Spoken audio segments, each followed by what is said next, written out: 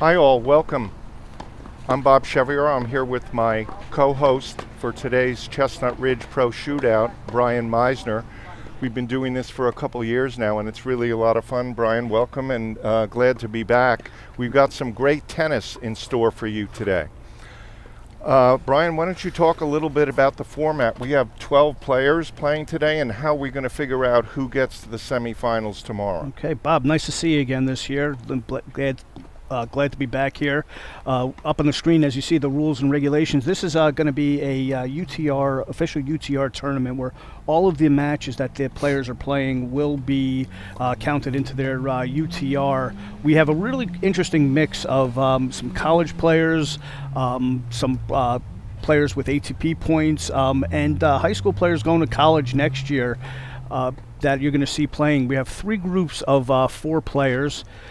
Each match is going to, you see the groups up on the screen, and each of the groups have been divided into the top. They've been seeded into the top UTR players are each seeded 1, and then broken down by 2, 3, and 4 in each group. Each group is going to play a round robin against each other to determine who gets to the semifinals. The winner of each group is going to make the semifinals. Each match is going to be a short format. It's going to be best of 3 short sets, with the third set being a super tiebreaker.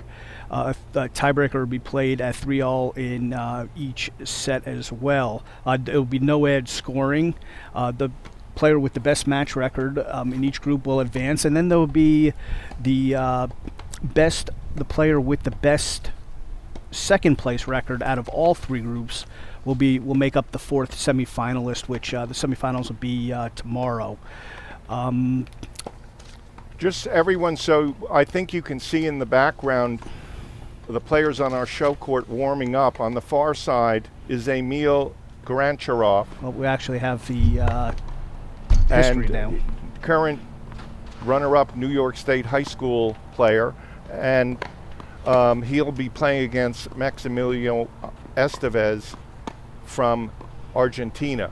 Now the grandfather of this tournament was the Chestnut Ridge Pro Classic, which ran from 1980 through 2006, and we had some tremendous champions among that group. Val Wilder, you can see there in 95 and 96, was #1 in the world in his age group in the 35s and 40s at one point in his career. Daniel Montes de Oca, Davis Cupper from Uruguay. Phil Williamson, #1 at Colombia, and a great player, played Davis Cup for one of the islands in the Caribbean. And of course, John James, pro here at Chestnut Ridge, who won it quite a few times, Australian Open doubles semifinalist. So we have a prestigious group, and look at our recent shootout winners. Yeah, very good. As you see, Gary Kushnerovich is back here today. One thing, Bob, one comment I want to make about the list of past champions was I noticed 2 of my friends on there, Alex Roberman and Matt Snyder. Alex, of course, played at St. John's right before I got there, and Matt was my former roommate at a tennis academy when we were kids. But the past shootout champions, we have Gary Kushnerovich, who won the first 3, followed by Raphael Wagner, and then 3 very, very good college players, and Carl Poling, Patrick Maloney, and Henry Ruger, who unfortunately couldn't join us this year. But we have some exciting tennis for you here today. We're here at Chestnut Ridge Racket Club in Mount Kisco, New York. A very hot day. These players are playing for a lot of prize money. As you see, the winner of this tournament is going to get $1,500, and followed by the finalist who gets $800 and $450 for each semifinalist, for a total prize money of $3,200, which we never could possibly do without the sponsors that we have. And Bob, you want to talk a little bit about the sportsmanship motto? Yeah, well, the guys all got maybe probably unnecessary little talk from me about good sportsmanship. I think they were all on board with it, but just in case, we do have the standard rules in place in case someone is not fulfilling their obligations to that part of the game. Okay.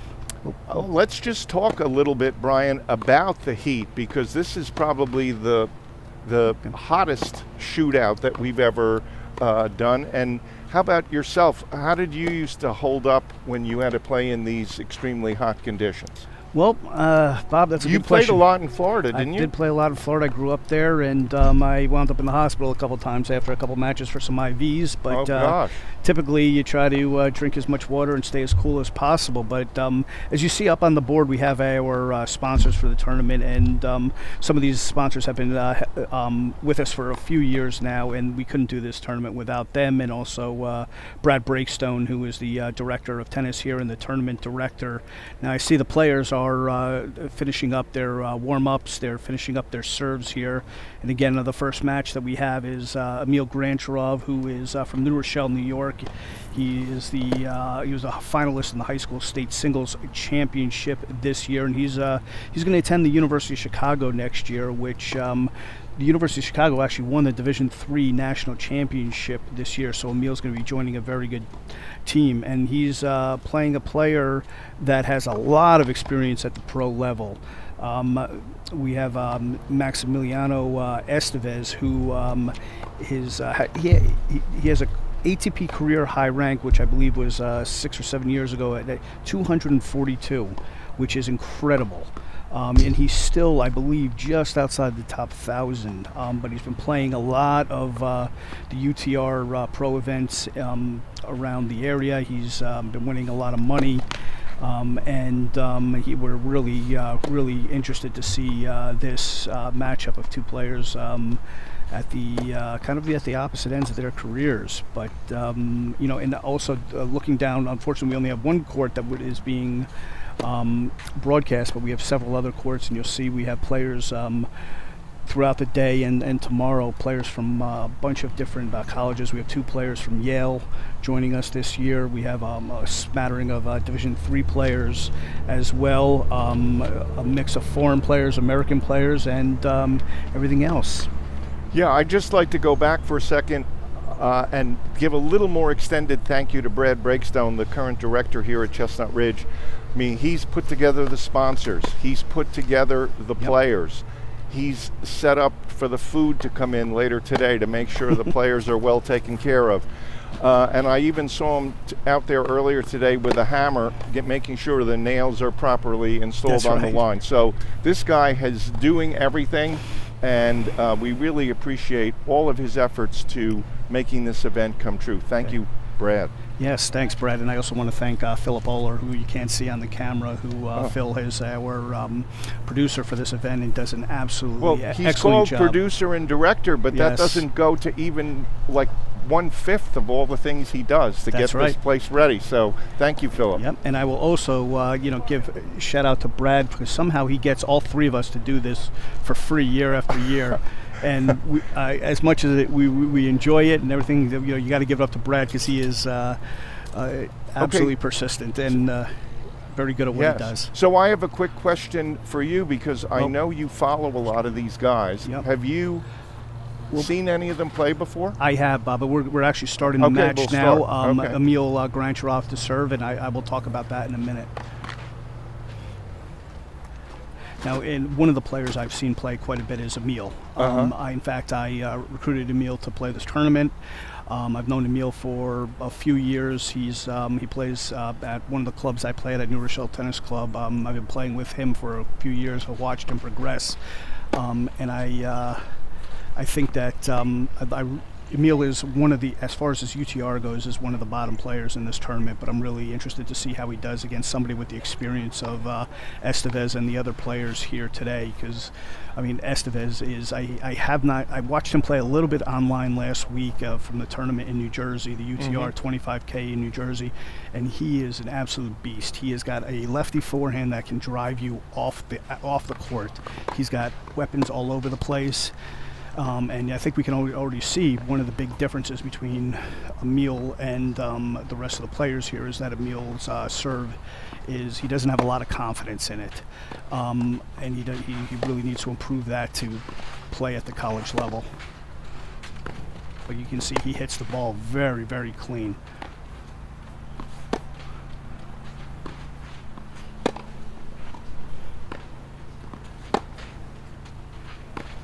And he just overcooked that forehand a little bit. But you see how smooth Estevez is. He's not the kind of player that is going to blow you off the court. He's going to make you hit a lot of balls, but you're going to hate life playing this guy, it looks like to me, Bob. Well, I was speaking with him a little bit upstairs in the lobby before this match. First of all, he is quite a bit older. He, like you said, he's been on the tour. He's 33 years old right now. He has a ton of experience, and right now he's spending most of his time playing the tournaments like this on the weekends, but working with some very good juniors in New Jersey. Okay. And to me, he's coming out. He's not overplaying. He's just sort of getting the lay of the land like an experienced pro would. Yep. And I think we're going to see he's got some more in the reserve tank if he can pull away with the lead. That's interesting. I didn't know he was in the area working with some players here, but maybe he could work with Emil a little bit after this match. But let's see if Emil could give it to him a little bit. But there you go. Okay, Emil moved the ball a little bit around there, made him hit a forehand there. I hadn't seen that yet. So we're now at 15:30 here, and remember we are playing no edge, so that makes it even more important to protect your serve. Absolutely. Okay. It also gives Emil a little bit more of a chance as an underdog, because more points, more games are going to be decided just by 1 point in theory than 2. Yes, I agree with that, Bob. And that was a really, really nice approach shot there by Emil, but you see the experience of Estevez to just put that ball back in play and reset the point.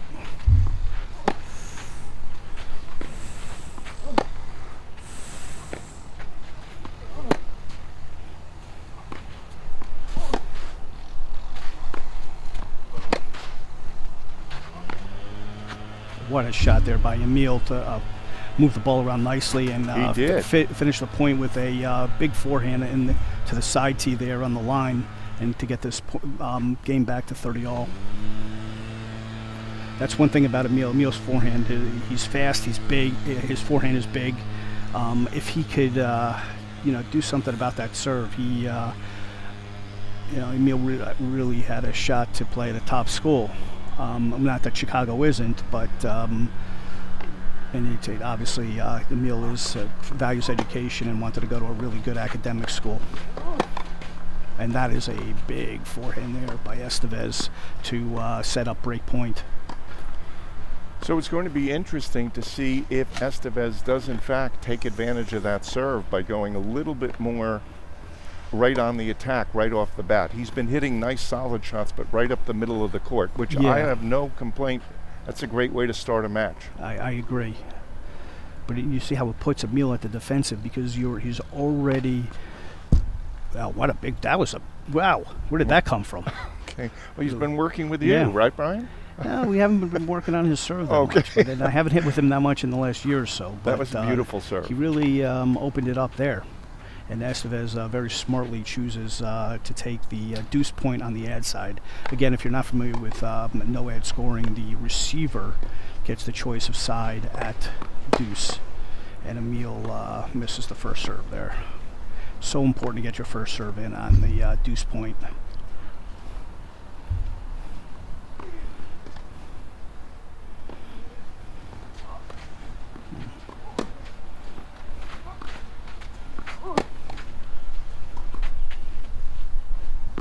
And you see how Estevez just played a very smart point there, pushed Emil back, and this ball was a little too heavy for Emil to handle, and Estevez starts the match off with a break of serve.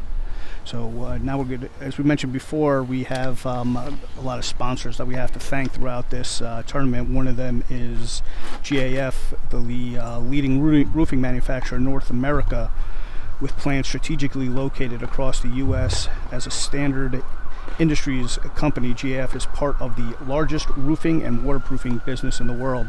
Thank you for GAF, and I believe this is either GAF's second or third year with us. So thanks again for joining us at the Chestnut Ridge Pro Shootout. All right. So fans, recall after the first game, there is no sit down. The players got a quick drink and they're right back out there. But On the next changeover, Brian, I would like to touch base again with playing in the heat. And Oh, yes, I yes. think the fans would like to hear, maybe they could learn something about, for their own games, about playing in the heat and how Okay. you handle it. Sure. Please remind me, Bob, because I did forget about that. Okay, now Maximiliano Estevez to serve. Up 1-love with a break.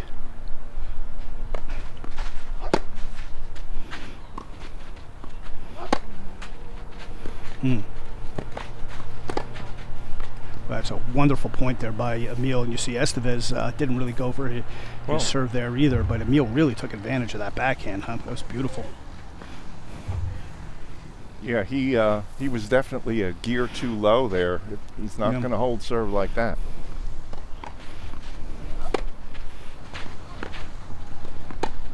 Okay, Emil out with a lead out here. Love 30 has got a chance to open this game up and break back. Now, just looking down the courts and looking down on court 8, the match going on there, and let's see who that is. Kandel versus Suarez. These guys are really ramping it up down there very early on. Oh, and Estevez with a double fault there to give Emil a 3 break points, or actually it's 4 break points. 4 break points, right? Exactly. But he may be having some trouble with the sun there. So I would say unusual. Guys at this level aren't hitting the ground too many times before the ball hits the net. Ooh, Emil. Well, usually little late on that the lefty sun is in the morning, and the righty sun's going to be right around now. So it might be troubling Emil a little bit more if it's going to trouble anyone. I think that was just a flubbed serve. Right. So Estevez gets one of the break points back, and now at 40-15. Emil went to the towel very smartly in between points there, tried to regroup himself after missing that return, and now puts a nice backhand return in the court. Oof. And you know what's interesting about Estevez that I've noticed so far is, we've had a deuce point that Estevez has won, and now he's been down 2 break points, and he's played 2 very smart points.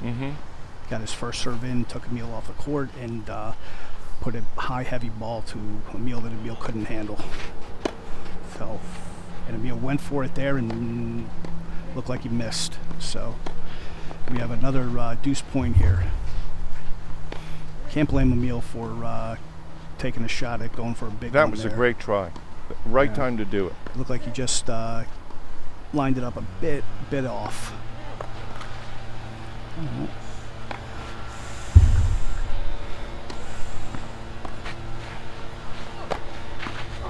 Well, what a big second serve there from Estevez. That really high kick there. It was a good kick, just inside the line. All right. And I must say, though, I'm seeing why perhaps Estevez has slipped a bit, because that serve going to the next level isn't going to be getting him any points that he's going to need to really step it up. He's got to work for everything. Well, that's interesting to see. We'll see how that works out, Bob. I did take a look back through Estevez's career, and most of the tournaments he's played have been in South America, Central America, a lot on clay, obviously. And he, yep. All right. Good first serve there from Emil. But Estevez, interesting that even though he did get up to 242 in the rankings, he did not play very much at the higher levels. He played 1 match at the Grand Slam level, I believe, at the qualifying draw at the U.S. Open, and lost in I think it was straight sets. But most of his points came at the futures level, a few at the challengers level. He did have some pretty good results on clay at the challenger level as well, but most of them were at the futures level. I think he had won maybe 3 or 4 futures 25K or 15K futures tournaments. All right. But you see how hard he is to play. He is just putting balls back in the court and doesn't give you anything to work with. He may look to our viewers like Estevez is very casual, Bob. But man, this is the kind of guy I do not want to play on a 95-degree day. All right.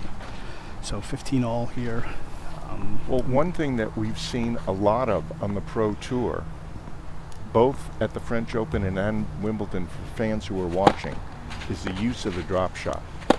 And drop shots are extra annoying to deal with on a very hot day. Sure. And there we see one from Estevez, and what a drop is shot that was. ESP or what? Yeah. What do you say? Thank you.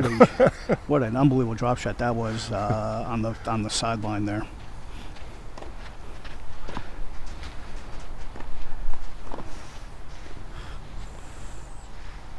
Okay, Brian, I think I'm going to go home now because that was my key moment of the afternoon. Okay.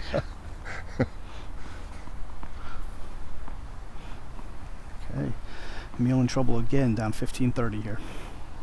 So Emil is now he is going for a little bit more in his serve, but he just can't make mistakes like that at this level. And Emil will learn that at the college level, that you got to make guys play.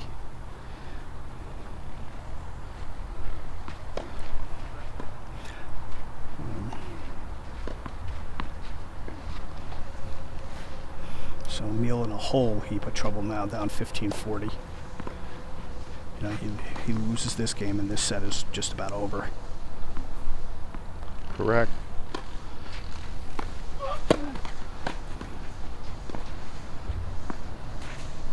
And a let on the first serve here.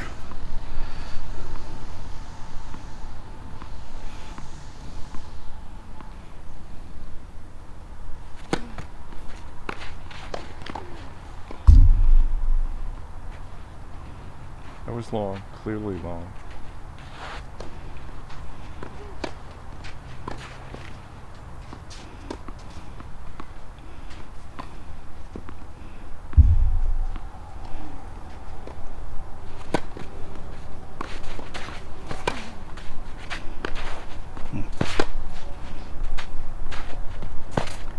Up, and Estevez went for the drop shot again. Yes. Went for the exact same shot there, but that one was a little he set it up pretty well. He did. He disguised it well.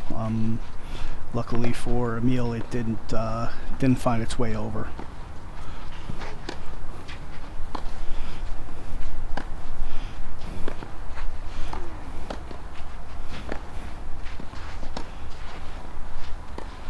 And man, I'm watching the level of play on the other courts. Man, we're in for some good tennis today, Bob.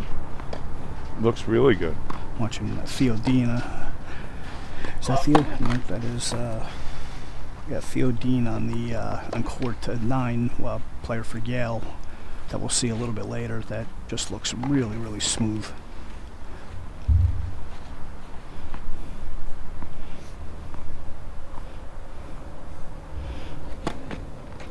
Second serve, Emil down break point here.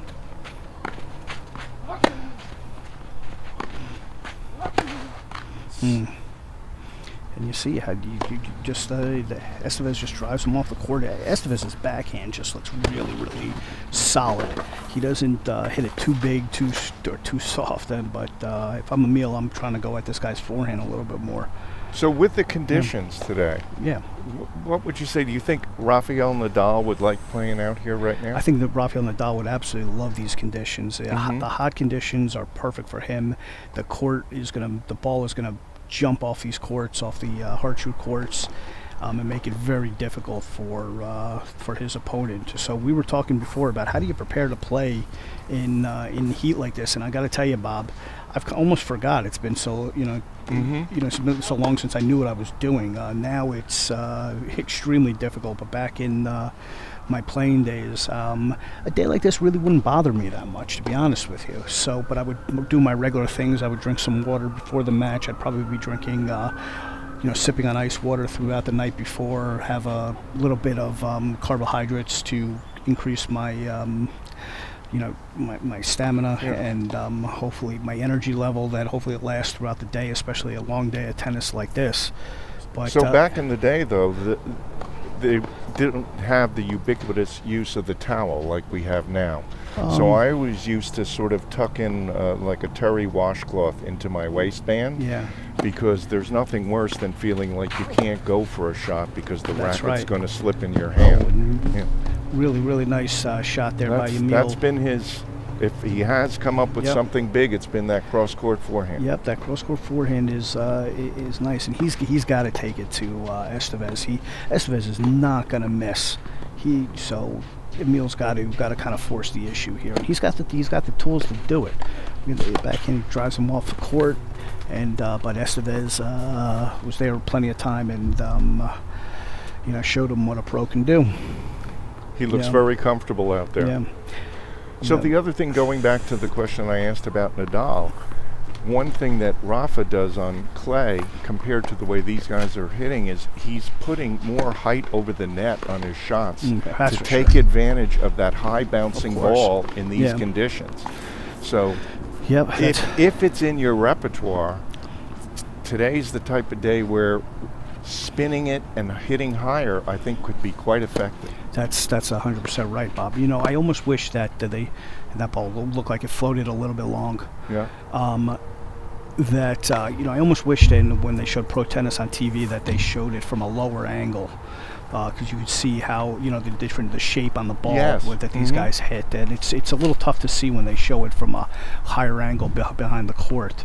And that's something that when I go to watch pro tennis or college tennis, I try to watch it from court level so I can see that. So Estevez serving with 3 set points here. Again, because we are playing no ad.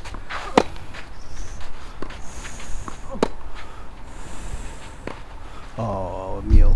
And he's got him. See, that was a little bit ill-advised. I wish Emil went cross-court on that, high and cross-court on that ball, and tried to push Estevez back. So Estevez now with the first set, and he just looks very casual out there, very comfortable. Very comfortable. Hopefully Emil can make an adjustment and make this second set a little bit closer. And another one of our sponsors here, Perry's Roofing. Perry's Roofing is a locally owned and operated company that values honesty and integrity in all aspects of our business. Our services are customized to your individual needs, paying close attention to the details of each project that we are involved with. Check out the new bar just outside of Court 10 at Chestnut Ridge Racquet Club. And I have to say, I think we're using the same copy from 3 years ago, because that bar has been there for 3 years now. Yes. You need to rewrite it. I think we should probably take out that sentence, guys. But thank you, Perry, for sponsoring the bar, and I know you like to use it, Perry. He did put in the bar, and it's gotten great use, and it's been a great addition to the club. Thank you, Perry. And interesting, on the at the end of the set, Emil rightfully so, took his 2 minutes, as he is allowed after at the completion of the set, and Estevez just stood there, ready to keep I think he's got playing. Lessons in New Jersey, like I was telling you. That could be. No. But he's still got 2 more matches to play after this. I'm teasing, but yes. You could he's be not right. taking the break. You could be right, Bob, because these guys do have to hustle and make a living.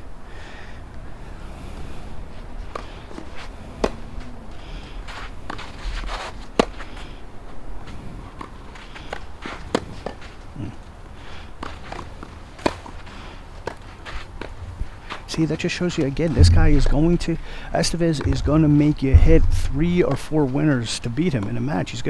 He is the consummate pro player. At the pro level, you're not going to win points with 1 good shot. You're going to have to hit 5, 6, maybe 7 good shots to win a point. Mm-hmm. Too bad for Emil, because this was a tough first round for him to get here. If he could have worked his way in maybe a little bit. But you're right, he's so consistent, but... And Emil Emil may be a little bit nervous. He knows he's playing on the live stream. I don't think he's ever played on, live stream with commentary before, and he could be a little bit nervous here. So typically, on the major networks, when they ask John McEnroe when a guy's not doing well, they ask, what can he do differently? And John always comes up with the same thing.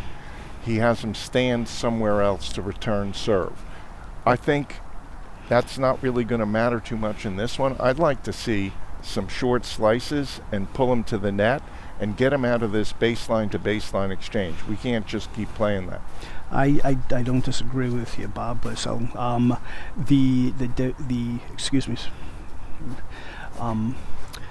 Yes, certainly when you're a little bit nervous and you're out there for the first time, you have to you have to do something different. And Emil did right there. He put in a big first serve here, and I don't know that Emil has that in his repertoire to play these short slices. That's something that is that takes quite a bit of skill, or else the ball could land short and sit up, and that could be bad.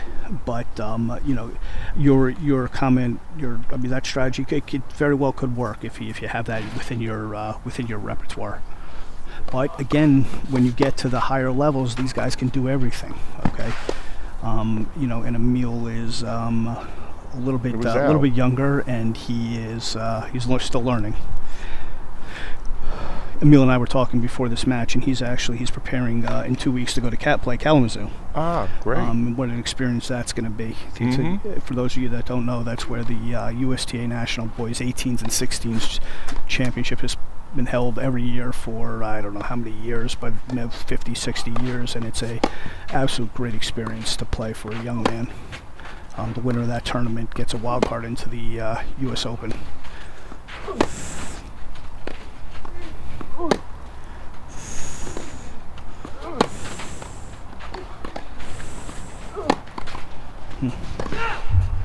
Oh, what a great point there by Neel. That was a great point. See, he can put the points together. He just has to do it a little bit more consistently, and that's the name of the game when you get to the higher levels. You have to do that point in and point out. Well, I would just point out again, it was that wide cross-court forehand that led to the easy put away for him. That seems to be the shot, if he can line it up, he's doing a little better with. The interesting thing there, Bob, is when Emil hit that shot, he was on defense. Yes, he was. And he turned the defense into offense. Turning defense into offense is another thing, Bob, that the best players can do. And wow, Estevez, I saw that drop shot coming before Neel knew he was going to hit it. Yeah. Wow.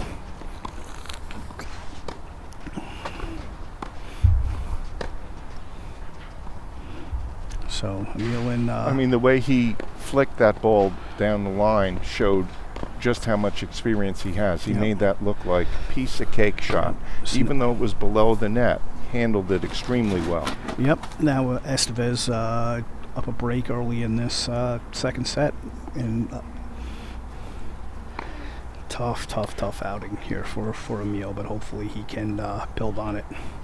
He's still going to have to play 2 more matches in the round robin today, and still has an opportunity.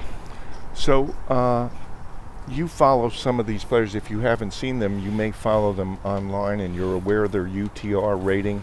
How accurate is UTR, and what club players that are thinking of looking up their own UTR, what do you think? How could it benefit them?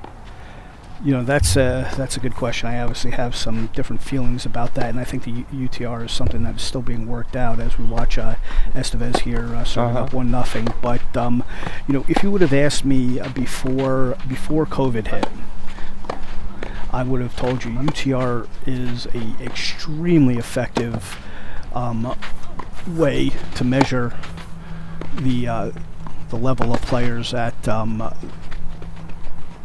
the college level. It's an extremely effective recruiting tool for college coaches in evaluating talent.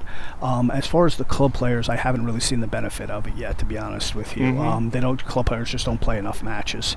And they don't play enough matches under pressure to actually measure the UTR. UTR does have an idea where every match you play should be entered into the system to generate and calculate a reliable UTR, but for club players, and it's just who don't play every day, that just doesn't seem to me like it is an effective way. Is it more effective than the NTRP system? Absolutely. The NTR system is an absolute joke, and it's always been a joke, and the USTA should do away with it, but I really don't know the answer to that, and how you measure at the club and recreational yet, but So with the top pros too, I've seen it Yes. extremely effective. Yes. Even when the difference is 1/10, it's usually the one that's a little higher that takes the match. I agree with that. I agree that at the higher levels, UTR is extremely effective. So, man, Emil he was really going for it there and overcooked that forehand. So now he's in a whole heap of trouble here, down 30-15. Estevez serving 30-15, up a set and a break.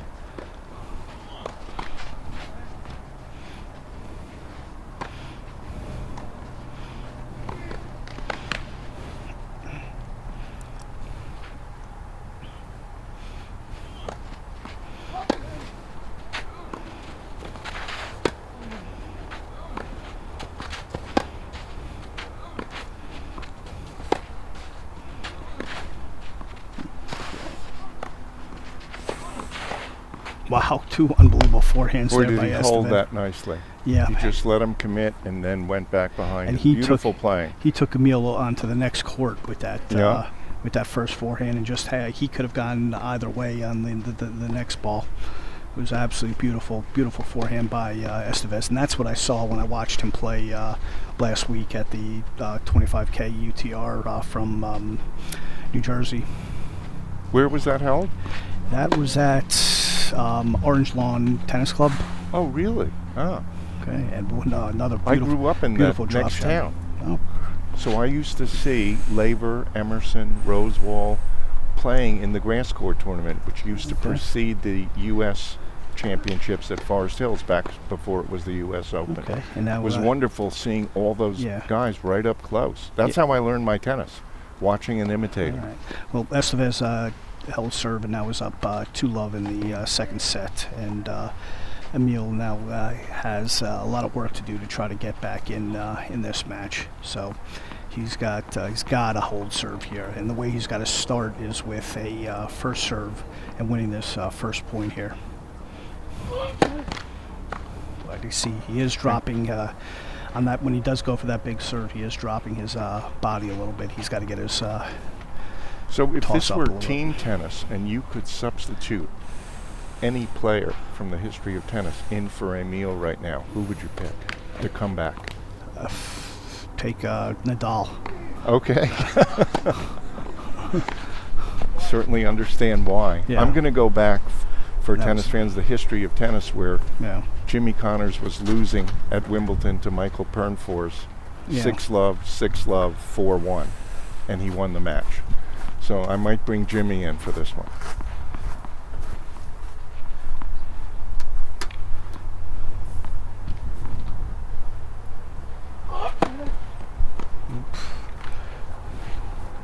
Now Emil misses another first serve. So, but now what? 15-love.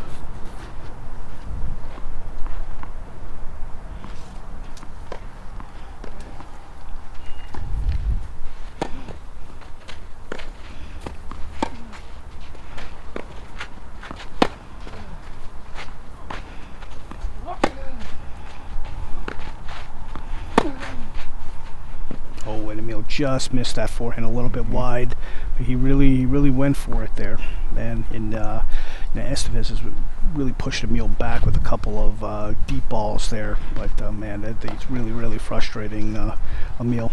You know, Brian, I think we might say if we added up, let's say, the 10 closest of Neil's errors, it would add up to 3 inches.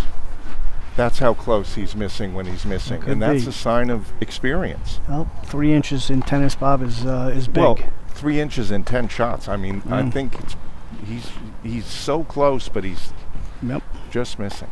Well, what he should take from that is learning that he is close and he just needs to tighten it up a little bit. And he did get up a little higher on that serve and put in a big deep flat serve there. He did. That was very nice. So he's up 30-15, and man, would it be fantastic for him to win this point and have a couple of game points.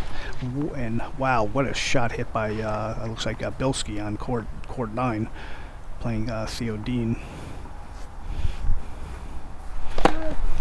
Hmm.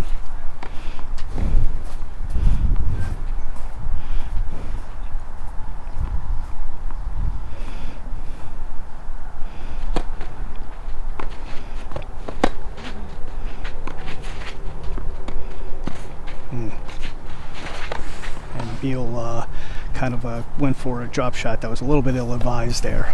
Tried to pull off something that was a little bit outside of his ability. Yeah. You know, he was going. That's typical though when you're playing when you're outmatched. You try to do things that play bigger than yourself.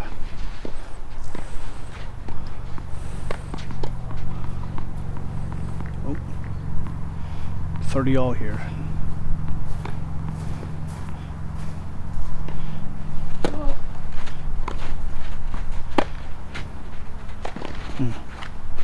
And all right, down the Emil's got a couple game points here. Let's see if he can hold on now. And well, he hit a really good kick serve there, Bob, to force Estevez back, and Estevez gave him the short ball, and Emil took advantage of it.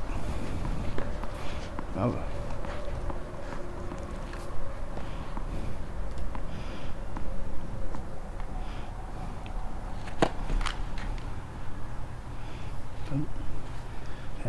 Looked a little nervous on that serve there. It looked like he tried to put in a three-quarter serve and just kind of short-armed it.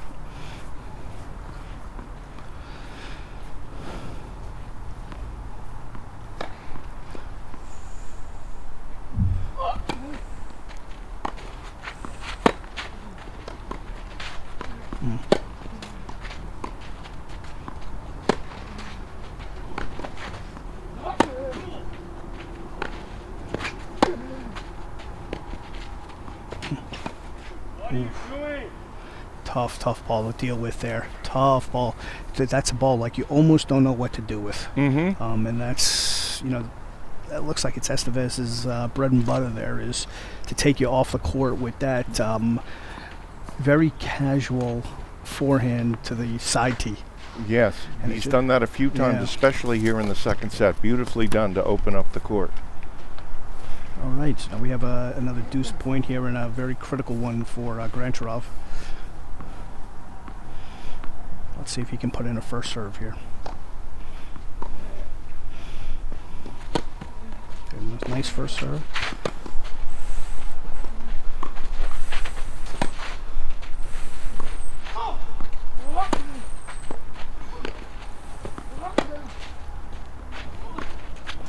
Wow, a great point there by Emil, and I really like the way that Emil played that point, Bob.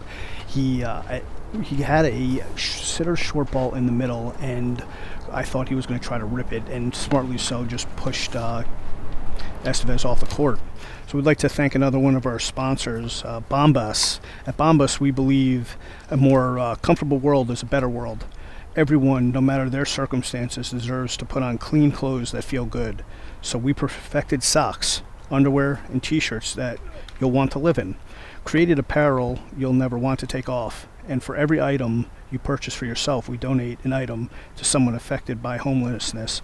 And Bob, I can tell you that Brad Breakson, the tournament director, gave me, I think, 2 pairs of Bombas socks after last year's tournament, and I did wear them, and they are very, very comfortable, and I still have them. Yeah, I just love the fact of how they donate to charity with every purchase. Absolutely. And actually want to give something back to the world, so that's fantastic. Absolutely. So glad they're helping us out with the tournament here. Thank you, Bombas. Thank you, Bombas. And again, no break for Estevez. Estevez just keeps going, even on this hot day. But maybe it's not a lesson. Maybe he has a hot lunch date. That could be too. Yeah, that could be too, Bob. But but credit to Emil that Emil is not flustered by it. He's not rushing, and he's still taking his time on the changeovers. That shows Emil's maturity.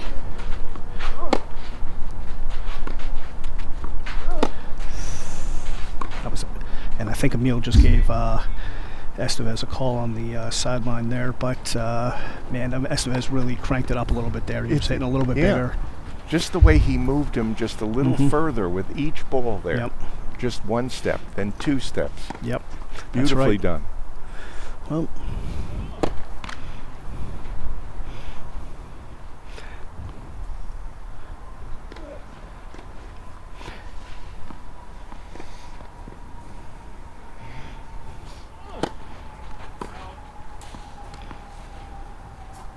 see, I'm still thinking, I know it's outdoor clay, otherwise maybe what I'm saying would make a little more sense, But someone like Gary, if he has a great serving day, and Estevez is just getting that serve in, Gary could give him some trouble because he's going to get 2 free points a game. You're right. Mm-hmm. And that Emil just didn't know what to do there. That he let that ball take control of him and move them all around the place. It was like a knuckleball, that serve. That was. So Estevez serving now at, I believe it's 30-15. Yes.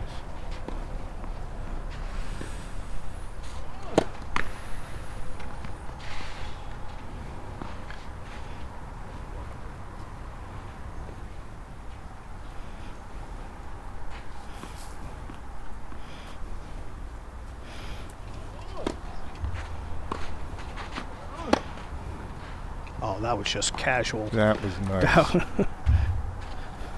That just, when you're the opponent there, you just want to kill yourself at how easily that Estevez hit that ball down the line. You know, I haven't heard a peep out of Estevez. Not one sound. No. Not a grunt, nothing. He's just very casual, very... Oh, there we heard a grunt.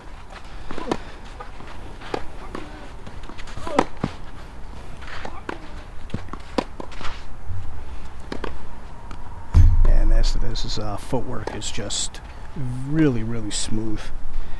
He's like just kind of like a cat moving around the court.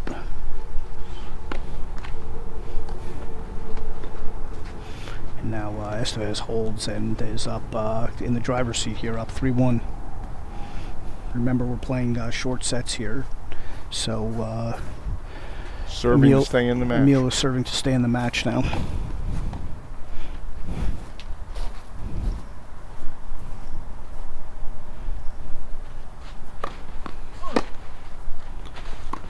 Oof. Emil just went for way, way too much there. Wow. Yeah. But again, that's what happens when you are, you know, a little bit, feel a little bit outclassed, and you just push a little too much.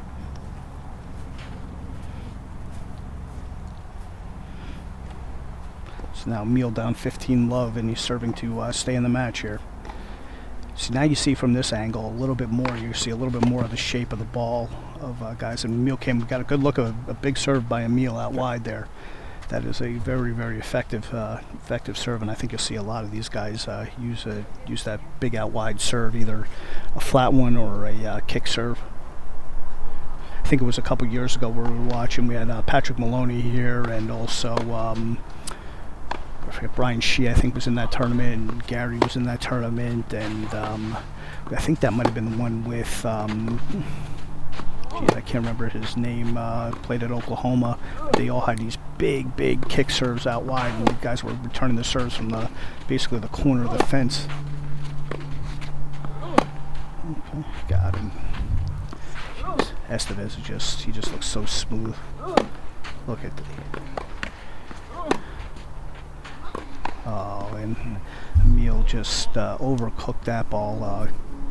Caught it a little bit late and couldn't take it down the line like he tried. That's what happens in a long point, Bob. You get a little tired, you start catching balls a little bit late.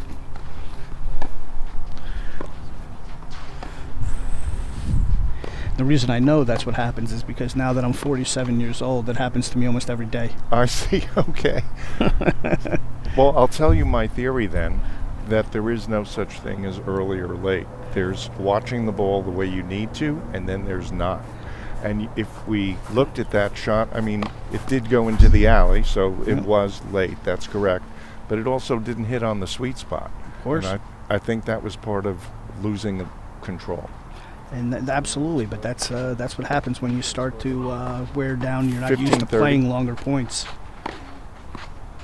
Wow, big forehand there from Emil. What a great shot there. So now we're at 30 all here. I believe we're at 30 all. Yep. So let's see if Emil can hold and stay in the match and put the pressure on Estevez to serve out the second set. Okay. Now here's another thing he doesn't have in his game, but I'd be hitting the wide slice and serving volley. Instead, he hit Well, the big, but the he big one has off the that tee. serve, maybe not. That was a beautiful shot. You know, interesting that you said the wide serve and then serve and volley on clay. You know, to me, the wide serve always opened up the court, and it was easier to hit a. You have a little bit more to work with when you hit the ball out wide. When the serve's out wide there, and then, so, you know, I know that people do use the serve out wide and the serve and volley, but I was never a big fan of that on the deuce side, especially to the forehand.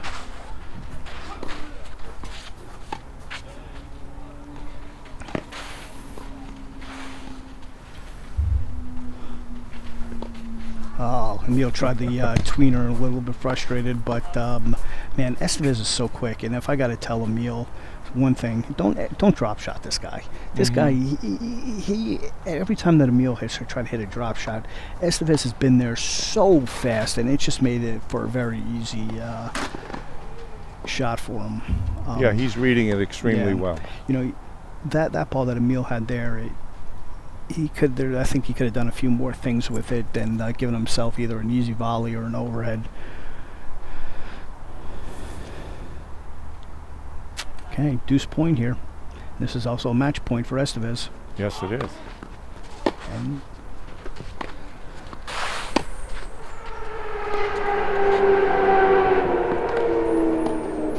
okay, and looks like Estevez missed that forehand just a little bit long. And you know, Emil played it was a pretty smart point there. He did hit the big kick serve out wide, got him way off the court, and then you know, came in and cut off the ball and took his forehand early to drive into the corner.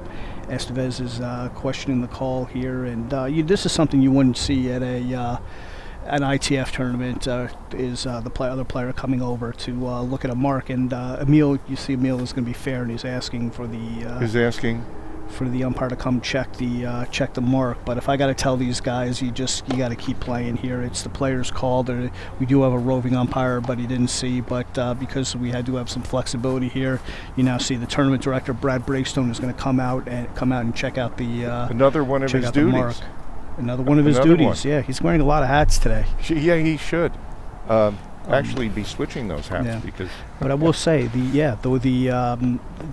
discourse here does look fairly cordial between. My feeling was when he mishit it that it was in as soon as it left the racket. So we'll see what Brad says. Yeah, it's a little tough to tell from where we are because it's all the way with on my the eyes. baseline. I was just going by the feel. You might be right, Bob. You might be right, and we're gonna get the call from Brad Breakstone. It even looks like a tough call here, so I think you got to give Emil the benefit of the doubt.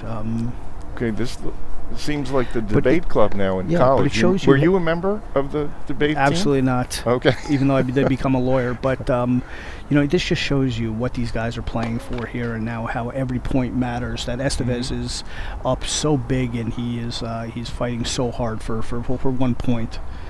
So he knows that if this game goes to Emil, that he's got to serve out the set. And if he doesn't serve out the set, then they're in a tiebreaker and possibly a super tiebreaker after that. And that the match still could go either way. So I have to say. I guess Brad is going with the call of the player, since in the absence of clear evidence, he does can't look that go way. somewhere else. I mean, just from experience, when I was called upon to make these moves, the one thing I did was make a decision within 3 seconds. I was not getting into a debate with either player. Okay. I'd look, I'd call, I'd leave. Quick and decisive. Done. Good. I agree with that approach. But I will tell you that you know, there were a bunch of calls in the first set that Emil did question. I do think that Estevez made the right call on each of them, but I did see there were a couple balls where Emil could have called the ball out and didn't. So, you know, it kind of goes both ways here, but it shows you how well, I played a player once. He is. was ranked #1 in the East in the Men's Open. We played down at Bayside in the New York State Men's Championship, and it was extremely close first set, like 5-all, and I called one of his shots out, and he was like, "Oh, come on!" So I showed him the mark. I said, "Come on over," He looked at the mark, and then he said to me, "There's no real clear evidence that the mark shows where the ball actually hit." And I was like, now I've heard everything. Okay, of course the mark shows where the ball actually hit. So I ended up sticking with my call. So now we have Brad Brigstone coming up here to talk to us and tell us what the ruling is. They were in disagreement about the ball mark. Mm-hmm. Okay. Emil was showing he saw the mark. Estevez was showing a different mark. Okay. Estevez did not see the mark. Grantcharov was showing. Gotcha. Okay. Estevez was saying I'm not sure what the ball mark was actually. And I told him I couldn't make an over in this scenario. I had to call. Okay. Well, for those of you that couldn't hear that, what the dispute was there was a dispute over where the ball mark was. Estevez thought the ball mark was one mark, and Emil thought it was another mark. Exactly. Estevez disputed that what Emil was showing was a ball mark. In that case, you got to give the call to the player, you got to give a call to the player who made the call in the absence of a chair umpire. I mean, he does have the experience, Estevez, but he does look just a little rattled on these first 2 points. Well, that first point, he had a pretty darn good forehand passing shot did. there. But as you're right, on the second point, he did, and now a bad double fault. I mean, that wasn't even close. That was about 3 or 4 feet out. So now Emil with a chance to get back in this second set here. You got to give credit to Emil. He's clawing his way back. Let's see if the more experienced player can come up with the goods here. And Emil now with a close call there, and we have the umpire coming out there to check the mark. I'm not so sure about. Yeah, and we confirmed that it was an out call, so 30-all. Enough. So it looks like we had one match finish there on court 8. I'm not sure who the winner was, but maybe we can get some information about that. So Gary's still out there down on court 7. Yeah, the big guy, Gary the big guy, a fan favorite here at the Chestnut Ridge Racket Club.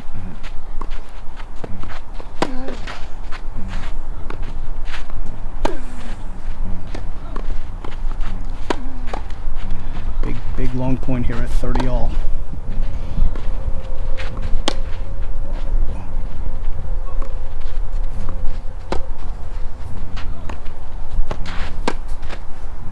And Emil overcooked that forehand a little bit, and we have a match point here for Estevez. But you see, Estevez just made Emil play and wore him down there until he got the error. He was going to make him hit a winner there. No way he was going to miss one.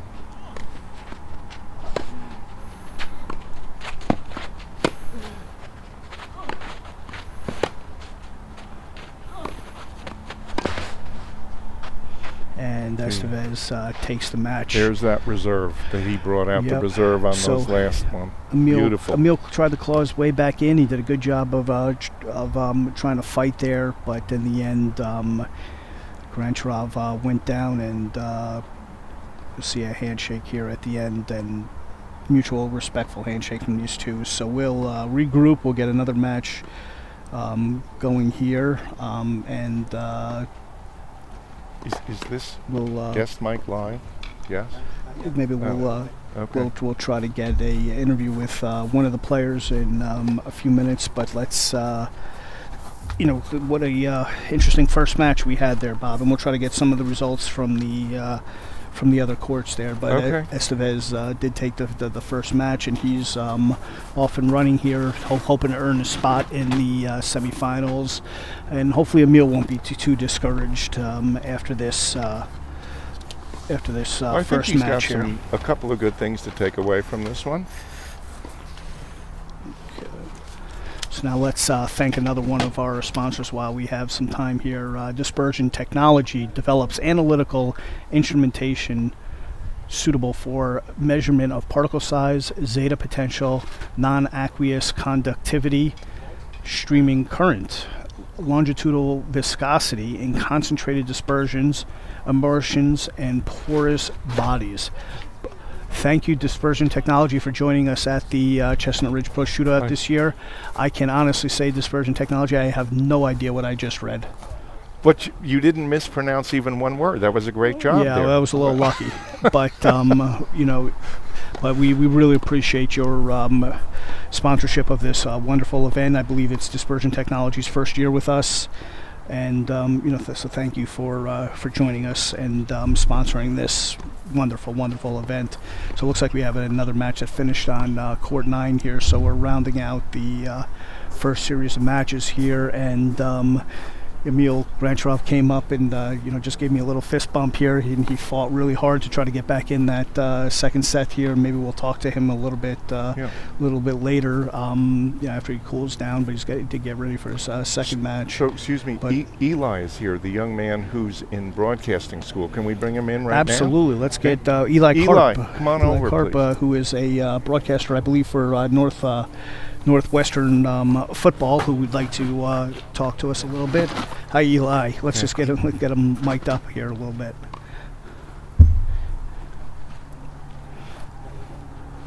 Eli, welcome.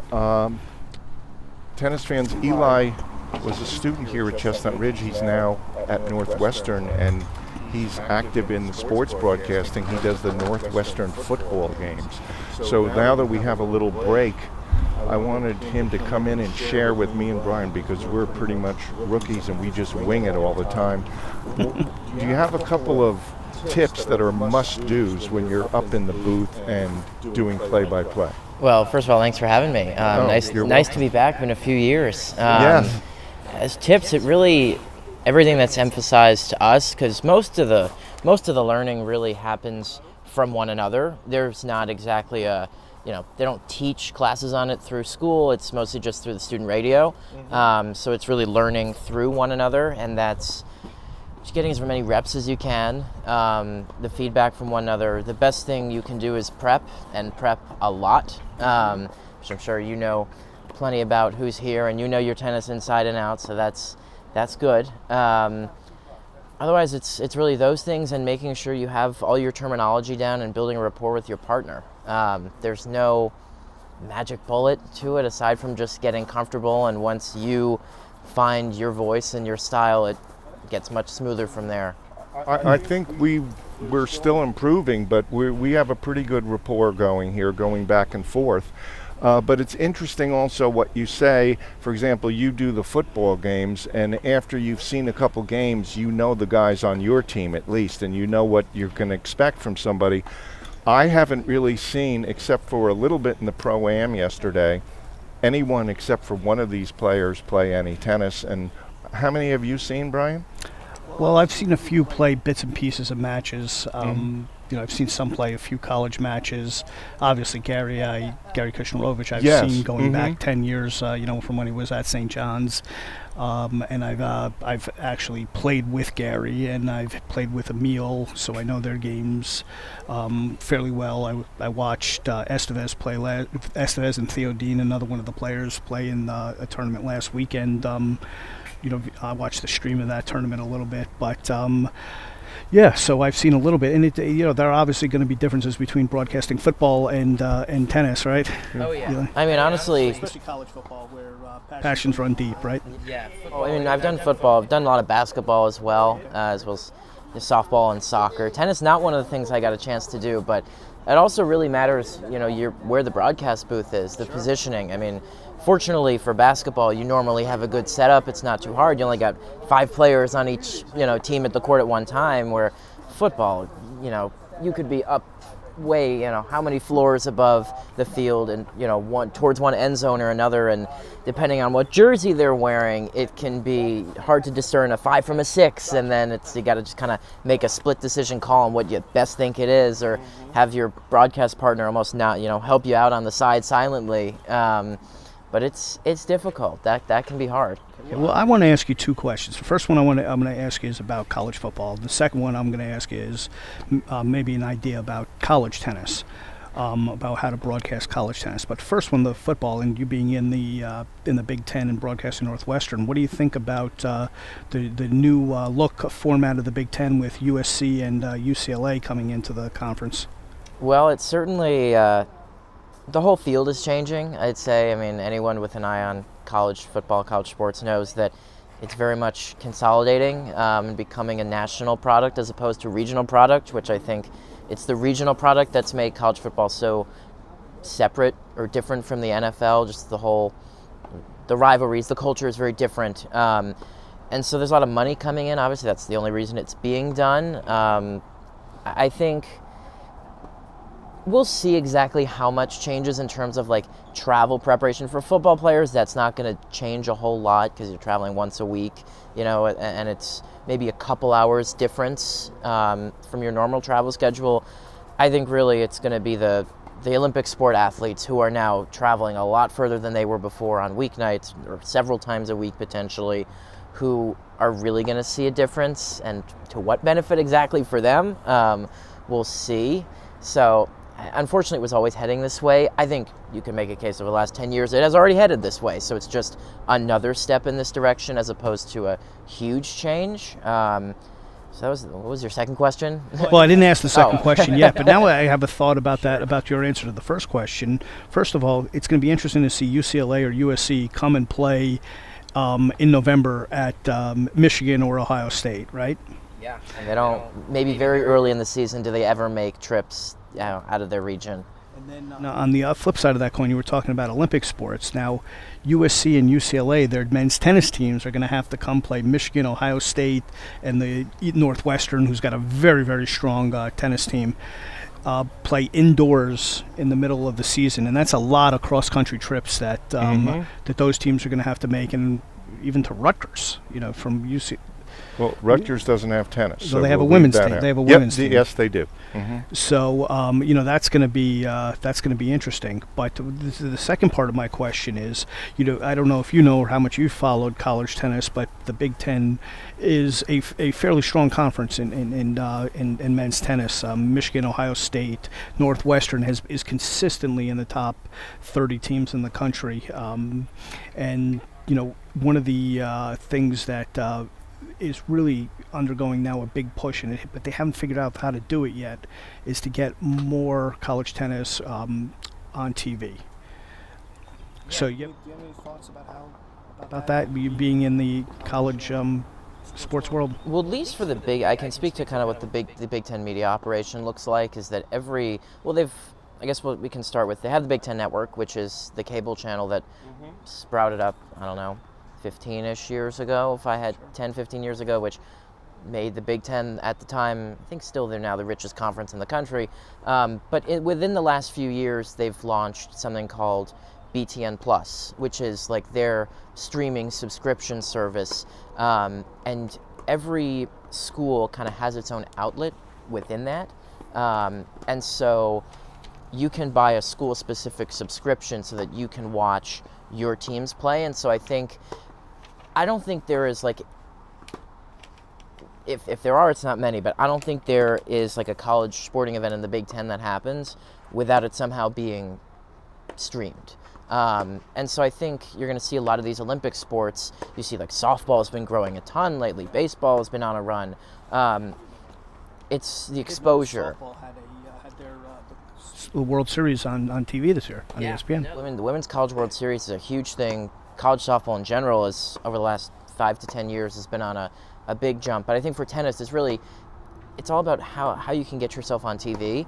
And even if tennis might not be on cable a lot, certainly not on network, it's just getting in front of more subscribers, because the idea is to get people to buy these subscriptions to Big Ten Plus, and so they can see their team or their specific sports that they really want to watch. But if you have more people on this platform, they're going to find the tennis. And maybe they didn't know that their school had a tennis team, or that it happens to be really good this year. And it's not necessarily a silver bullet to the problem, but it's certainly, you get a bit of a foothold, and then it begins to grow and become more mainstream. That's interesting. Interesting thoughts. Maybe we could hook you up with the tennis coaches at Northwestern. Arvid Swan, I believe, is the men's coach, and I forget who the women's coach is now. But man, they've had some really strong programs. I know they have a beautiful indoor tennis center at Northwestern, and your thoughts are interesting. And now we have, as you see, warming up here, we have our next match coming on, which is going to be Walker Oberg and Mauricio Guerrero. Oberg is currently on the team at Yale. He is going to enter his sophomore season there. He played towards the mid to the bottom of the lineup last year. I did get to see him play one time when they played St. John's, and he, our number 4 player, did beat him in a very, very close match, very, very tight match, but he's really an excellent player, and looking forward to seeing him in this tournament. And he's playing Augustine Suarez, who's in the forecourt. Augustine is going to be a senior at Siena College. He's a 2-time conference player of the week. Now, I'm sorry. He's playing. Wrong player. I'm sorry. He's playing Mauricio Guerrero. I apologize about that. Guerrero is he played Division II college tennis for Francis Marion. He's currently playing European club matches. He's 11.09 UTR to Walker Oberg's 11.93 UTR. So Oberg's UTR, Bob, is a little bit higher. And I'm not sure if Eli, if you're aware of what UTR is, but it's a rating system that came out about probably a little longer than that, maybe 6-7 years ago. And it, Bob and I were talking about the reliability of it during our first match here. So, given that we haven't seen these players play, and we do have one bit of information, the UTR. The other bit of information we have is watching the warm-up and looking how they address the ball. And what the fans should also know, when they see the 2 and the 3 up on the scoreboard, that means that their UTRs are relatively close as to further away, which would be a 1 and a 4, which is the match we saw to open casting. So I'm going to go out on a limb because I saw him play yesterday in the Pro-Am. You saw him and play? I say Guerrero, okay. And I'm going to say Guerrero is going to eke this one out. It's going to be close, okay. But I like the way he's got the feel for the ball and the movement and everything else. And so we'll see what happens. Do you have any feel for this? I do. I just want to ask Eli real quick. Can you stay with us for the watch some of this match, and do you have some time? Sure, I got a few minutes. So you just let us know. Maybe let us know when we should punt. Yeah. Okay. So the difference between a 11.93 UTR and an 11.09 UTR is actually, Bob, it's a pretty big difference. It's almost one entire point. So in theory, Oberg should be way ahead of Guerrero. But one of the interesting things about UTR is sometimes, Eli, it's based on who you're playing. And who you've beaten. Now, at a school, Guerrero playing at a school like Francis Marion, he's not going to get a chance to play as many top players as Oberg does playing at Yale. I don't know if you know, the Ivy League is an extremely strong conference in tennis, especially over the last 7-8 years. It's gotten better, and it's not unusual now for the Ivy League to have five or six teams in the top 50 in the national rankings. So we'll see what happens here, but you can once the pandemic hit and there weren't as many tournaments, you can throw everything about UTR out the window.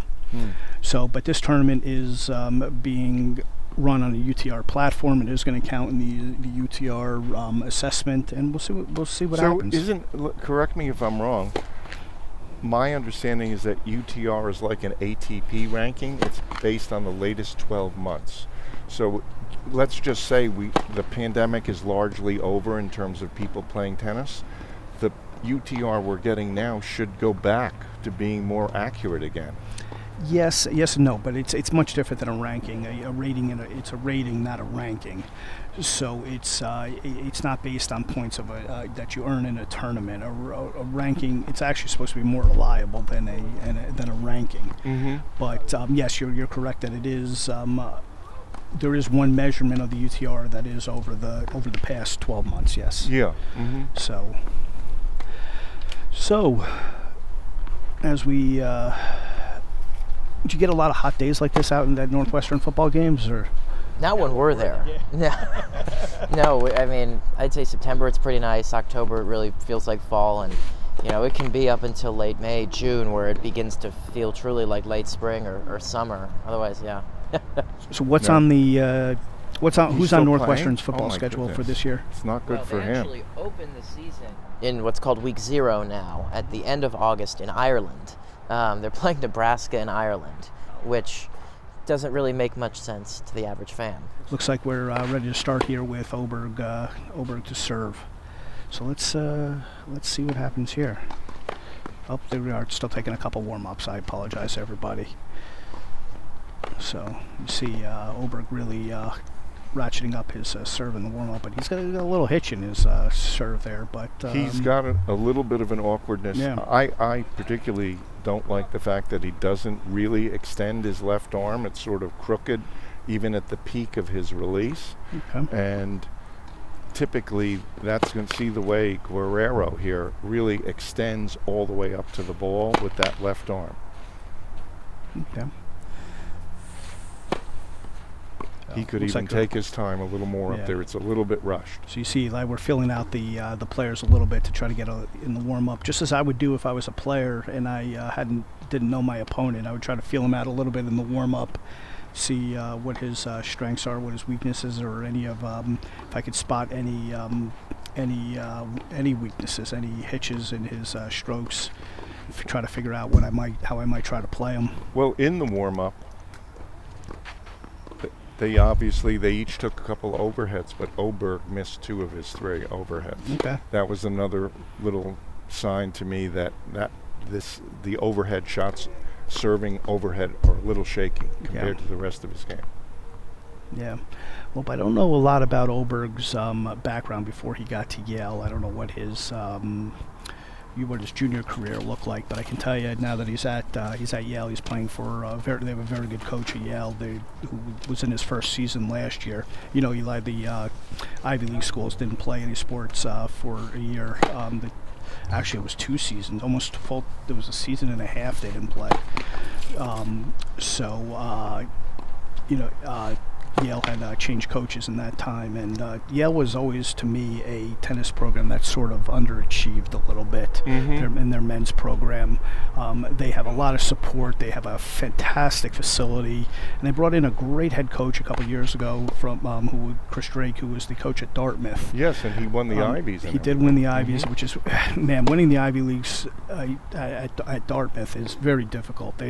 Dartmouth does not have the same kind of resources that Yale has. So hopefully Chris will be able to get the program at Yale going, and he's got a very strong recruiting class coming in this year, which will be his, not sure if this will be his first or his second full recruiting class. Well, we've got another interesting difference until this week. College tennis versus the Pro Tour. All of a sudden, the Pro Tour is allowing coaching during the matches as well on both the men's and women's. That's right. The details of the rules are a little different between men and women, but these guys as college players would be used to getting coaching. So I was teasing Brad before the start of the event, and I said, I know you pay me really well for the broadcast, but I'd love to make a little extra money coaching and leave the booth a couple times and get some of that prize money in my pocket.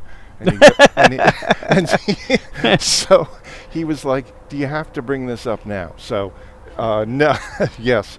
We're going to let it go for this year, but maybe in the future. But I do think for those of you listening, though, I think it would be fantastic for Chestnut Ridge to host a club level event where where coaching would be allowed, so that actual club players could see what it's like to be a pro, to be a good college player, and get coached mid-match. It would be a great experience for them. I'll tell you, if we do that, I see my coach walking towards us right now. John James is going to be my coach for that event.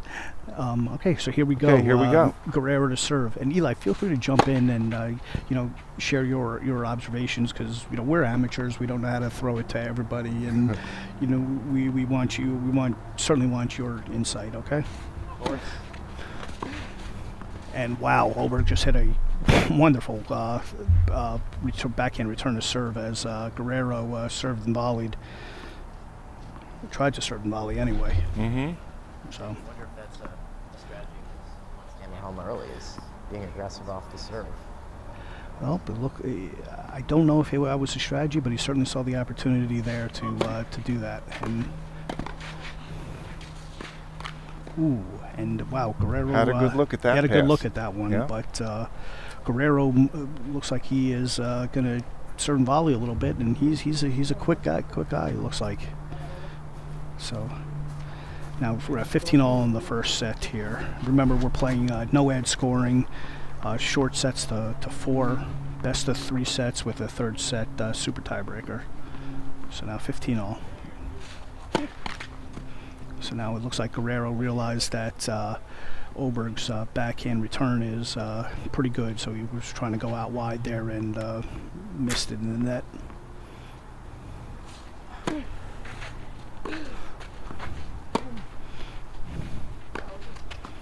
And Guerrero pushes that backhand a little bit long, and you can see Guerrero. You know what I noticed in the first 3 points is Guerrero. He hits a big easy ball. And there's a lot of movement on his ball, and it's interesting that a guy like this was playing for Francis Marion University College. I mean, that's one of the things you don't see in football is somebody who is a high-rated player playing at a school like that. And wow, did he pull Oberg into the corner on that kick Beautiful serve there. kick serve. But Oberg had a look at it, but he was so far off the court that he didn't know what to do with it. So now we're at 30-all in this first set, and again, remember, each point is more important because we're playing no ad scoring. Exactly. It's kind of the equivalent of playing the Kansas City tiebreaker in college football, which I hate. Yeah. So, and I should tell you, I'm a big SEC football fan. So I'm a Florida Gator fan.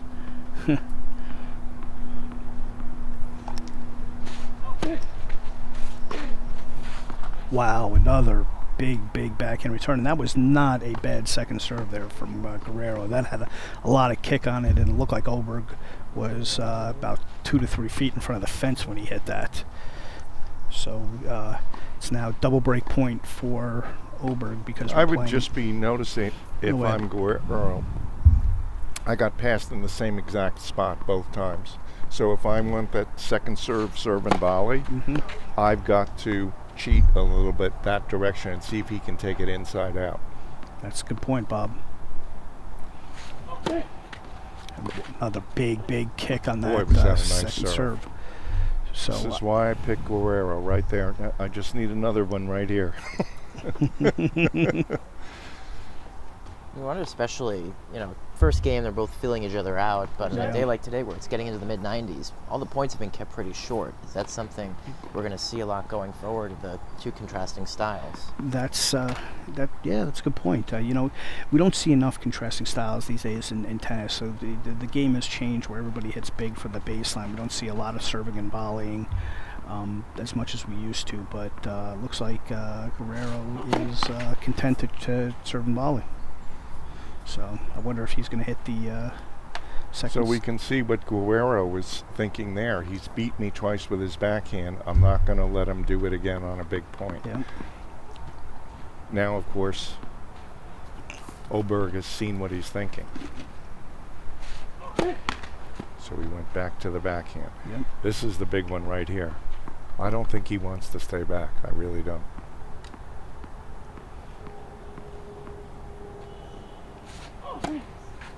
But he does.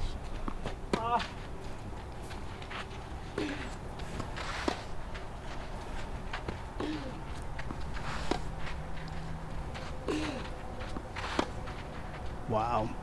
You can tell that Guerrero's natural on clay, but Oberg really played a great point there and forcing Guerrero to the backhand and was able to elicit the slice long.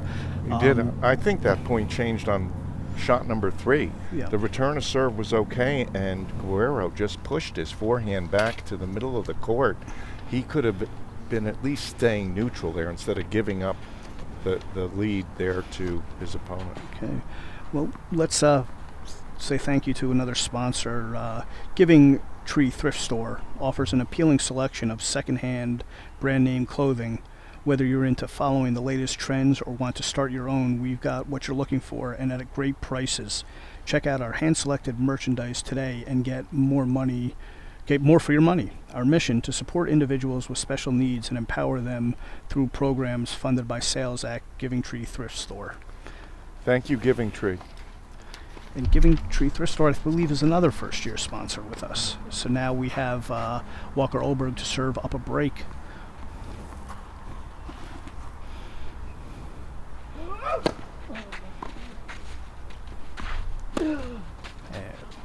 Looked like Oberg may have given a call away there, but I sort of agree. But wow, that was not a tough. That was a tough serve, and for Guerrero to come up with a deep return there was pretty nice.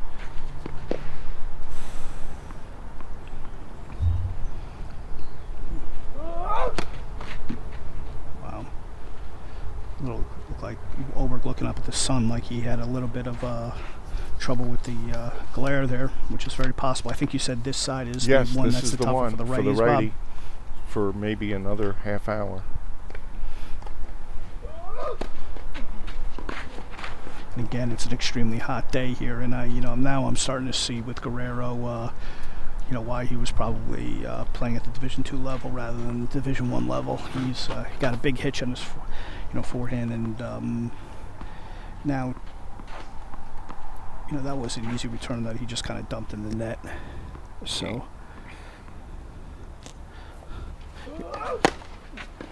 Ooh, I don't think that was a very clean serve that Oberg hit there, but it was effective.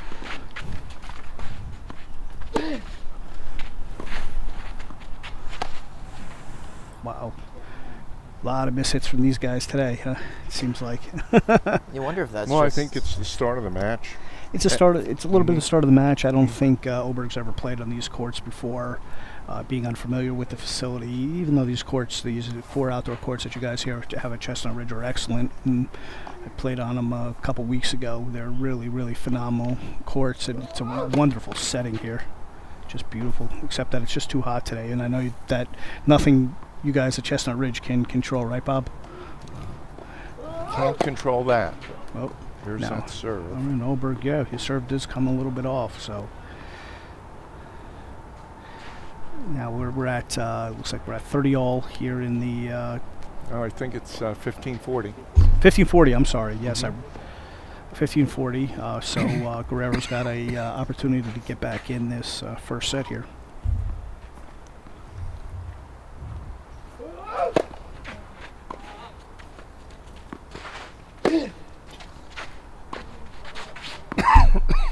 And Oberg with a big forehand cross court there gets the error from Guerrero. See, I like when Guerrero just swings out on his forehand. As soon as he's trying to just be consistent, he's sort of slowing down too much. Right. Sometimes Just it almost rip looks it. like he doesn't know what he wants to do with it. Mm-hmm.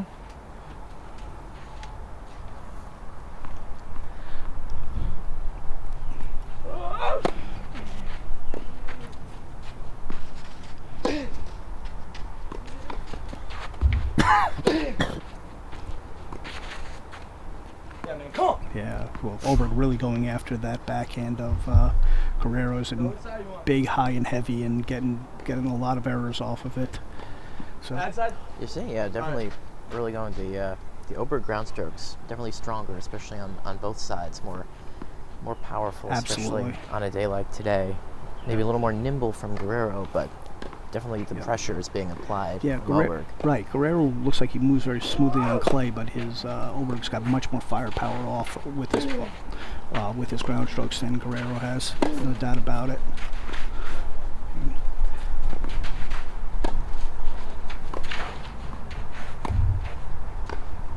Oh my God. That was an unfortunate error there from Oberg. Got a little caught in the midcourt there. But the hidden thing there was no ad point. He saw the missed overheads in the warm-up, and he knows the sun is in his eyes. He was like, go ahead, back up and scissor kick an overhead to win this point. The guy Yeah. elected to let it bounce. So that's just good thinking from Yep. Guerrero. So now we're at 1-all in the first set, back on serve here. You're trying too hard. And you see Oberg wearing his Yale uniform here. That's it. Ooh, right off the line. Tough ball right off the line there. But he hit that for him. Did he hit that I'm for not him? saying the line didn't help him there, but he Yep. went for it. He went for it off of a pretty well hit ball from Oberg Yes. himself. Yep. That's right.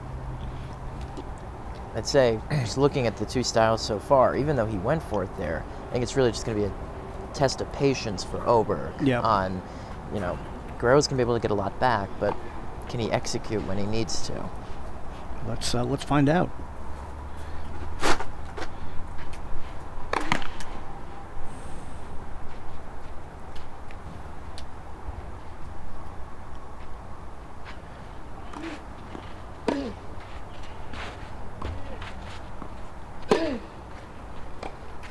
That was right off the line. It looked like, and Is he but pointing at Mark? he called it out. A little wide from right down here. Okay. Yeah, my eyes have failed me before, and they will fail me again. So I can't doubt Guerrero for that call. And Oberg obviously satisfied as well. Can you so. see what I mean about rushing his serve? His arm gets up, but it comes down immediately. See how I do. fast? I He do. could stay in that, hang out there. I do. That it automatically makes your timing when you hang out. It's like what you used to tell me when I was serving, Bob. It hasn't Oh, you changed. used to take lessons from Bob? Sure. Yeah. Oh, wow. Mhm. Okay. But it's interesting to see, even at an extremely good level like this, how these little things affect the execution of the shot. Obviously, they play a lot of tennis. They've had a lot of practice. But if something's a little off, it's not going to work for you. Eli, do you still get out on the courts at all? I hadn't played in a couple years before the spring, and I actually had gotten back into it. But I hurt my ankle playing soccer in May, so I've had to Okay. take a couple months off. But once that's fully healed, I'm hoping to restart. We hope so. Hope that you get a chance to go out and support the men's tennis and the women's tennis team at Northwestern as well. My Oh, Jesus. easy missed volley there from Guerrero. Sorry, He had listeners, I'm sorry. But that volley just really got to me. Come on. it's okay, Bob. We like to see emotion. Yeah. So if you can, you might go watch them play Michigan and support my coach from one of my coaches from St. John's is now the coach at Michigan, and they won the Big Ten this year. Men's tennis? Men's tennis, yeah. 'Cause I know both Northwestern programs have had a good run. Yep. I think I should know. I want to say the women made the tournament this year, but they had a streak of like 20 plus straight Yeah. years of making the NCAA tournament. Yeah. Yep. Same coach. Well, they've had some really top teams on the women's side at Northwestern. I think that a couple times they've been, top 3, top maybe number 1 a couple times. And Oberg again elicited the slice backhand long from Guerrero. Now Oberg has another chance to break Guerrero. See, I talk about gears all the time, and I feel like when they're getting in the baseline exchange, Guerrero's in second gear. He's 1 gear too slow, and he's allowing his opponent to dictate the point repeatedly. He just doesn't have to kill the ball, but he has to pick it up just enough. I'd agree with that, Bob.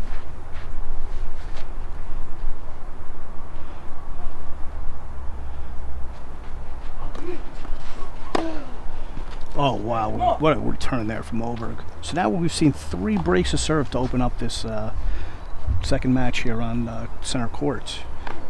And we're going to thank another one of our sponsors, the Little Shop of Tennis. The Little Shop of Tennis, located near the front entrance of Chestnut Ridge Racket Club, carries a wide selection of equipment and attire. Owner Courtney James is always helpful, whether it's choosing a new racket, ordering team uniforms, or getting a restringing. thank you, Courtney, and thank you to Little Shop of Tennis for always sponsoring the Chestnut Ridge Pro Shootouts. Yeah, Courtney treats the members great here at Chestnut Ridge, as well as all the pros. So a big thank you to you, Courtney, for sponsoring this event. Thank you. Okay. So now, Eli, you've seen that. We've seen 3 breaks of serve to open up this match here, and Oberg's now going to serve to try to consolidate his break. What do you think you should do? Anything you see? Well, it seems pretty clear to me that it's Oberg's match to win or lose.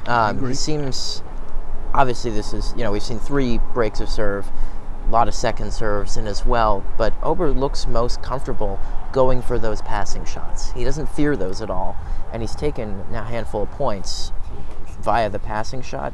So I think he's just got to kind of remind himself that he has more firepower. He doesn't need to, Bob talks about gears. It doesn't always have to be gear 4, but he keeps it a solid gear 3. Eventually, the firepower is going to wear Guerrero down. It's just making sure he doesn't make a mistake before that. Okay, that's it. All right, interesting. And while he went to the forehand on the first serve there, that was the first time we've seen that. That was and caught Guerrero totally off guard. You and I, Brian, were talking about stats before we went on air. And one stat, I think if you just had a guess, Guerrero first serve percent in, which very is low. Very low. So Both there he very low is so far. trying to serve and volley, but not getting his first serve in. Yeah. The thing that's going to set it up is that first serve. So if he could change that around, I think we might have a different matchup here. Yep, very very low so far. If I could say anything from the from this match to the first match that we watched, also Grantcharov's first serve percentage was very low. I both players in this second match, it seems like their first serve percentage has been very low. 30 low. 30, yeah, even though 30 love now here for Oberg. Oberg is again with a serve out wide ace right on the line there, and let's see, actually, was it on the line? Oh no, it was. Eli says out. Yeah, a little bit of maybe a late caller. I'm not hearing it from the other side of the net, but Well, it did you're look allowed a to hair look out. at the mark there. Yeah, Because when it's not close on a first serve. it's funny, No that problem. one I could have swore was right on the line, but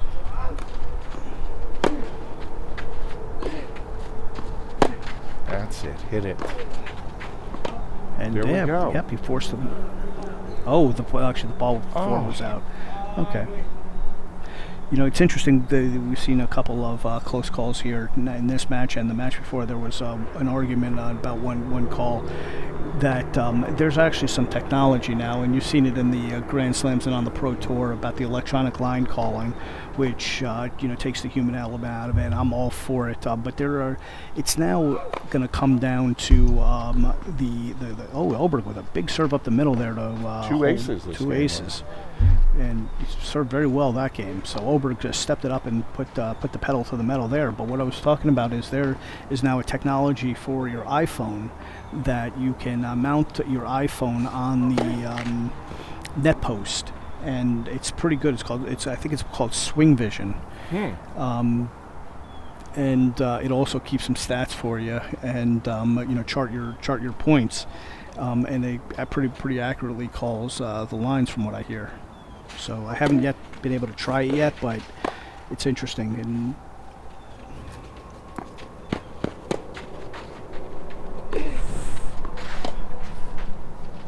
see now, I'm glad you mentioned the automated line calling system, because just want to give all of our listeners a little heads up that I've started a tennis novel, and the key idea behind it is the Russians hack into the online calling system and fix matches, and they're linked with the mafia, etc.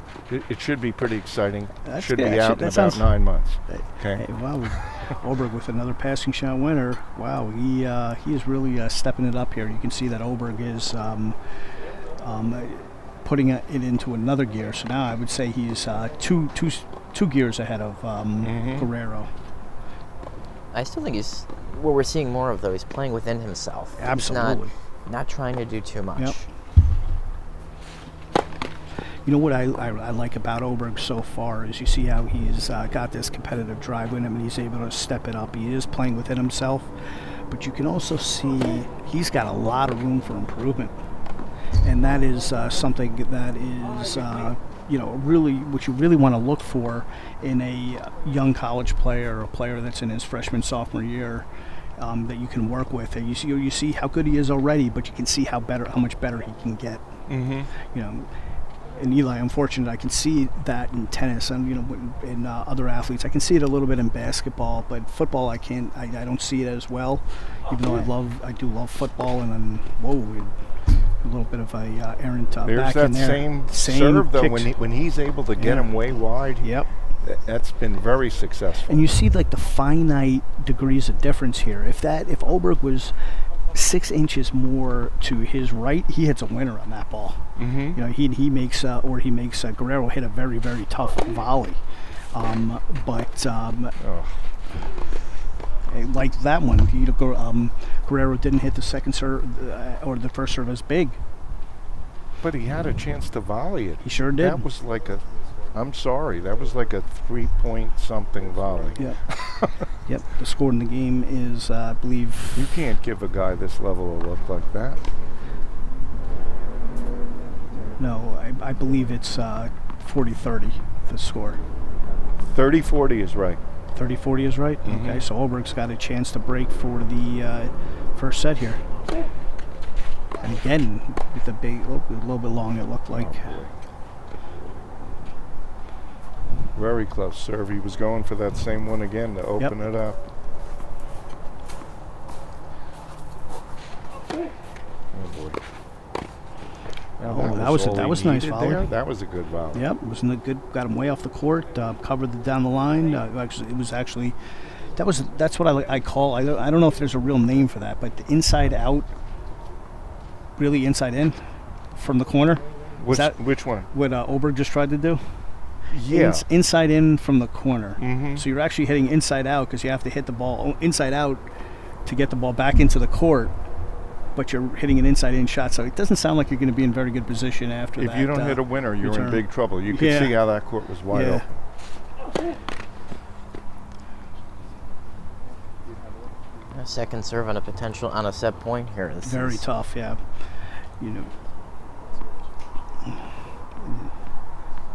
A deuce point, so we either have a game point or and a double fault from Guerrero to give Oberg the first set.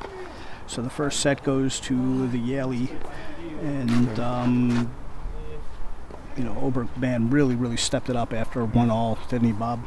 I wish we had the coaching rule allowed. I could turn this match around, baby. Well, I give you permission to go down and talk to them. Thank you, Brian. Yeah. I don't know if Brad will be very pleased with me. Yeah. So next, we have another one of our sponsors, and actually the name of our sponsor is Next. With offices in New York, London, Paris, Milan, Los Angeles, and Miami, Next Management is the leading global fashion management agency, connecting top talent in fashion and entertainment with prominent international brands. Founded by Faith Cates and Joel Wilkenfeld, Next is known for discovering and propelling the world's most recognizable models to stardom. Next has forged personal brands for an impressive roster of talent by building dynamic relationships with partners and ensuring long-lasting careers. Thank you, Next, for joining us again. Are you working with Next, Brian? Yes. I actually asked them to represent me, but they said I wasn't good-looking enough. So, but I would like them to provide us with some models that, like as ball girls, like the tournaments in Spain, the ATP tournaments where they have models as ball girls. Yes. That would be great. Mm-hmm. I bet you we could get a lot of fans out here for that. See, the good thing, Eli, about not being paid for this is I have a little more free reign in what I can say. A lot more. Okay, Oberg to start the second set here. Unlike Johnny Mack, who as soon as his person starts losing, immediately jumps ship. I'm going to say Guerrero's going to make a match of this. Well, doesn't look like it from that return. He looked very nonchalant on that return to serve. So if he's going to start making a match out of this, he's got to start making it. He's got to start right now. You'd hope he's now had a set to digest the battle he's in for. But at the same time, as you said, there's a lot that Oberg still has to reach, and he's still been the better player. That's right. Which, if you're Guerrero, you got to be a little bit concerned by that. Yep. And Oberg he stepped it up. He put 2 first serves in now on the first 2 points. of the second set. It looked like it had a little bit more pace and a little bit more heaviness to the ball than he started out with earlier in this match. Wicked kick. Wicked kick on that out wide serve. So Oberg now up 40-love in this first game of the second set.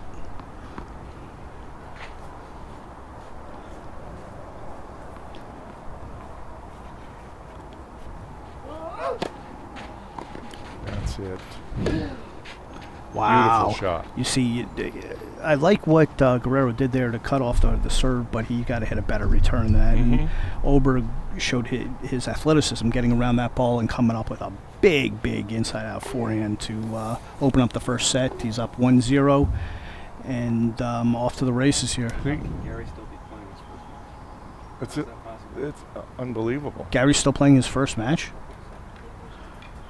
Well, we just got word that Gary Kushnerovich is still playing his first match down on court 7 there. They're just I don't shaking hands now. Oh, they're just So, shaking Eli, hands. So I would disagree with just one thing you said about Oberg having good forehand and backhand. His forehand's definitely the go-to shot. It's the one that's dictating the match.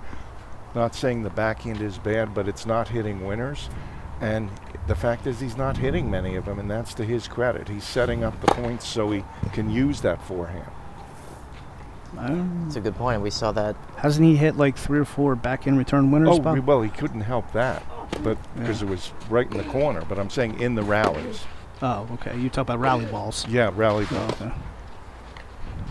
Okay. It's been pretty smooth work, though, first 6 points of this Yep. second set. And really, what? He's up 30. Zoe, love 30. He's up now, and Oh, he's won all 6 points of this second set so far. or maybe that's Oh, might now be it's might be a point love off there. 15. Oh, I'm sorry, we're point off. No, it's not 30 love. What's is it 40? Is love 40? Oh, That's the play. what a great shot that was! But he's not gonna. That's not where he's gonna make his money, hitting those kind of drop shots. Well, remember, he's got to make his money somewhere. So Yeah. I think that might be the only place he can make his money. Well, if that's the only place he's going to make his money, he's going to be starving because that's a incredibly difficult shot to do over and over and over again.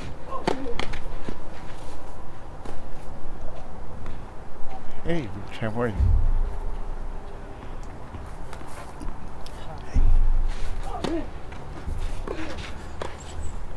Oh, Money. that was nice. Yep. Oberg didn't really go after that backhand, but I got to tell you, Guerrero did really well to get close to the net there to hit that first volley. He was pretty tight to the net, and that, of course, makes an easier first volley. But as we sit up here, we can push it. He didn't push it. Just the right shot there. Perfect. So now I hear Guerrero talking to himself a little bit. I don't know what he's saying, but big serve up the tee. So now we must have this must be a deuce point here. No, 40-15. 40-15, I'm sorry. No, whatever he's saying, Yeah, keep it's working. saying it. Yes. Yeah.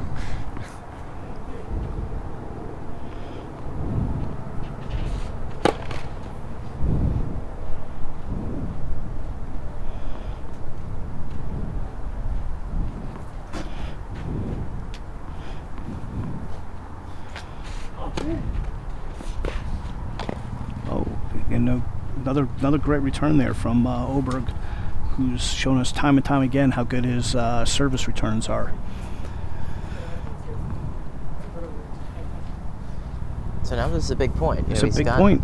He's up 40-30 here, but with the no-ad scoring, he's potentially just 2 points away from being down. That's in right. A break, and that's significant. Yep, the no-ad scoring, it's a big game changer. But what I think happened there is he went in on his second serve, and he hit a second serve without confidence. So Yep. it didn't move quite enough, and he got stretched, Up and now he's in trouble now he's in again. trouble with a. And the other guy's going to pick the deuce court if he's got any kind of decision making.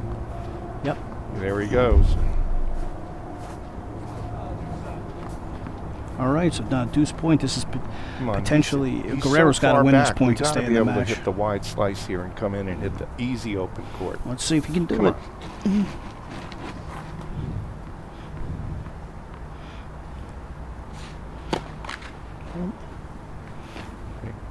That's like a fourth or fifth time he's tried to go out wide, and it's landed it halfway up the net. Yes.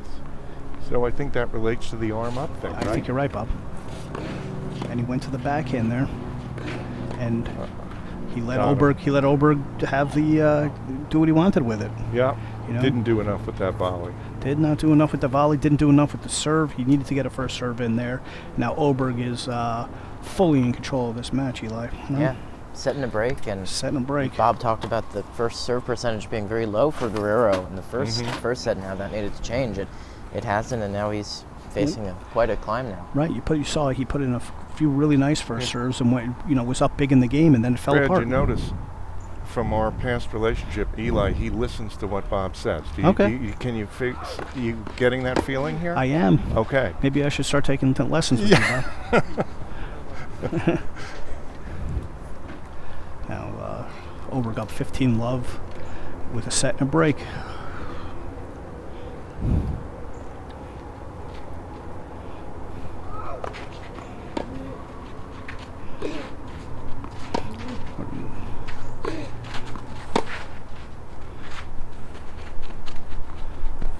Wow, that was a really, really nice touch on that drop shot. I think that was the first drop shot we've seen from It is. Oberg. So I call a play like that, know how to kick them when they're down. He's beating up on the guy, and then he gives him something he hasn't seen yet where he's not even close. Makes him feel even more hopeless. There's no way back in this match.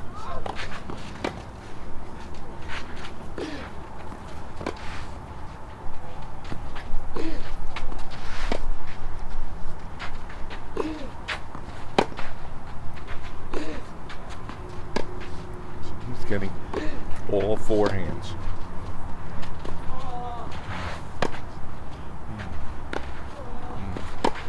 There's the one.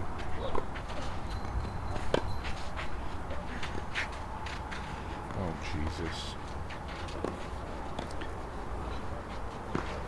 What a point there from Oberg. And Bob, I heard you say, "Oh Jesus," there, and you were 100% right. But, why did Guerrero not take that ball out of the air? Really? He could have cut off the point there. Let him back in. Let him back in the point, but It was all Oberg until it looked like 2 or 3 shots. Guerrero had a chance to seize. That But do you see how he worked until he made him hit 2 backhands in a row, and then he had control. Game score? it's 40 love. What a nice serve. Wow, Oberg has just taken wrestle control of this match, and what we thought was going to be something a little bit closer has turned out to be a blowout. Hope maybe Guerrero can claw his way back in. What do you think, Bob? You had thought this was going to be a little closer, didn't you? Not only that, I thought Guerrero, my guy would take it in the super tiebreaker. Yeah. But the difference has been, first of all, after the start, the great serving from Oberg, high percentage of first serves, getting him off the court. And secondly, once they're in the rally, controlling all the action with that forehand. Well, maybe we can get an update on some of the other matches and the scores and what we've seen so far. So a lot of other matches have finished. So now you're going to see Guerrero is now going to serve to stay in the match. Phil, do you have a screen with all the scores? Well, we need to get an update from some of our helpers around the grounds. We have a nice little crowd here at Chestnut Ridge today. A nice little atmosphere out here, and even though how warm it is, see a bunch of the players from the club out here today. And now we're going to watch Guerrero serve to try to stay in this match.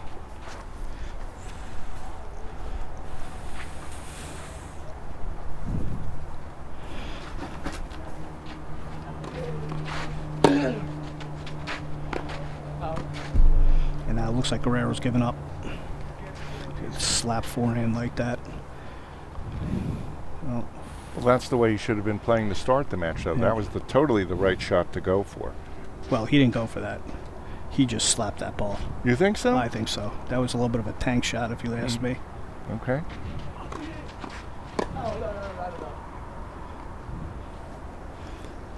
I hope I'm wrong that it was a tank shot, but that's what it looked like to me.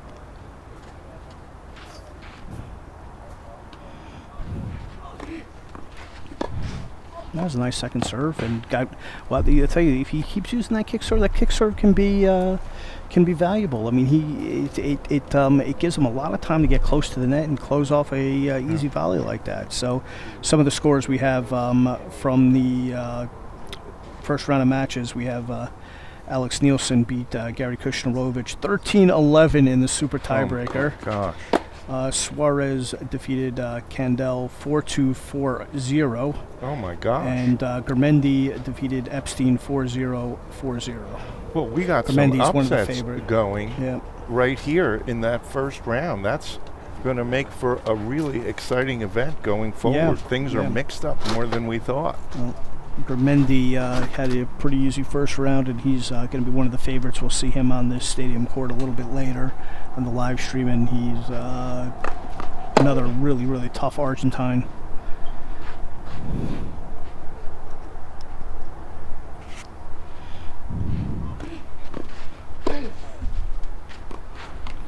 Well, now we're looking at 30 all here, and Oberg trying to close out this first match. That one looked like it just caught Guerrero a little bit by surprise, or maybe he didn't think it was going to land in. Yeah. He kind of wristed that into the net. You see, that's one of the key differences I think you'll see between players at the Division I level and maybe a mid-level Division II player like Guerrero. They're balls he's not expecting to come back, that are coming back and making it very tough for him. That's one of the differences you see between a level, even a college player, a pro player, a mid-level pro player. They make you hit a few more balls.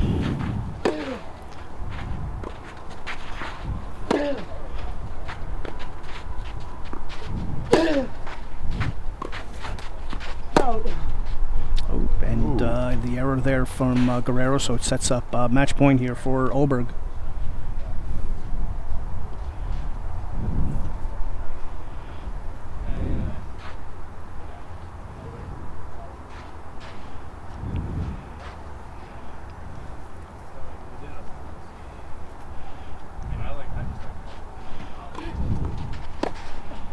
Ooh, and Oberg went for the big cross court back in there. If he could figure out a way to win a point in the deuce court, he might be a force.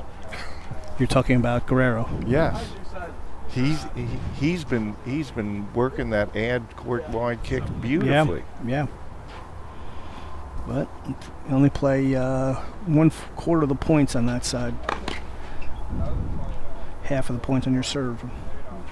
And all these critical points have come mostly on second serves. So. Yes, exactly. You see there, match point down on a deuce point. He's got to put it in a first serve there.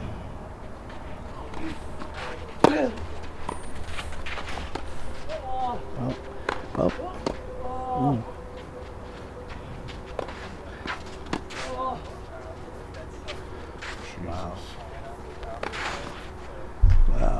Hey, you got to give credit to Oberg for staying in that point, and but you also had to give credit to Guerrero for hitting three good shots under pressure. Guerrero was demonstrating his Chevy-R overhead there. His Chevy-R overhead. Yeah, where you should finish and you don't. Oh, that's the Chevy-R overhead where you should finish and you don't? Until the last 7 or 8 years when I was playing. Then I actually had a good one, but it took me all those years to figure it out. So the definition of the Chevy-R overhead is you should finish but don't. Mm-hmm. Okay. So now, like Djokovic does it sometimes. Okay. Yeah. So now Oberg serving for the match. Puts a big forehand in the corner.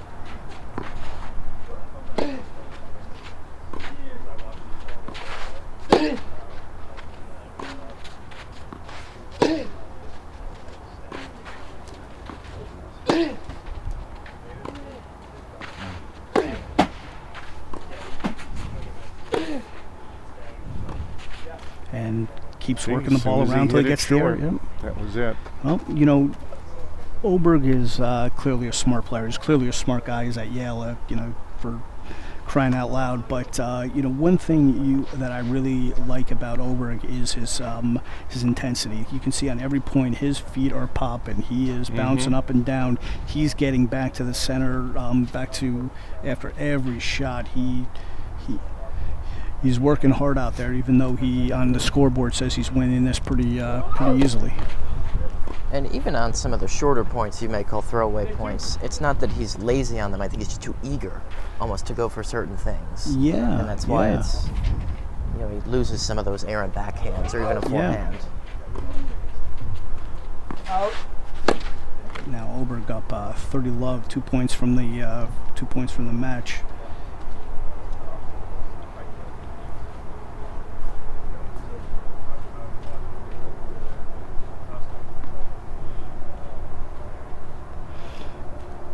So, assuming Oberg does close this out, Bob, the UTR is pretty accurate on Yes, it this was. one. And I told you, remember I explained the big gap between an 11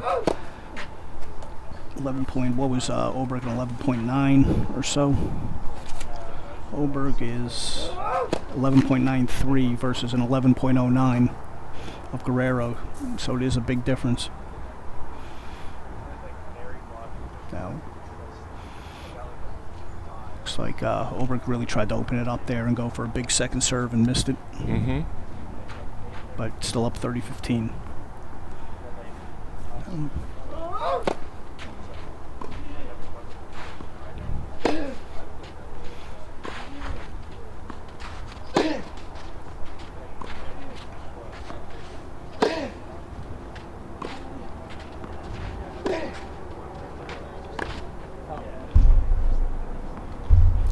And you Got see, what he wanted. Got what he wanted there.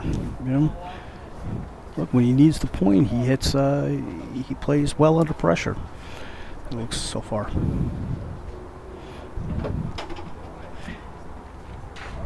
So now triple match point now here for Oberg.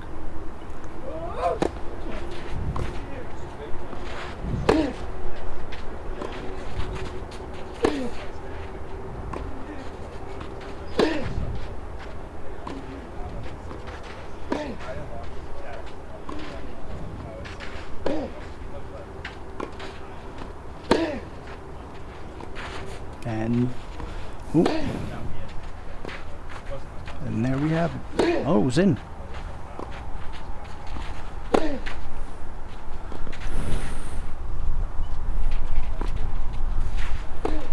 Great point there from Oberg to close out the match. Point. He really used the whole court there. Showed why he's the better player there. So Walker Oberg takes this first match here. His first match, our first match of the day. Our second match of the day here, and we'll continue. We thank Eli Karp for joining us. Eli, any thoughts as we finish this match up? Well, I think that last point summed it up. All the firepower was coming from Walker, and that patience to keep working the point, working the court, and eventually the opportunity presents itself, and he took advantage of it. 4-1, 4-1. Sure did. All right, Thanks for having me. Yes, thanks thank for you, joining Eli, us. for dropping by, and good luck at school. Okay. Yeah, we wish you the Appreciate best of luck, and I'm gonna check out some Big Ten events from Northwestern and hope that I see you at work. Alrighty, well, Thanks, appreciate it. Nice meeting you. Brian, we have some updated scores here. Yep, we have. We're going to show the updated scores from groups. Actually, everybody's played their first matches so far. So early on, we have. We don't have a score from Dean and Bilski, but I do know that match finished. So I don't know what happened there, but Kushnerovich and Nielsen had an absolute battle. You saw Estevez and Grantcharov, with Estevez taking that match. Suarez taking that first match in Group 2. And you saw what happened here between Oberg and Guerrero. And now we told you before, we mentioned the score of Gurmendi and Epstein, 4-0, 4-0. So now as we wait for another match to warm up, I think maybe we should take a little bit of a break, and we'll be back in a few minutes. How does that sound, Bob? That sounds perfect. All right. Well, everybody, thanks. And Thank you, Philip. We'll see you back in about 10-15 minutes or so.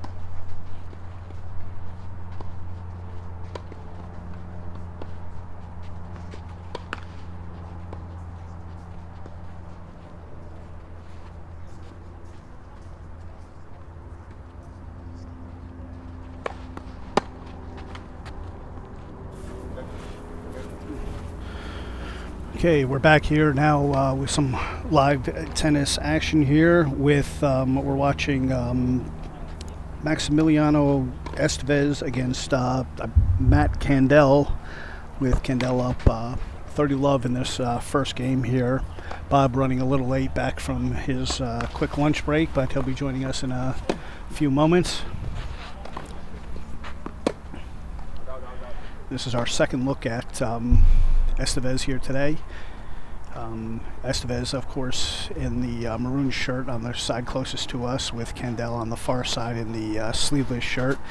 And Kandel taking a hard look at that last call, but I can assure you it was almost a foot out. Oh, actually, it was about 3 inches out that ball. So now Kandel serving at 30-15 here in this first game.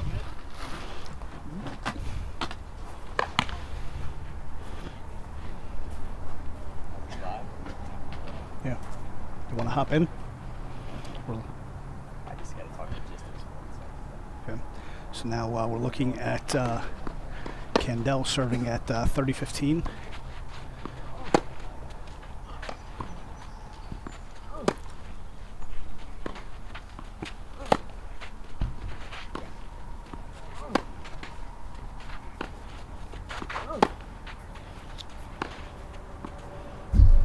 Now, just to set up this match a little bit, we have Kandel, who is currently a UTR 11.63. He's a junior at Williams College, a pretty strong Division III program, playing at primarily the number 2 spot.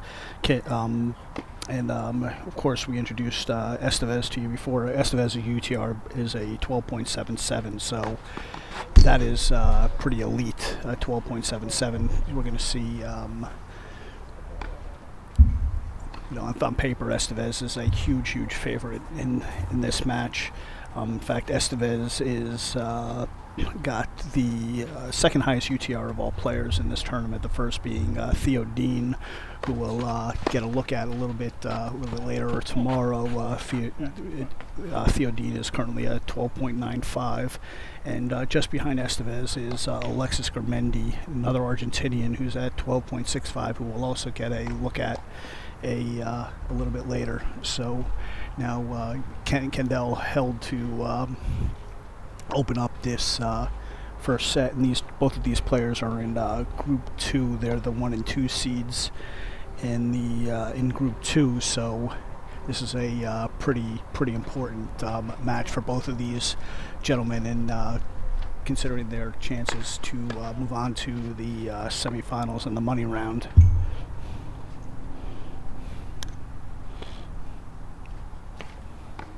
Now Maximiliano Estevez to serve down 0-1.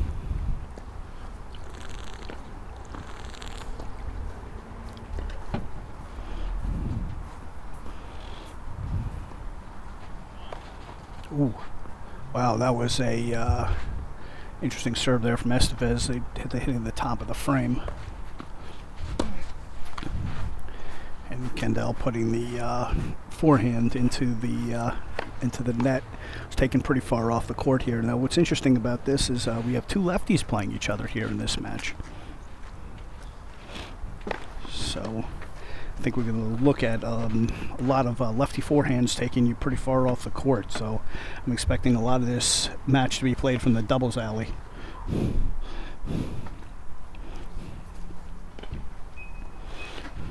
love.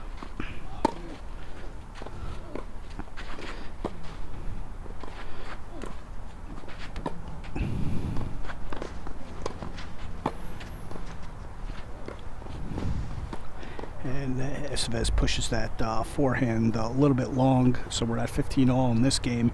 Estevez, he just is, he's so smooth that he almost looks like he's so nonchalant. It almost looks like he lacks intensity, but I can assure you that is not the case, man. Big kick off of that first serve there.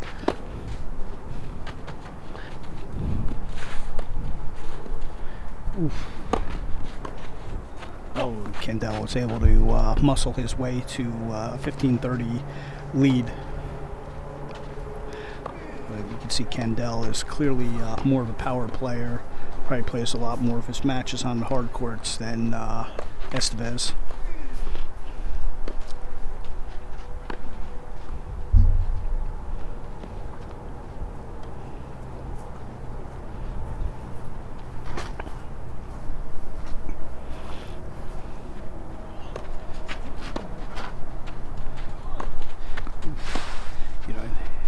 Estevez, when he's able to take that ball, hit the first serve, and then the +1 ball and take it very early, it's really a beautiful thing.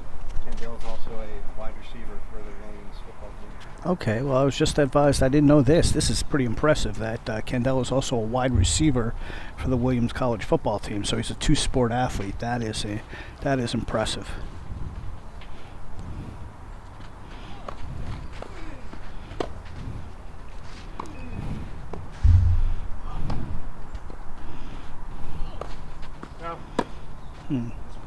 Now Kandel with draws the double fault from Estevez, so 2 break points here coming up for Kandel. Again, he has 2 break points because we're playing no edge scoring. So then, if Estevez can get it back to deuce, it'll be game point, deuce point. But let's see if Kandel can get the break back here.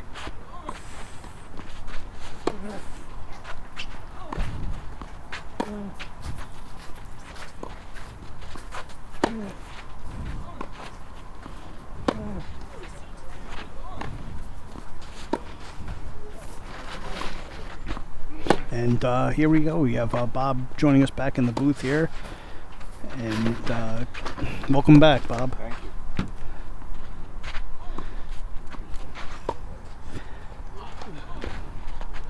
We have long point here at 30-40. Both of these guys are content to Yes. be very, very patient. Thanks. This is the longest point of the day here, and wow, Kandel really opened up the can there, and look at Estevez put the ball back in the corner. Jeez, what a point.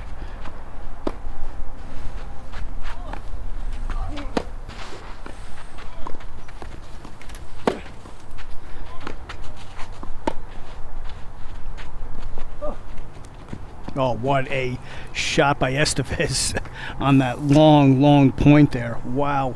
I lost track of how many shots that was, Bob, but man, were these guys patient on that one. That's by far the longest point we have had today. I had 2 pieces of a wedge upstairs while that point was going on. So it was a pretty long point. That's pretty good. So now we're at a deuce point here, so it's a game point, deuce point, and Kandel, who looks to be like he's in great shape, is even breathing a little hard after that point. He's going to take the deuce point to the ad side here, which is always dangerous against the lefty. And he's also going to take his time. You notice everybody. But again, he's got to be able to recover. These are 2 lefties here. So again, man, it looks like we're in for a long match here. A lot of long points. And wow, yeah, that one's going a little bit long from Kandel. And it looks like we're going to get a little bit of an argument here. And to me, that ball looked like it was out.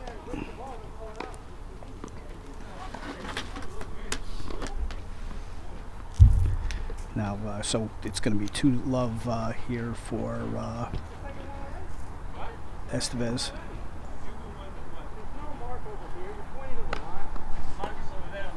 There's not a mark anywhere.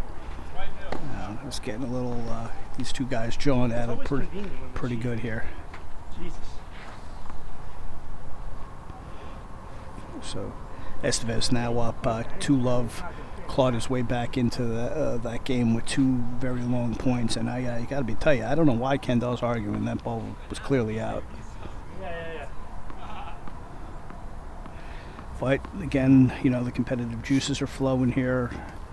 And Bob, I can tell you, I was not always the best behaved player on the court, so maybe I should understand a little bit better what's going on down there. Yeah, I got much better as I mellowed. Mm-hmm. And oof, Kandel went for a little bit too much there. So now he's digging himself a hole. He's unable to get in the right frame of mind after that argument there, and cost himself what could prove to be another important point. So now he's serving down love 15, down love 2.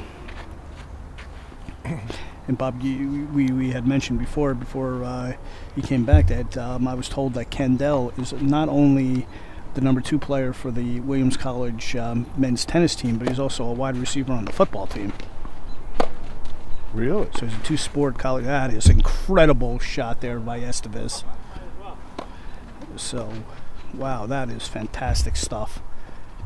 But yeah, Kandel is a 2-sport athlete at Williams College.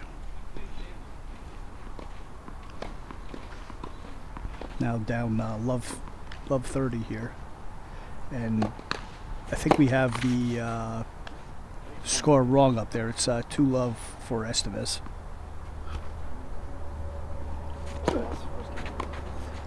You did lose the first game. No, Estevez lost the first game. That's the way it was when I got here. Maybe it was put up wrong, but Yeah, maybe I'm wrong.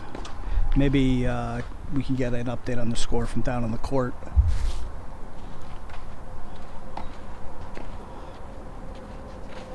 But I'm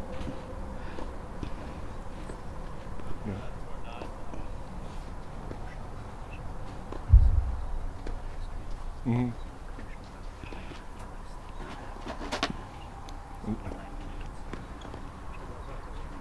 Okay.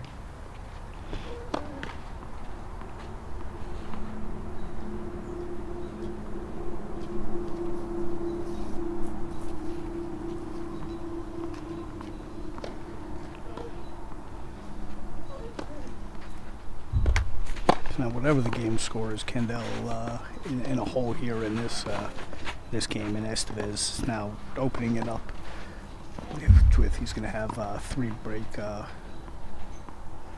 Well, now we're off on the score here in this game too. I guess it's no. Now it's 30-love here. Okay.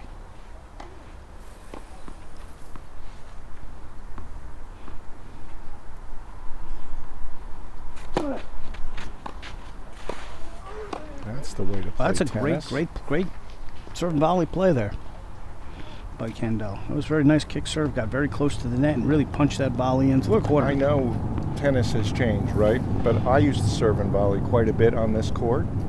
Adriano Panada won the French Open serving and volleying.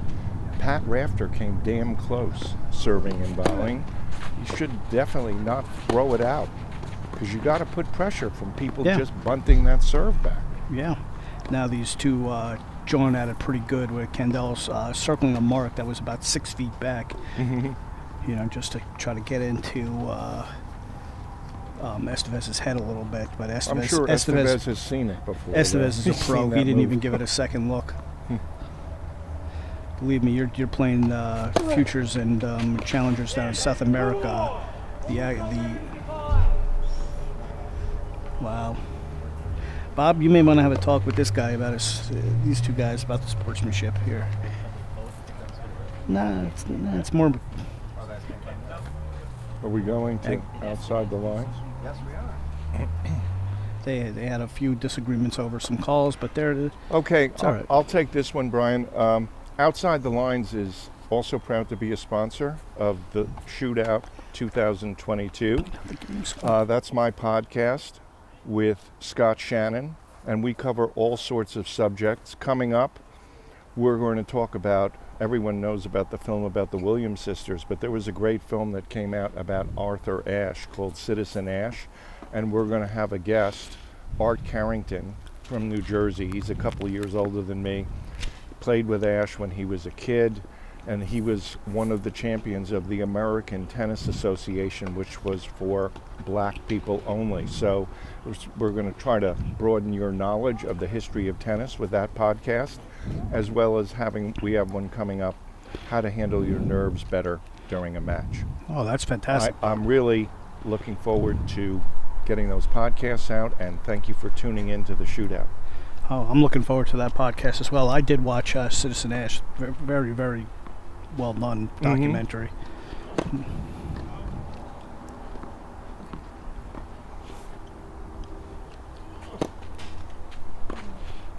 So, Estevez serving at what? I gotta tell you, I believe it's Yeah. Oh, well, great play. Great cover of the net there. Well, he's got the plan. He's got to come in against Estevez. Estevez will stay out there all day long from the back. Yep. So Kandel to me looks a little raw as a tennis player. That if he had obviously a two-sport athlete, really, wanted to play more than one sport. But I got to tell you, if he's built like an athlete, if he probably focused more on tennis, would probably be playing big-time college tennis. But who knows? Can't. Well, just as an aside, yesterday he was part of the Pro-Am, which went on yesterday evening. And in the final round, he was teamed up with my granddaughter, and she hadn't won a match. So I gave him a little extra incentive to get out there, and sure enough, they took it 6-2. So he turned it on another level there. Wow. I was surprised that he got beaten pretty routinely in his opening match. So we just got an update on the score, and actually I was right. It is 2-1 Estevez. Oh no, 2-1 Kandel. Yep. Okay, so then I was wrong. Yeah. I must have missed a point somewhere. It's the first time for everything, Brian. No, I've been wrong before, and I can admit it. But one thing I have not been wrong in, this goes back to the last match, Bob. Yes. Is I have not been wrong about one match in 3 years on this tournament. You have not. Okay. And in this match right here that we're watching. This match, I don't know. I don't know who. I'm not going to call a prediction in this match because. If I did, I'd be choosing Estevez, but looks like Kandel is playing with a little bit more of a sense of urgency than Estevez is, and but wouldn't be surprised if we see an upset in this match. Okay, so would you say that you're hedging or you're picking? No, I'm not picking. Okay, I'm gonna pick Kandel. Okay. I like the way he looks out here. Like you said, he got fired up. But then you look at Estevez. He's got so many weapons. But the way he can use those angles, that's what I'm saying. Beautiful. It's amazing. Amazing. He really uses the geometry of the court. Yes, beautifully done.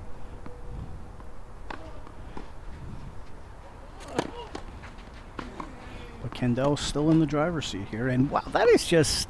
I mean, where do you get hands like that? I guess we had the score wrong because that's game. Yep. Where do you get hands like that? I mean, his drop shots, they don't come back. No.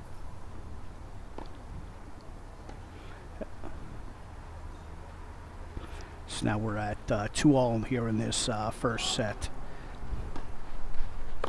So I am going to make the prediction now. It's going to be Estevez. You are? Okay. Okay. I think that was Kandel's shot to really open the match. I don't know if he's going to get another one.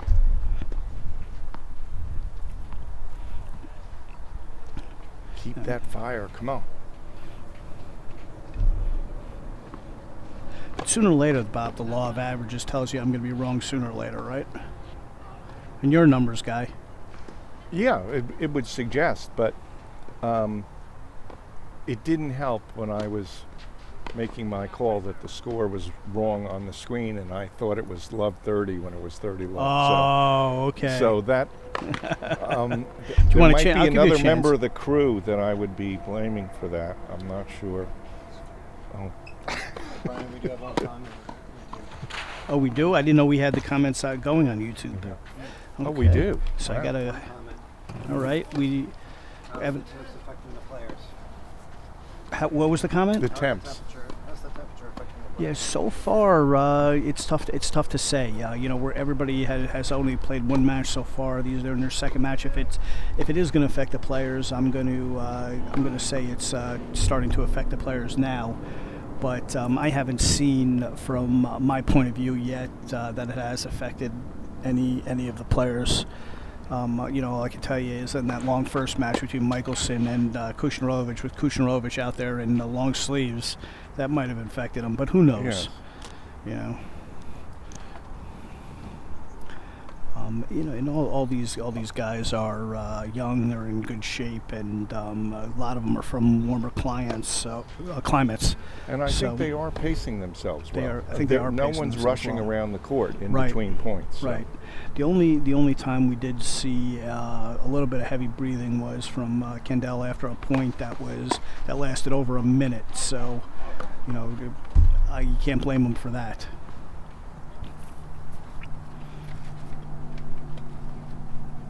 And now Kandel with a big serve and a big forehand there to get this game up to 30-15. So 2-all in the first set here.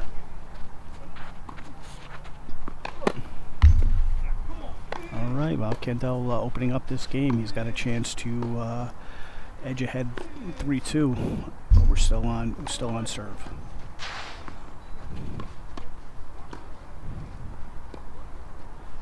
And again, now that I know our comments are working here, if you go to the Chestnut Ridge YouTube page and watch our live stream, but I guess you have to be there if if you hear my commentary. Anyway, so but if whoever is watching, if you could get your friends to watch, we'd really appreciate it. And we hope you enjoy the tennis here today. And a little bit of small ball there, and it worked. So we're seeing a lot of variety here today from these two, from Kandel and from Estevez, and Kandel is now gone up 3-2 here in this first set on serve. At Trophy Central, it is the smile that matters. Nothing makes us happier than when a customer sends us a picture of kids smiling from ear to ear as they receive their end-of-season awards, or of an office worker proudly holding one of our custom award plaques for their colleagues to see.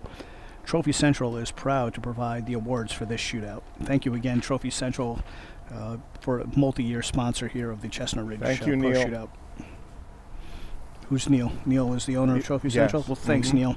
We appreciate you being with us. Again, no resting for Estevez, just like in the first match. Estevez is not a he likes to get on with it looks like.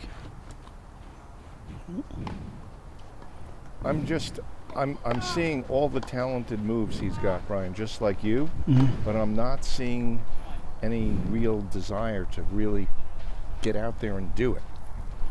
And Well, I think that's his, he's got a personality that's a little bit more laid back, and whatever it is, it works for him because he's had a pretty good career. mm-hmm.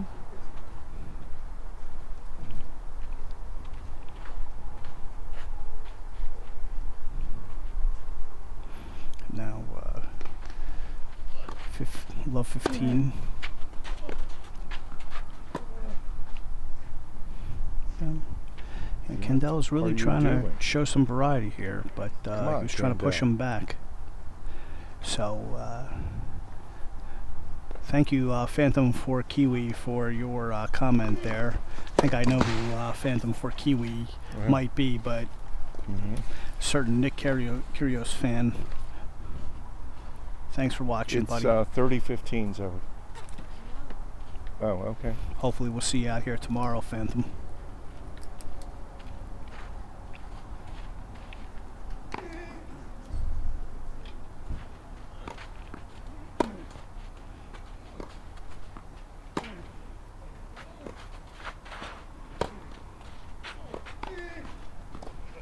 Wow.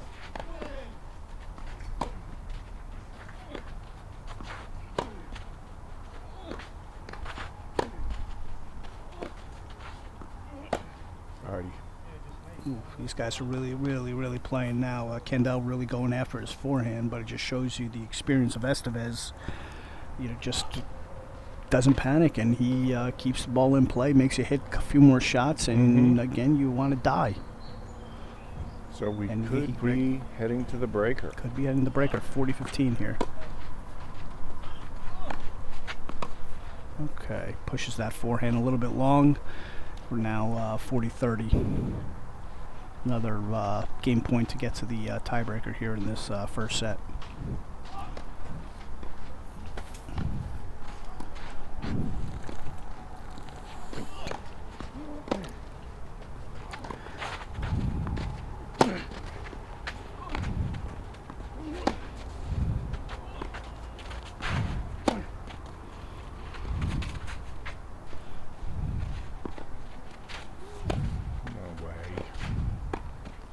Ooh, Kandel, what a point there! But again, Estevez made him hit a couple more shots. Kandel stayed in Wouldn't it you have that been hitting time. an overhead there at the end though, instead I of a high don't, forehand? I don't know if that ball was moving a little bit. It was moving around quite a bit there. It was pretty high. It would have been. I think that would have been a pretty tough overhead.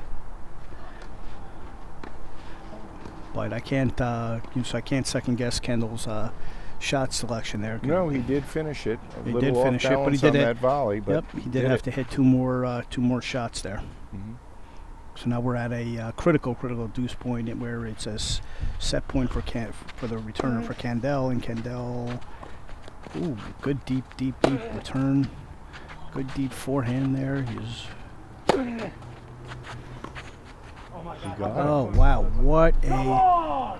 And Kandel takes the first set there with a big come on at the end of that. So Bob, you're halfway there. Halfway Oh wait, there. but you hedged your prediction because you didn't know the score. The score was wrong, right? I did I put thought a you would little draw your- asterisk next to Oh, I thought you withdrew your your prediction there. Well, I should know when I'm speaking with an attorney that there would definitely be, some. well, we have a recording. We could go back and check it later. Okay, yes, we do. So Kandel halfway to the upset here. In the first, we're taking the first set 4-2. On a deuce shows you how critical those deuce points are. And he played a absolutely beautiful deuce point there by pushing Estevez back and back and back. Opened up the court for his lefty forehand to pull Estevez off the court. Really Yeah. well done. So now Kandel serving up 1-0.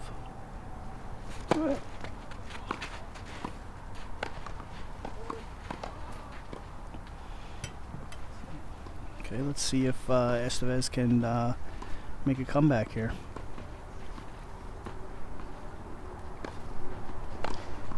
I recall saying what I'm going to say last year when we did this. My generation of players, I mean, John James, of course, had an outstanding volley, but there were another handful of us who volley much better than this current group of players.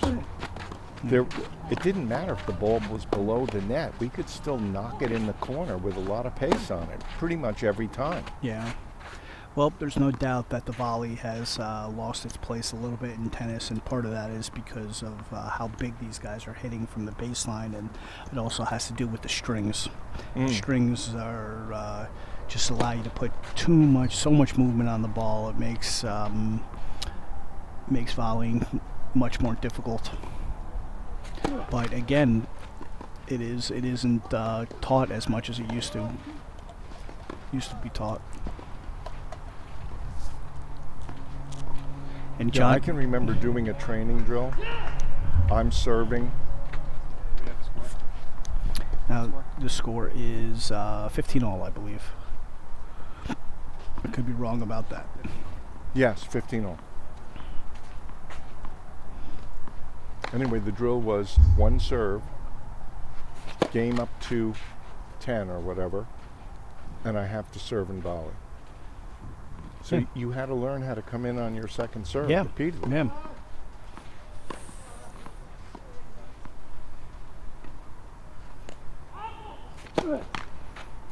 Okay.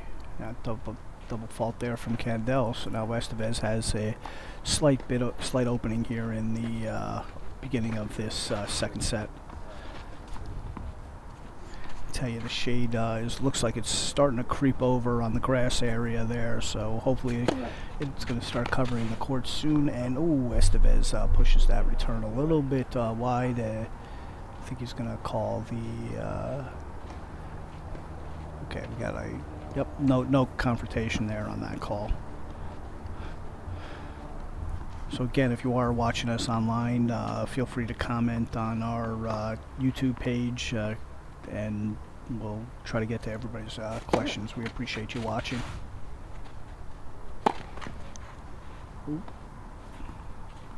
Kandel Oh, he lost the game. loses that game there, so We had it Estevez wrong. opens up the first set, or I'm sorry, the second set with a break. We'll hold on for that. Let's wait for the next Yeah. Again, this look at this setting out here at Chestnut Ridge Racket Club today. It's absolutely beautiful. It's a little warm out, but not a cloud in the sky. Surrounded by the trees here up in Upper Westchester County. Just a absolute beautiful, beautiful day here for the Chestnut Ridge Pro Shootout. Again, I would say that high lob that Estevez hit off an extremely good serve was such a smart shot because it was break point and he made him think. And sure enough, he got an error. Yeah. I think 9 out of 10, he's knocking that ball off without thinking twice about it. I think you're right, Bob. Again, those little things, Estevez, the experience, he really gets it. Yes.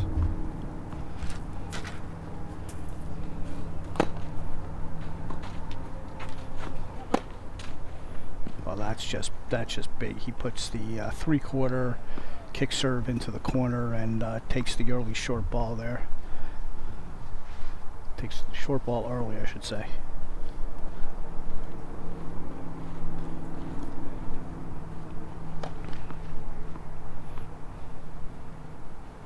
Love.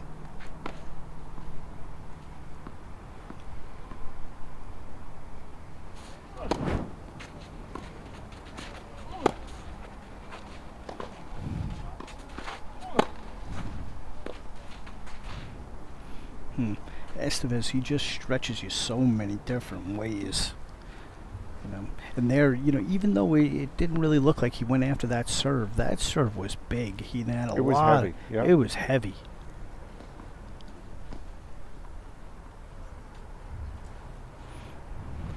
Kandel looks to be losing a little energy right at this moment as well. Just He does. when he'd really need to be stepping on it against a high-quality opponent like He this. does. He's had a little bit of a letdown here early in the second set.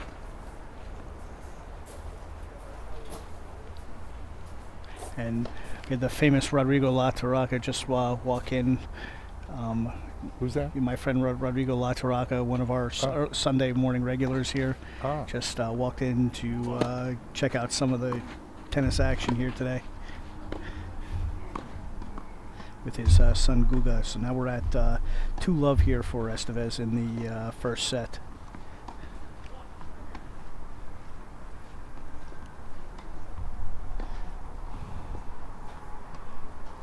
Now I look around. I see a lot of the Chestnut Ridge Racket Club regulars starting to stroll in. I see Tom Javone over there and Paul Kistner, and It's a better time to come over with a yeah, little more shade a here. little more shade.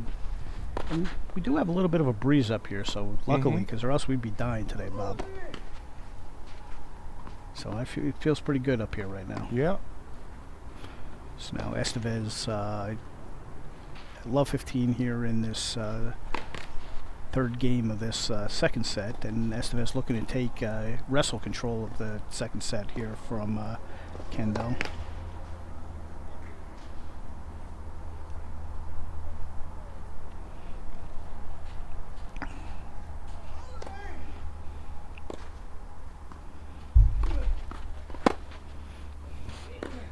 Oh, what a big forehand there from Kandel. That was beautiful. Big serve, big forehand. That's the classic 1-2. That is the classic 1-2. 15-0. Ooh, and he really popped that first serve. I heard I turned my head away for the second, but I heard the big pop. So now Kandel up 30-15, down love 2 in this second set.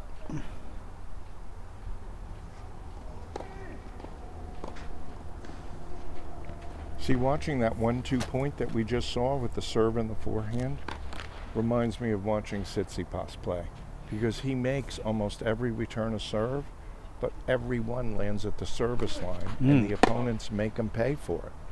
Yeah. I can't believe he hasn't improved that one thing. That could change his game, because he can win his serve. He's got a great serve. That's right. He's got to break more. So now Kandel just threw in a double fault there, so we're at 30-all. Critical point here.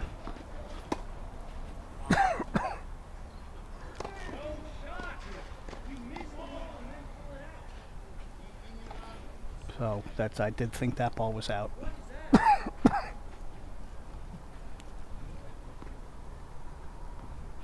Now Kandel questioning the late call.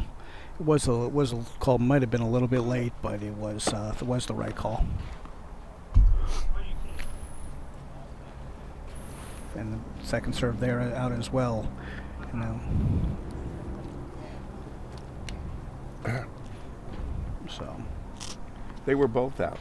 they were both out. But Yes. I must admit I have a problem with the first one because I really do believe he played the shot and then after the fact. Well, I'll tell you, Bob. You know, that's a controversial point because you can't call the ball and play the ball, and it's very tough as a player to do both. So, it was the right call. So let's let the right person win that point. Mm-hmm. So, but Kandel back with another big 1-2 to get the game to a deuce point. No, I think you're right. I Yeah. think the code says To on me, a that's first formal. serve, Yeah. you can take a peek at the mark and Yeah. then make your call. To me, that's form over substance. Mm-hmm. So now we're at deuce point with a stray ball coming over from court 9. Kandel will clear it before playing this very critical point.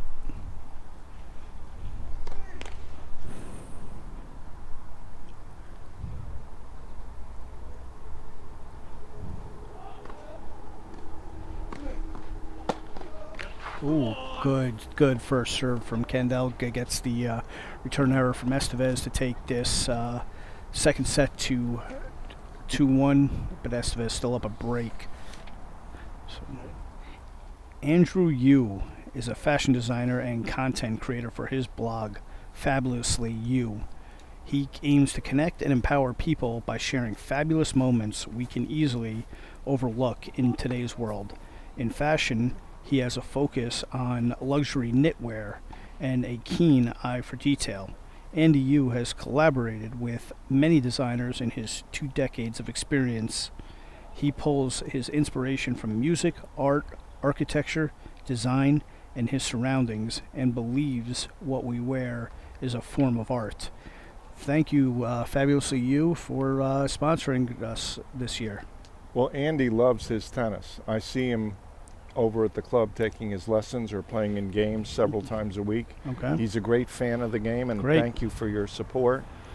Like you said, he does make knitwear. So I was saying to him yesterday when he was here for the Pro-Am, bring over a sample and I'll wear it. And he said, it's cashmere and it's going to be 95 degrees. And I said, that's okay. But he's not here and I'm not wearing cashmere. Okay. I noticed, Bob, you're wearing a T-shirt today. I very rarely see you wear T-shirts. Yeah, this fun shirt. It is a fun So- shirt. Yeah. So now Estevez serving up 2-1 here in the second set. Kandel took the first.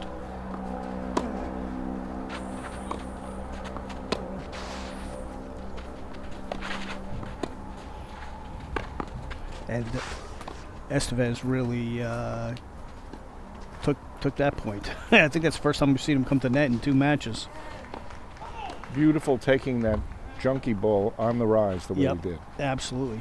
And you notice he kind of caught Kandel a little off guard because he approached down the middle. That's a play that's not used enough, is the approach down the middle. Mhm. Takes the angles away from your opponent. And 15 all after the forehand error there from Estevez.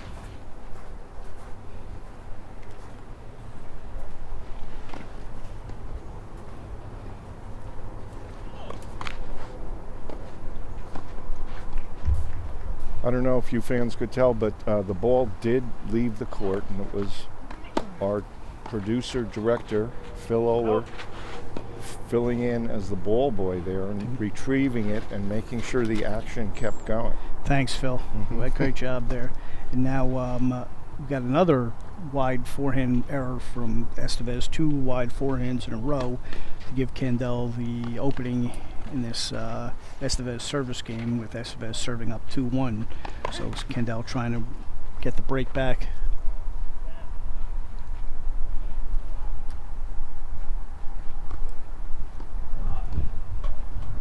So if Kandel can close this match out, and it would be a massive UTR upset. Would be massive. Yep. Did you hear what Kandel just whispered? I did not. I won't repeat it. It's okay. It wasn't. Didn't have any swear words, but Okay. it wasn't that appreciative of his opponent.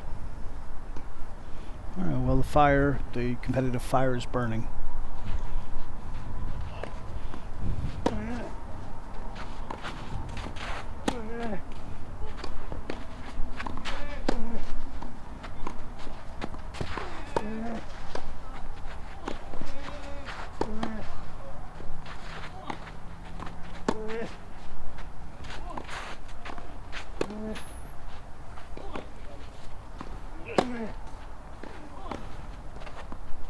What a shot there by Estevez. Wow. See, he's got the skill to move the ball around the court beautifully. I thought he looked just like a left-handed Brad Breakstone right there, the way he placed that ball right in the corner. Okay, so God.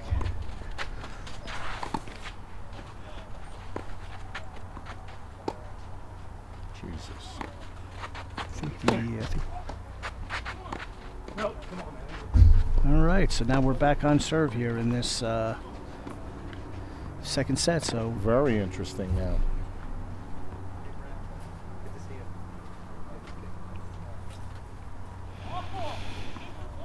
all right, so now 2-all. Kandel serving. He just broke back. Kandel won the first set, so Kandel is looking for the big upset here. Again, we had just said that we said this would be a absolutely massive UTR upset. Estevez currently at 12.77 versus Kandel, who's at 11.63. So it's more than a point in Estevez's favor here, full point. But still a long way to go to close out this this match for Kandel. He sure picked up his return of serve on that. That one was there. Right at beautiful. the feet. Yep. Beautiful shot. So again, Estevez was formerly ranked in the top 250 in the world on the ATP tour. So you're talking about a guy with massive experience. You don't get to the top 250 on the ATP tour without coming back in a few matches. And That's a volley. Awesome volley there from Kandel. Kandel really closed the net off there. Made sure that did not come back. We should look up Kandel's wide receiving stats. His which? His stats as a wide receiver. Oh, yeah.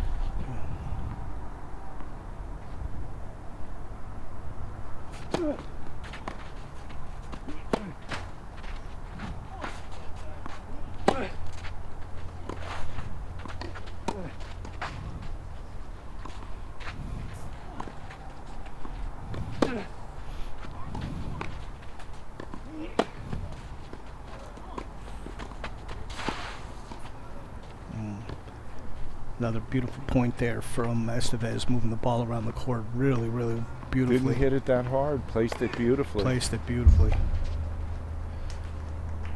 But I want to know why when I hit that same ball, it just sits up. I don't know.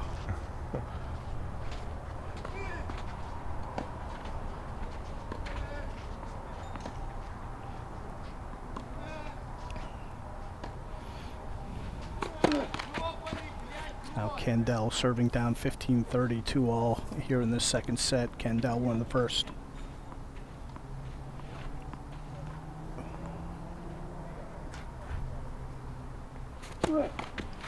And double fault on a big point there from Kandel. So Kandel now digging himself a little bit of a hole here. Loses this game, and Estevez will have the opportunity to serve out the second set and take this match to a super tiebreaker.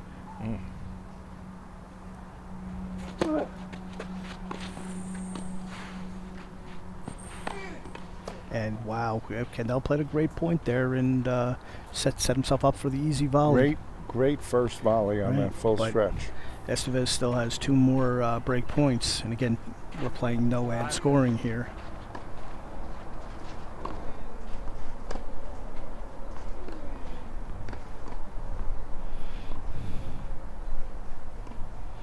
I'm noticing around the grounds that the grunts are getting louder on the other courts. There's a volley from the old days. Beautiful Great shot. volley there. He's used that play a couple times with the kick served out wide or the kick served just to give himself time to get into the net. Yeah, that one he did. He put down the middle and Yeah. came in. So now deuce point here. A very critical deuce point at 2-all. You know Wow. Estevez knows he's coming. So what's he Yep. picking for a target? Oh, and Kandel hits a absolutely massive first serve. That was To tremendous. take that game, and man, did he need that point, and he came up with the goods there. That was a tremendous first serve. That was a first serve of somebody who should be rated a lot higher than an 11.63. So now Estevez will serve to stay in the match. What a swing there we had there over a course of 4 points, Bob. Big swing. That's the impact of no ed scoring.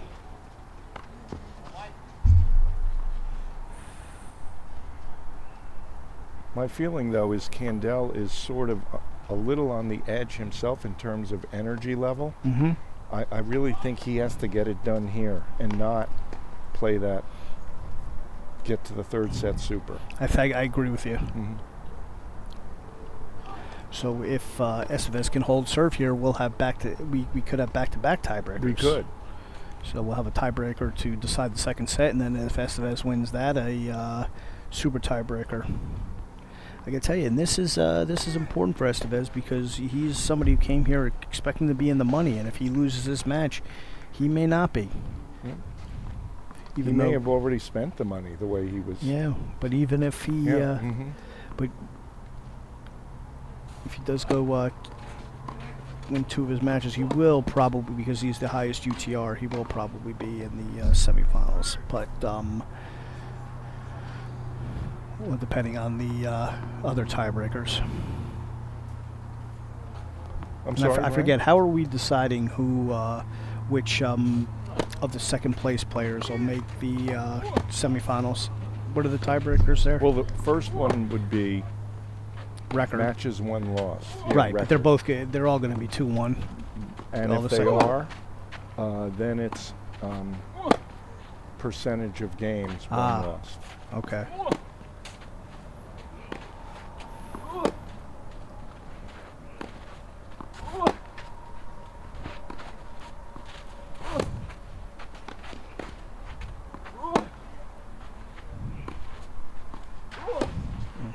Wow. Just missed that backhand a little bit wide. Wow. Kandel really took him off the court, and it looked like Estevez was in real control of that point, and it just gave Kandel one mediocre shot and to hit, and Kandel took advantage of it. Mm-hmm.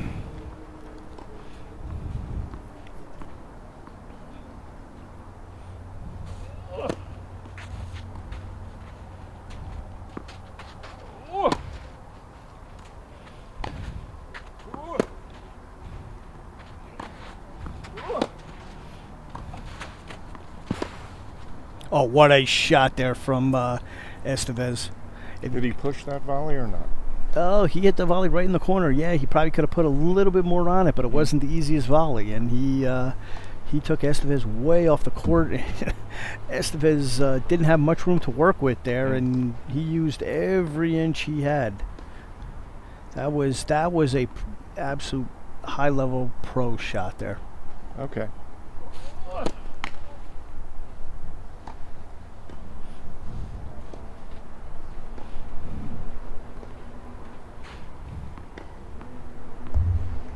So now Estevez serving up 30-15, serving to stay in the match. Second serve.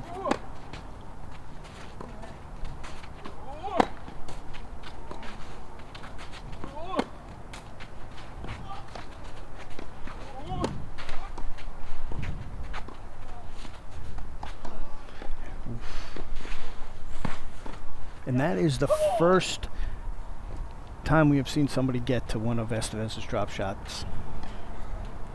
That was just so good because he was being run into submission on Yep. that point. Kandel, And then the finisher usually is the drop shot, which Yep. he hit well.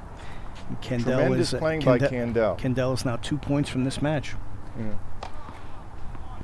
He's also pretty winded.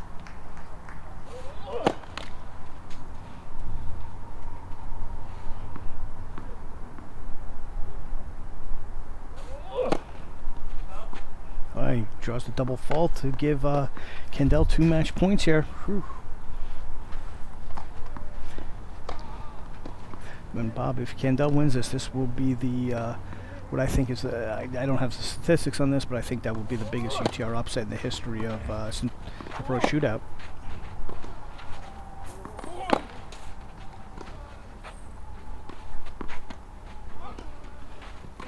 And wow. Oh wow, Kandel. Estevez gave him the Wow. Gave What a him, last gave him the point. opening, and Kandel really wanted it. You got to give him a lot of credit for that win, man. Totally. Yeah, he really took that from Estevez, and we have our first big upset of the day, and possibly the biggest upset in the history of the Chestnut Ridge Pro Shootout. Possibly. Great So, playing. Yeah, So, again, I'll say this morning he was sort of a punching bag for a player that we thought he was going to beat, and then to come back and beat the number 1 guy yeah. in 2 straight, 4-2, 4-2. Tremendous win. Wow, that was a great upset there. And now we're looking at the updated group play score. So we did have Dean beat Bilski in the first match. We did finally get a score on that, and the second round scores are now coming in. Kandel over Estevez, so Kandel now has really taken control of this group here. Oh, actually, wait, I'm wrong. Kandel lost his first match. Yes.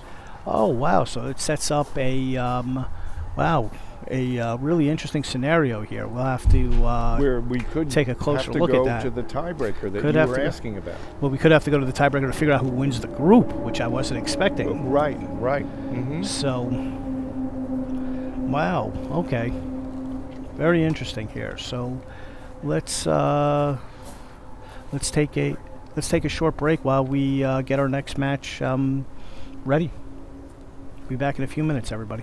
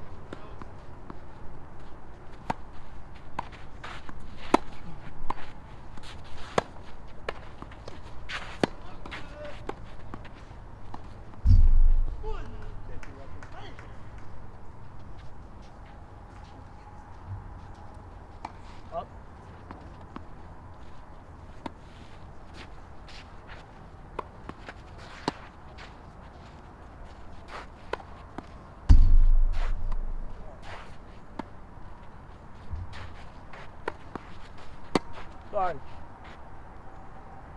10. Serve.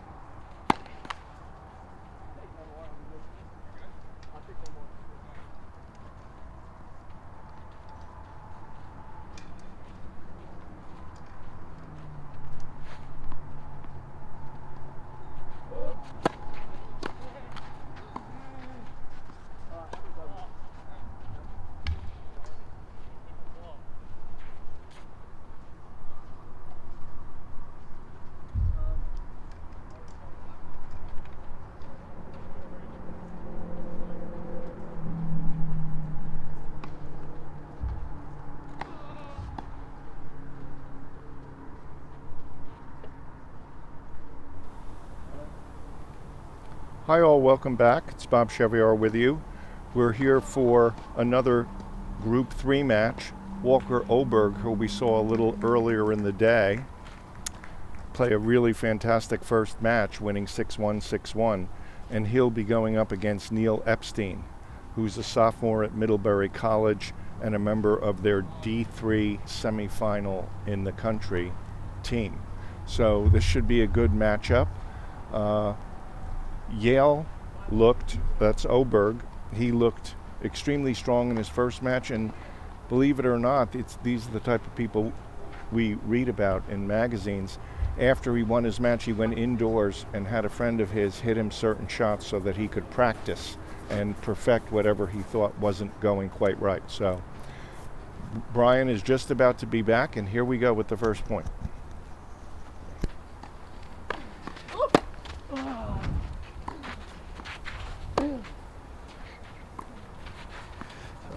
Sorry, Bob. I was took a walk down to Court 8 to watch the end of Grantcharov and Suarez, and what a match that was, with Grantcharov winning.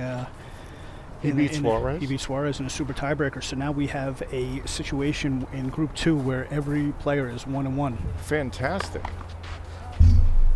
What a situation. Beautiful. So now we have Oberg here playing Epstein. We haven't seen Epstein play yet, but I'll give you a little information about Epstein.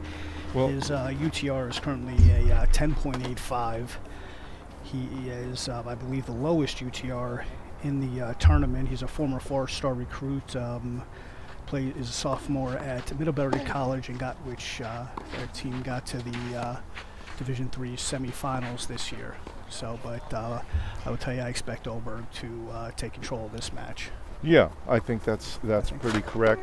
But going back to the one with Group 2, I was speaking with Kandel before the tournament began and asked him what he's studying at Yale, and it's math.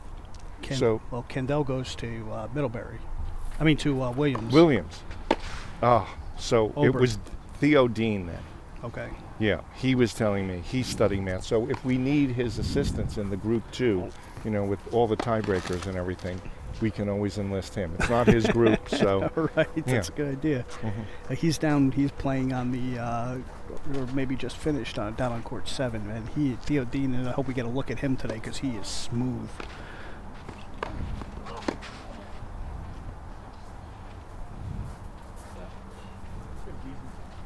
Now we have Emil Grantcharov just stopped by. He just won a big match down on Court 8 with in a super tiebreaker. And as we mentioned, they knotted up.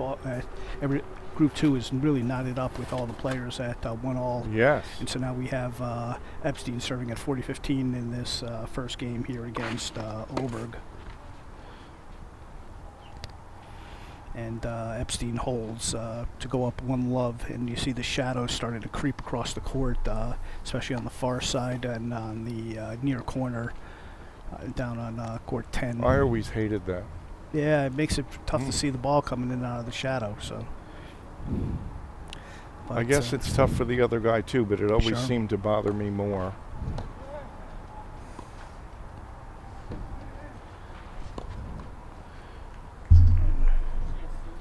Oh boy. Yeah.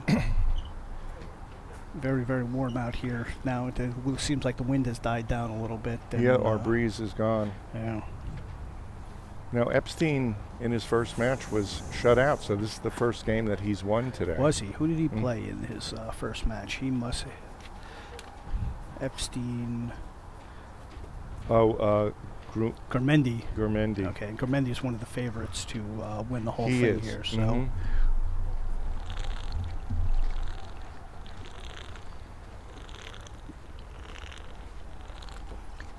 We haven't gotten a look at Gurmendi yet on No. on this court, but we will either today or tomorrow for sure.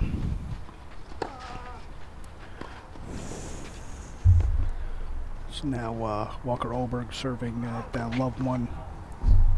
It'll be interesting to see if Oberg can maintain the same level of energy that he had in the first match, where he absolutely rode through Guerrero.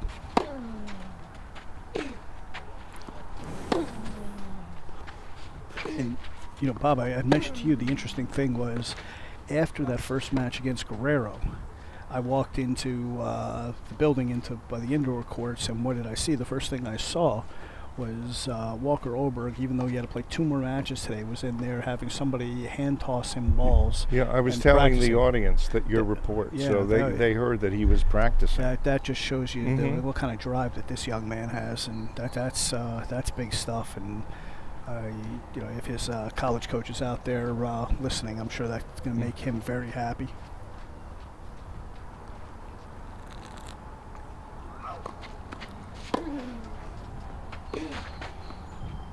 And again, Oberg using that big inside-out forehand. Mm-hmm.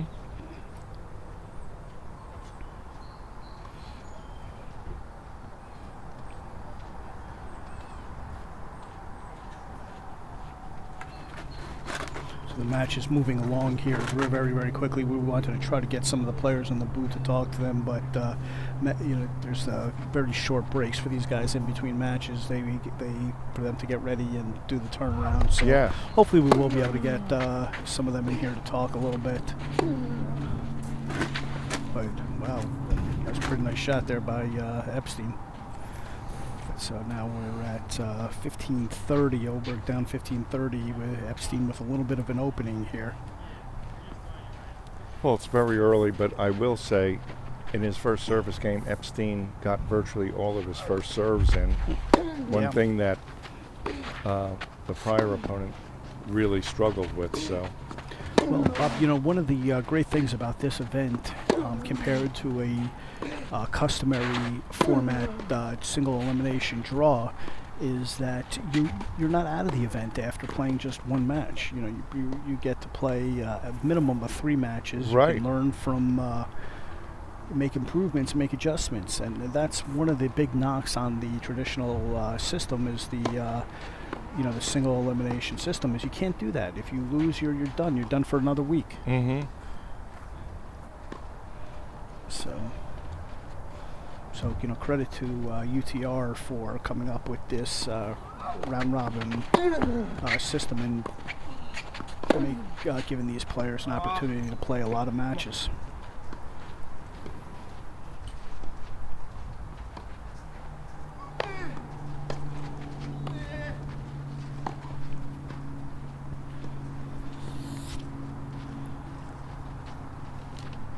Now Walker Oberg serving at down 30-40 in this second game here. Epstein up a hold, but break point.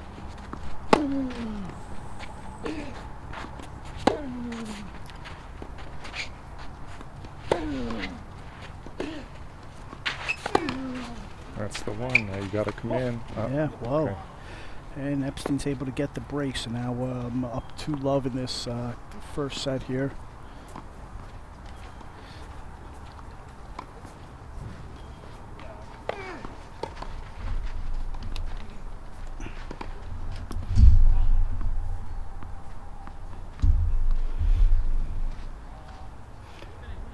So let's see if Epstein can consolidate the break.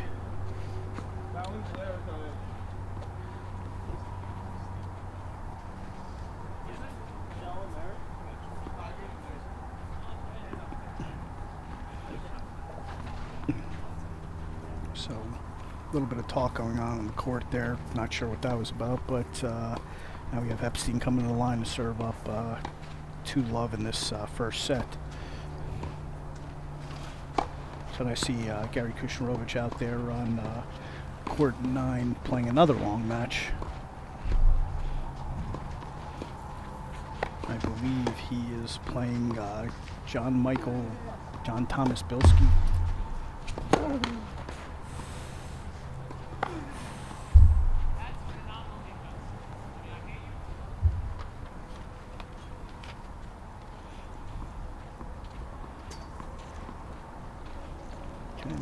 So what is what the delay here? So okay, so now Epstein serving up 2-love. We're finally ready to play again. Oberg making a lot of mistakes to start this match.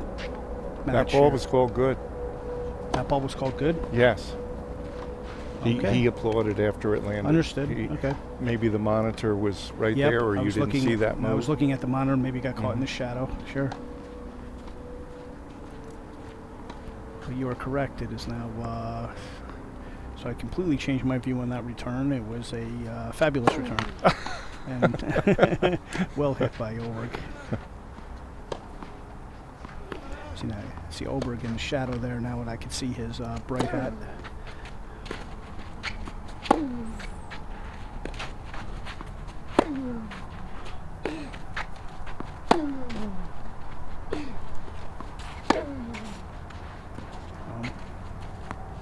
Like Epstein, Epstein's a big guy. He big tall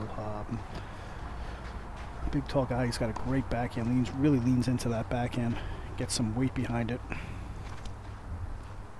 So, Well, you see, compared to the earlier match that Oberg had as well, he's really driving the balls, and he's able to find the backhand a lot more.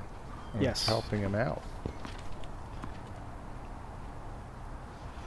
well, the tale of two different opponents here. Quick turnaround. You know, you have Guerrero, whose backhand was clearly a weakness, and Epstein now, whose backhand is clearly a weapon, or a strength at least.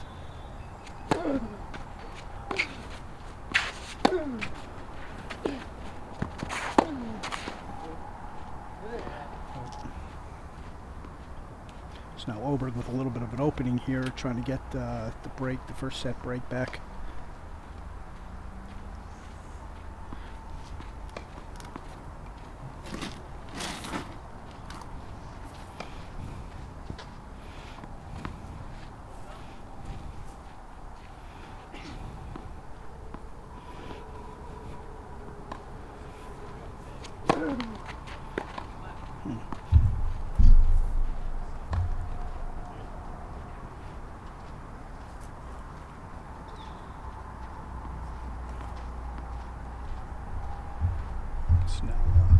Now we're back to the first serve here for Epstein, down 15-30.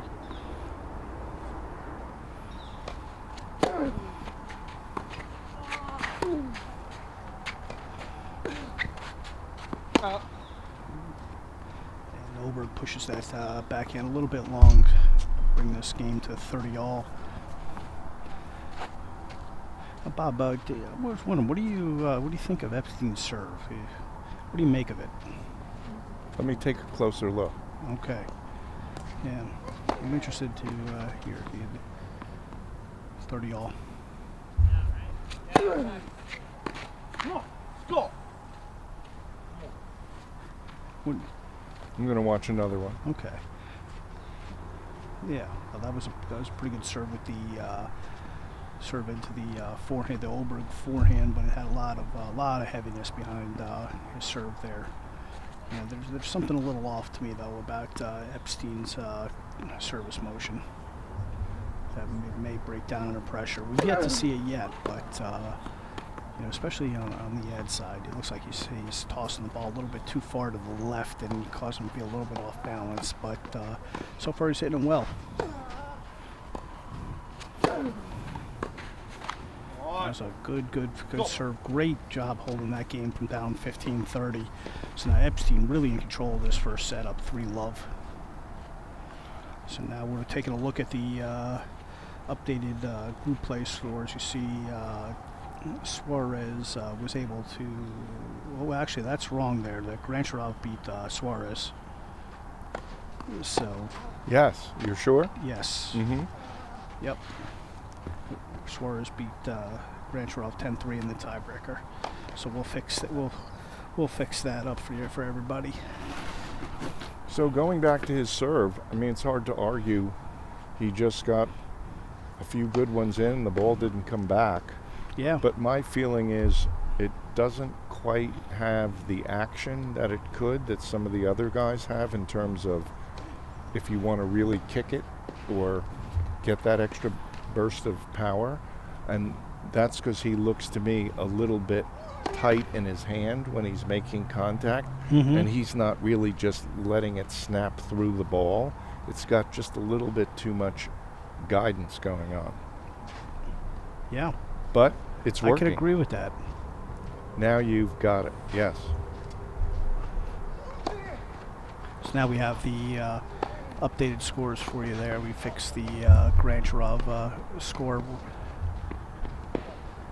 Grantcharov taking that match over Suarez, 10-3 in the super tiebreaker. And now, man, the match is really, really knotted up here in terms of the group scores. So, especially in group 2. Now, Oberg serving down love 3 here in this first set of this second round of the round robin, and this is a group 3 match. Again, Oberg going into his sophomore season at Yale, playing towards the middle, bottom of the lineup last year. Had a lot of good wins.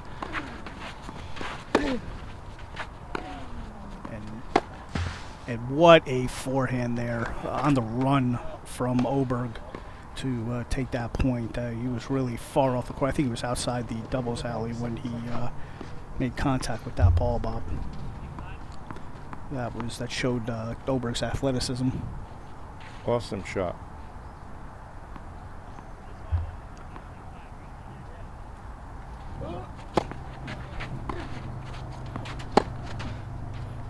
And the error from Oberg knocks this game up at 15 in all. That was a good, solid return, though. Give him credit for that one.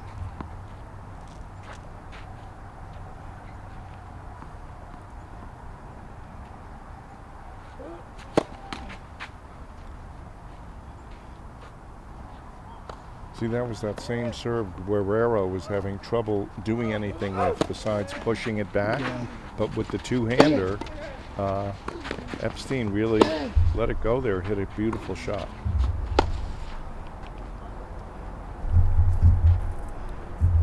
This match is surprising the hell out of me. It right is, here. me too. Mm-hmm.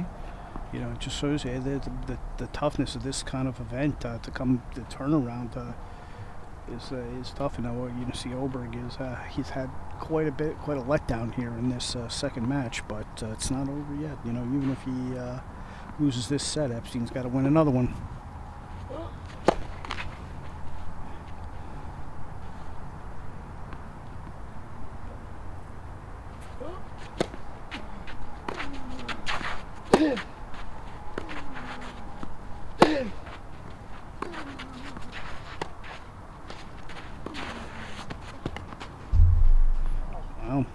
Wow. Yep. Big. So now I think Epstein with 3 set points. I'm sorry. I think Epstein went to the ER and got a brain transplant after that first match. He's I don't- playing beautifully. Yeah, maybe. I don't think they can do a brain transplant in the ER though, Bob. At least not the ER that's closest to us here. Okay. So now Oberg erases one set point. 2 more to go. Let's see if Oberg uses that big kick serve out wide. See, there it was, the big yeah. kick, but he handled it again with that Yeah, backhand. he didn't get that much of a kick on that one. That's why, unfortunately, Epstein really took advantage of that. But Epstein's built a lot differently than Guerrero, so the kick may not be having as much of an effect on Epstein as it did on Guerrero. So.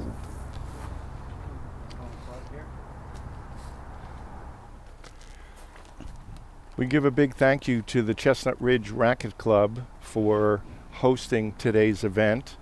Chestnut Ridge is where I pretty much started my career. I was in New Jersey for close to a year, but then I've been here since 1977 through the present. And the thing I'm proudest of about Chestnut Ridge is we're all tennis. We think like tennis.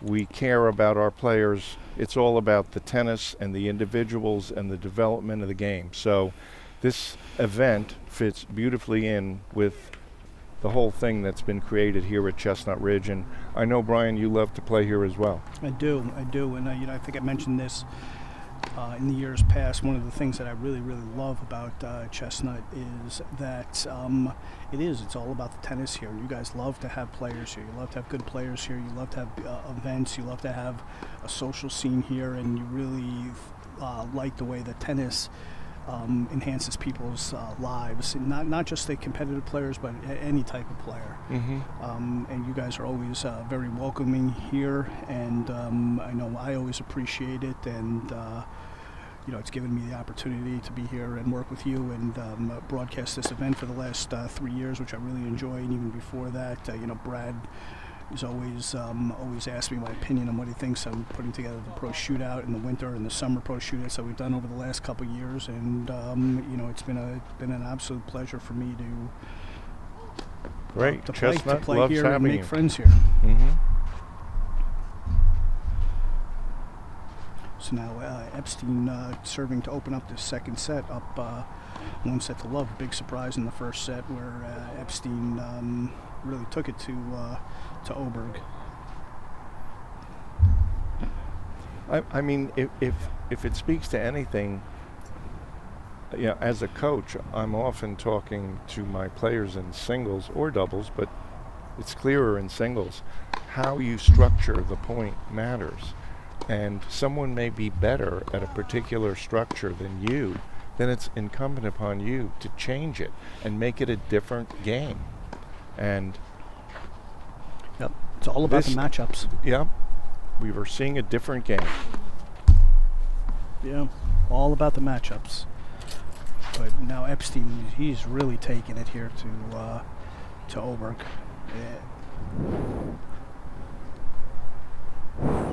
I wonder if now, like, Epstein starts thinking, hey, I'm beating the heck out of the guy that played 3-4 for Yale this year. I'm playing 4 for whatever, 3-4 for whatever I play for Middlebury. Maybe I should have looked at some different schools.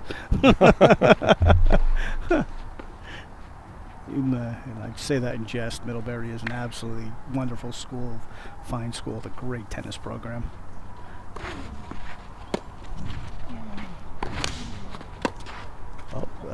Here, I think we got our first broken racket of the day. I heard from coming from down on one of the other courts. I think Gary may have. Gary did one in? I think so. Oh boy. Should we fine him? Maybe, did we set the rules for fines? We did. We don't know the amount, but they're paid to both you and me. We'll cut Phil in too. Yeah. Okay.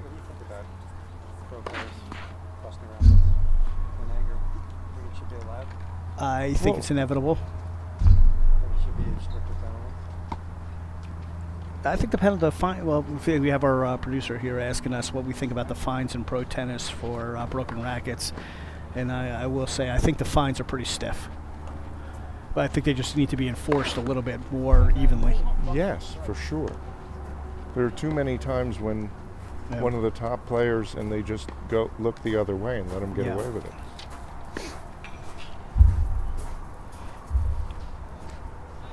So now Epstein holds to go up 1-0 here. Boy, in did this, he serve in set. that game. Yeah. Beautiful.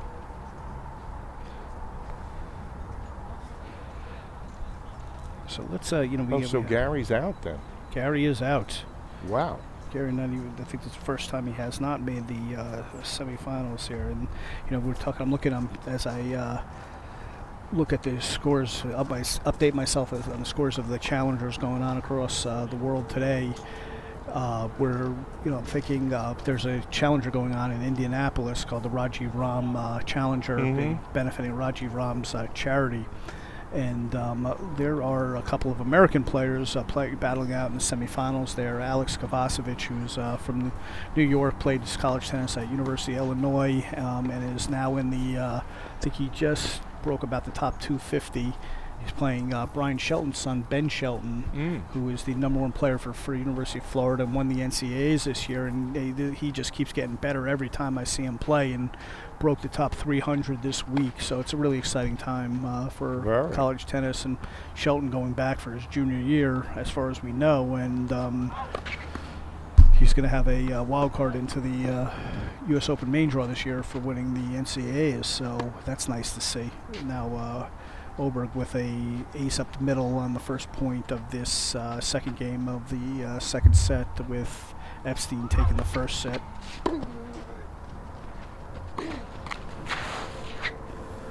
And Man, the Oberg ground strokes have really been breaking down in this his second match here. It wasn't spectacular, but it was a good, solid return of serve deep. I wonder if Oberg may be having a little bit of a trouble with the shadows here.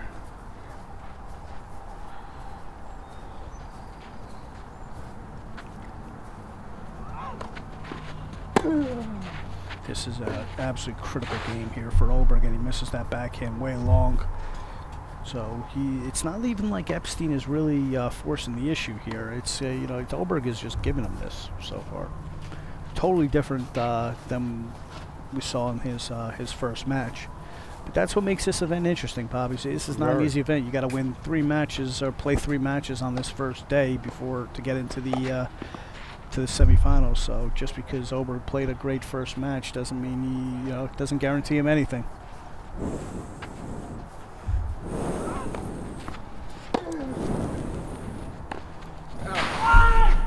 Same play. Yeah. Got it back deep. Had him going for a shot from 5 feet behind the baseline. But you see Oberg's moving just a little bit slower now, so his footwork is not quite in position for that ball. And what happens is, these little differences. It's the little things that make a difference. So another thing, as a fan of college tennis, you may have been, I'm not sure you were, looking at Oberg and going, wow, he's amazing for a number 4 guy. And now maybe you're seeing why he's a number 4 guy, or not. No, from what I'm seeing in this match, I'm pretty surprised he's the number 4 guy. I'm glad he's that high. Okay. But from what I saw in the last match, he looked about a number 4. He did. At Okay. a D1 school, sure. Mm-hmm. And I don't mean that as a knock on Oberg. He's a little off in this match, Yeah. and This is shut the door time right yeah. here. And to be fair, this is not a college event, and it's the format. You're not going to have this type of format in a college event. So, but playing different tournaments with different kinds of formats makes you a better rounded player.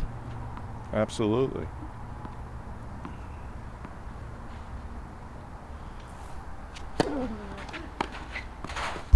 And that was a big forehand there from Oberg. So hopefully he can use that and get it going a little bit. Yeah. His teammate who's playing in this event also, Theodore Dean, who was Yale's number 2 throughout the year last year, is cruising through this tournament so far. So Has he had 2 rounds already, he has Theo? 2 rounds. Oh.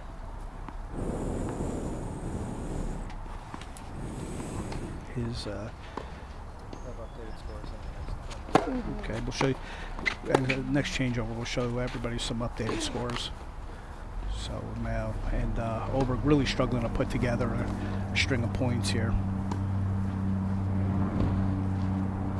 And I have to tell you, Bob, sitting here and watching, we're now this is our 4th match on this court today, and I know there was a lot of talk between me, you, and Brad before the tournament about whether the draw was going to be 12 players or 16 players, and I have to tell you, I am glad that it was only 12 players because this is a lot of tennis. It is. And all right, and there Oberg was able to step up and raise his level on that point, but he's got to get it going. He's got to play a couple good points in a row here, and he's got a little bit of an opening here in this 3rd game of this 2nd set. And this is actually an absolutely crucial time. But let's see if Epstein can come up with the goods and shut the door.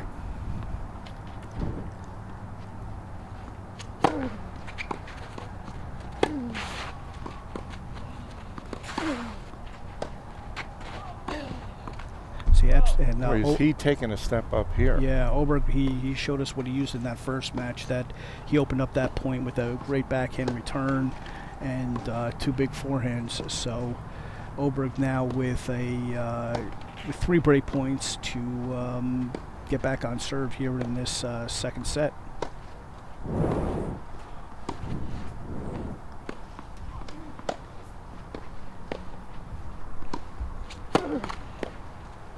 Now you see Epstein been struggling on his first serve this game. He's really dropping that left hand very fast and pulling his whole body down, which is what I mentioned. I think I mentioned that that might happen as this match goes on. Oh, that was just a absolutely awful forehand. So now it gets Oberg back in the match. Yeah. I mean, you just can't. Oh, do here's that. our update. Okay, so now we have, Bilski taking the third set tiebreaker from Gary 10-8. So Gary's now lost both matches in very tight tiebreakers. Poor guy. All right, so now we need to get an update on that Gurmendi Guerrero score. I believe are they out there playing? It looks like they're out there playing right now. So now you see that our score currently on the stream court with Epstein up 2-1 in the second set on serve after taking the first set.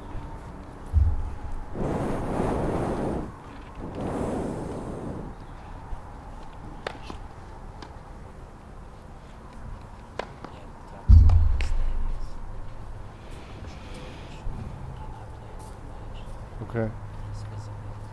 Okay. He's going to play D. He was going to play Dean anyways. Dean is undefeated. Mm-hmm. So basically, the default gives Dean 3-0. Okay.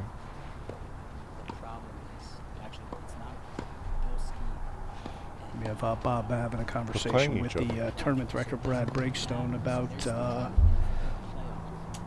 there's been some development with one of the players and a possible injury. The thing that gets affected by this is how we rank 1, 2, 3, 4 semis.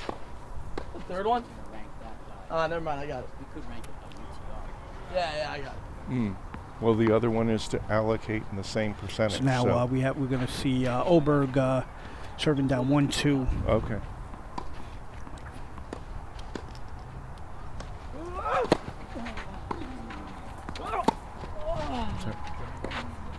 I know. Nah, come on. All right, now Oberg really fighting to get it back into this second set here. And it looks like Epstein's level has dropped just a little bit, so Oberg looking to take advantage of that. So we got 15 love serving at 1-2 here in this 15 second love. set.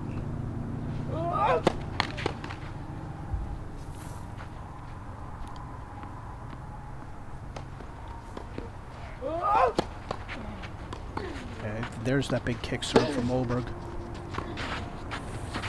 Ooh.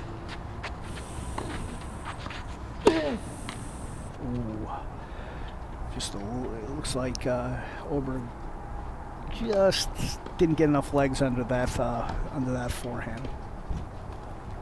So now we're at 15-all in this crucial fourth game of this second set.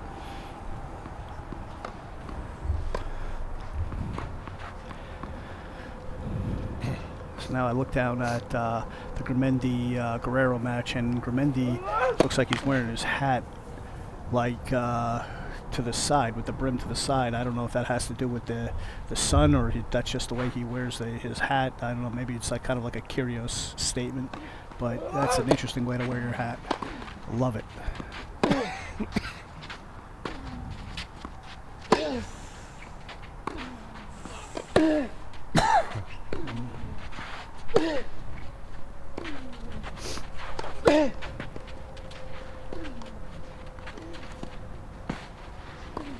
So now Oberg, it looks like Oberg's got a little bit of a pep back in his step. Yes. What do you think, Bob?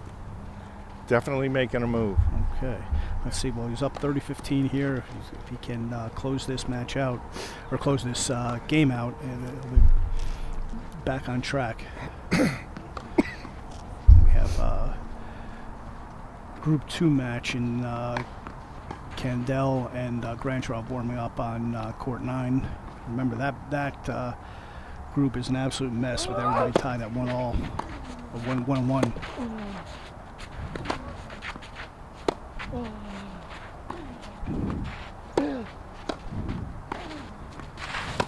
Ooh. Epstein using a lot of variety there to get this game to 30 all.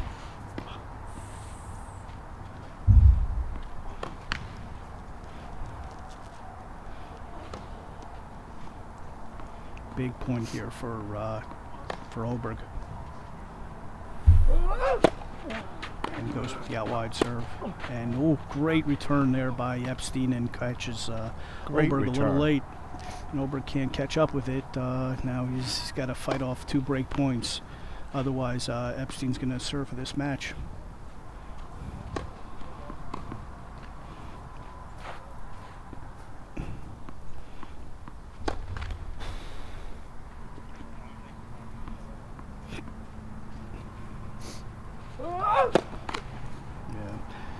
Oberg is definitely not getting under his serve the way he did in that first match. But he got a big kick on that one. And Epstein with a good return.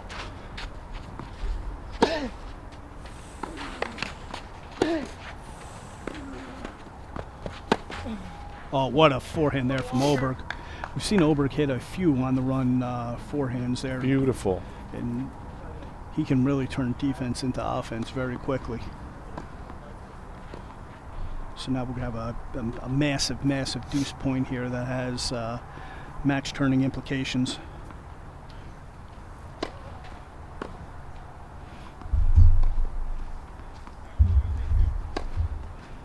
Which it looks like Epstein's going to take it on the deuce side. Yeah. Which I'm definitely serving him wide here. That Yeah. backhand return's been so solid all day. I'm looking for the cheap mistake. I don't want to have to hit the ball. Well, the last time he went wide, Epstein smacked a forehand back. But it wasn't no ad score. That's true. And look at your great serve there by Oberg to get the short ball, and he missed it. Oh, no, he got it. He got it. I'm sorry. He got it. So now we're back at 2-all there. Wow, did he cut that one close. Boy, did he ever. Oh, man.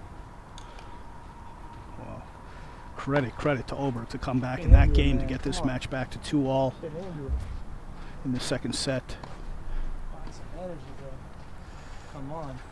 For those of you listening in and watching, Oberg does not have an earpiece from me, by the way. That was just totally his decision. I was just guessing what he might elect to, where he might elect to place that I serve. kind of thought he would go out wide too, but I remembered that point before where he got that serve on that deuce point a lot further out wide than he did on the prior 40-15 point.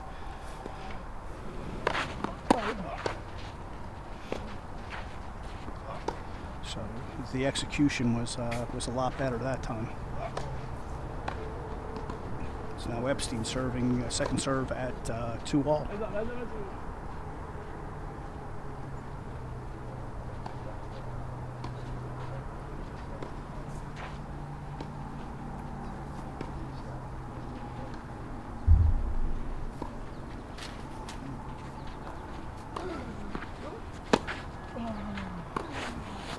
Oh, Epstein with the big inside out. Beautiful backhand. Yeah, that's an inside out two-handed backhand. Now looks like that Yes. Oberg slipped a little bit, but I'm not sure it would have made any difference there. Yes. So 15 love here for Epstein. 2-all. Epstein went for the big out wide serve there, just missed it.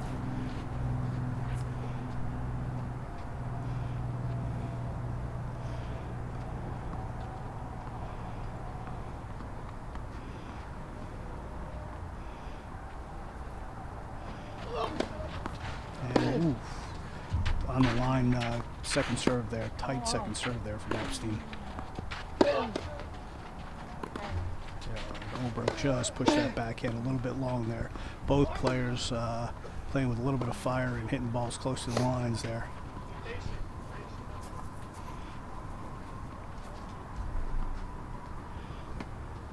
It looks like Gurmendi took out Guerrero down on court 8. Not sure Yes. what the score was. It looked pretty comfortable, the few It did look points I pretty saw. comfortable.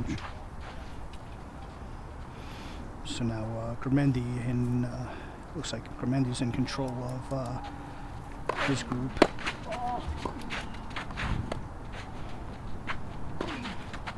Out. No. Yep.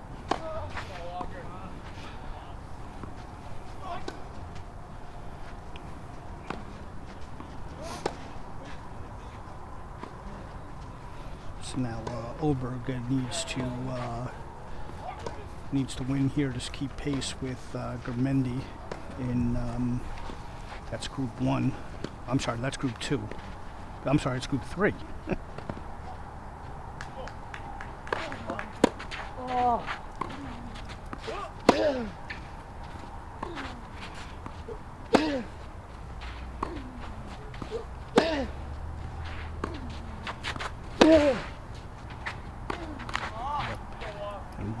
Walker is definitely fighting to up his level here.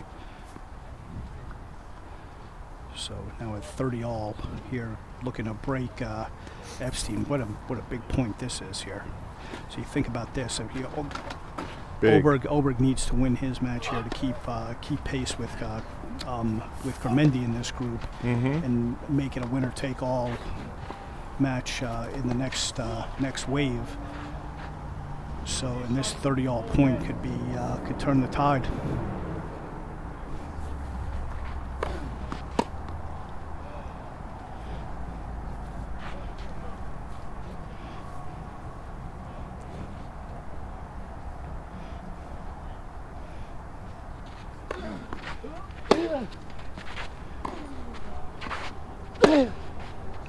Big forehand there from Oberg. Come in, could hit a better approach, but what an athletic play there by Oberg. Beautiful play.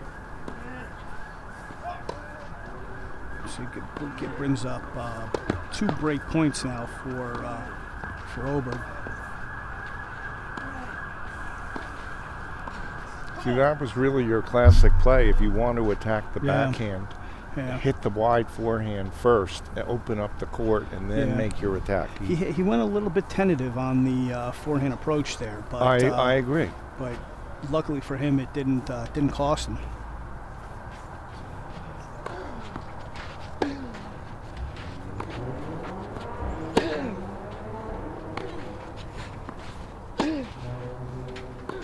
Oh, what a fight there from Oberg now to win the last 3 games to go up 3-2 and have a chance to serve out this second set. Absolutely massive performance here in the second set by Oberg. You okay? Sucks getting old, doesn't it? Oh, Gary. Take care, man. Here's our score update. Oh, there it is. 4-love, 4-love. Wow. So, Yeah, Gurmendi is really taking it to these guys so far.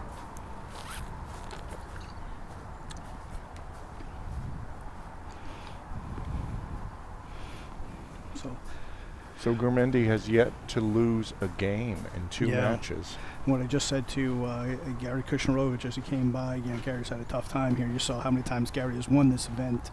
Now he's getting a little bit older, not playing as much, working a little bit more. And I said to him, it sucks getting old. Now he's understanding what I started complaining about 10 years ago when I first met him.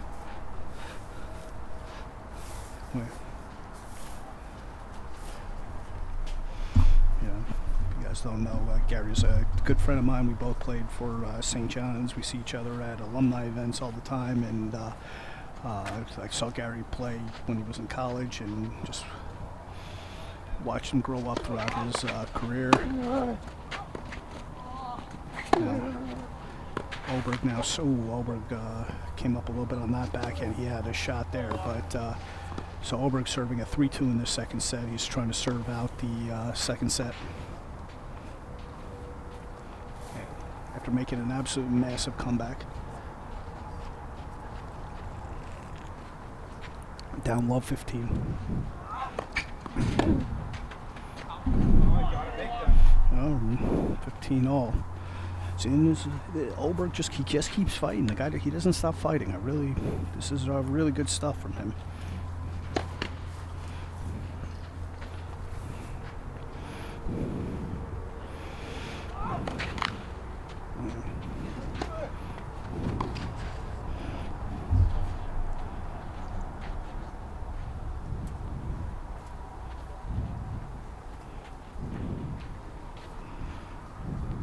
All, second serve. And now the forehand's starting to break down from Epstein. You see, kind of tried to push that with his hip instead of getting under it.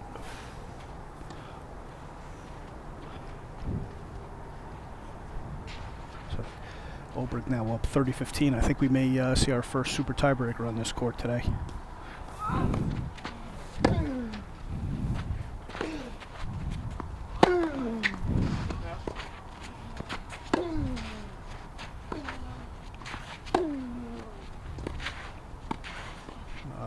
That.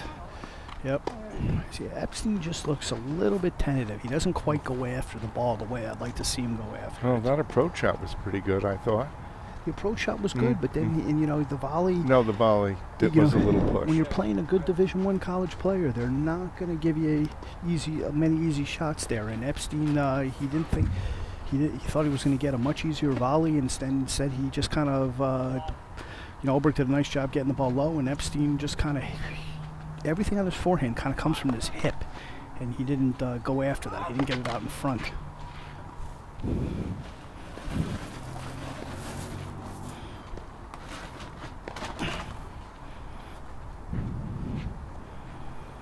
Second serve here from Oberg, up 40-15, serving for this second set.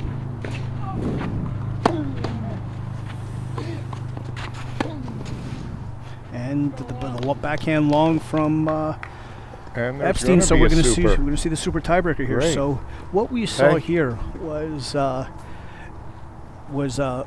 Epstein win the first 6 games, and then Oberg come back and win 4, and we're going to see a super tiebreaker here now. Rodrigo. Let me know that tomorrow. Let me know what time.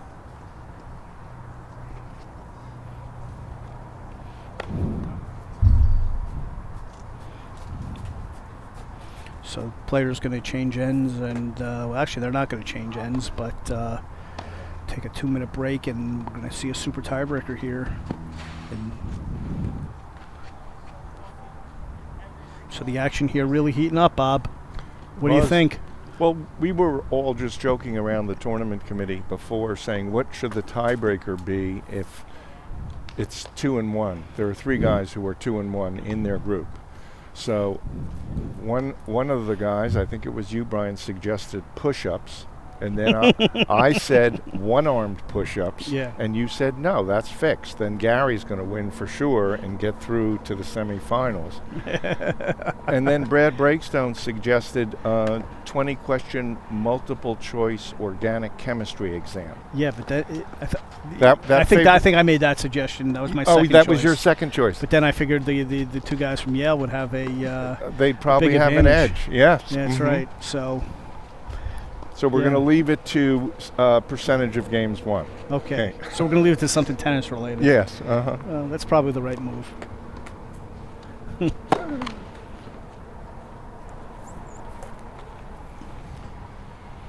Yeah, the thing, and anyone who's out there playing super tiebreakers knows, these are long. You can have multiple in and out during a super tiebreaker and still survive it.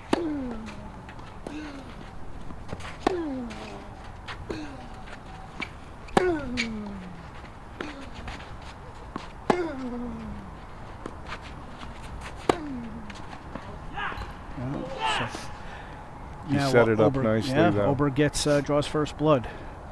I think Oberg's got that pep in his step back. Mm-hmm. So if I had to make a prediction here, I'm going to pick Oberg. What do you think, Bob? I would have to agree with you at this point. That's a first. That is, you never know what's going to happen. But the kid from Middlebury. See, there's another Epstein. good return. Yeah. Hey, wow, what a big forehand there from Oberg. And Oberg really taking, control with his forehand here. Now I'm looking out on court 2, and I see Kandel arguing again. So I got to start believing that he's the what do you call it? The bottom factor here, or the common denominator. And I'll be the first to tell you, if we're going to have that organic chemistry exam with the guys from Yale, that I am not going to win that. Mm-hmm. These guys. Free love. He's really pulling away here. These guys at Yale, not on top of being absolutely quality tennis players, are also great students. And I could be the first one to tell you that although I did go to Division I college tennis, that I did not go to college to study. Mm-hmm. Okay. And it did not take advantage of everything that was offered me. I was lucky to not close any doors to go get into Middlebury. law school. Middlebury's a fine and school Williams, as well. I mean, Fine there are no schools. slouches there. They are not. They are not. And I'm not advocating for anybody to do what I did. Even though I did just well enough so I was able to get into law school.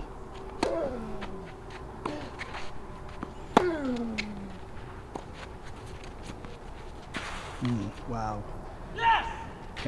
Wow, Oberg really threw Kandel off, or I'm sorry, Epstein off with that slice backhand there. That landed short and just died. That ball absolutely died. And when it starts to get late in the day, that's the ball, as an opponent, you're going to have a tough time getting to. So Oberg really in charge of this super tiebreaker here, and they're going to set up a showdown with Gurmendi, and hopefully we're going to get that court on this that match on this stadium court or on the live stream.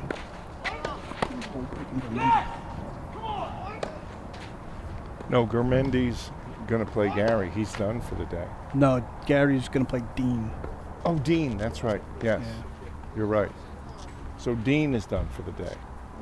But Gurmendi still is going to be playing. You're right. I believe that's correct.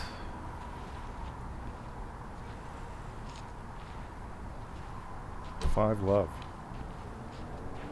Wow, what a turnaround in this match from when Epstein was up. Epstein was up 2-love. Yes, he was. 4 love, 2 love.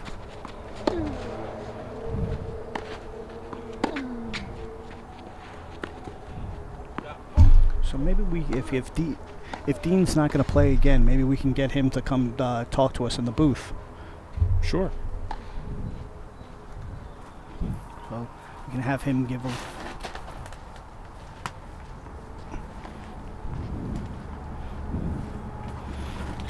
And now Oberg up 5-1 in this super tiebreaker here.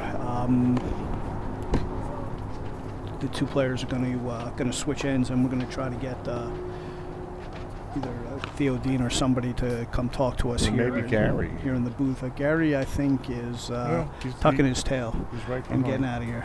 Oh, is Gary around? Well, he's maybe right behind you, maybe and with we'll his talk to towel, Gary talking to Brad. a little bit later. Maybe Gary is going to play. He's not going to play. He's not going to play? Okay. No. But he's not a bad sport either, obviously. He's, just... No, Gary is not a bad sport. Never been him.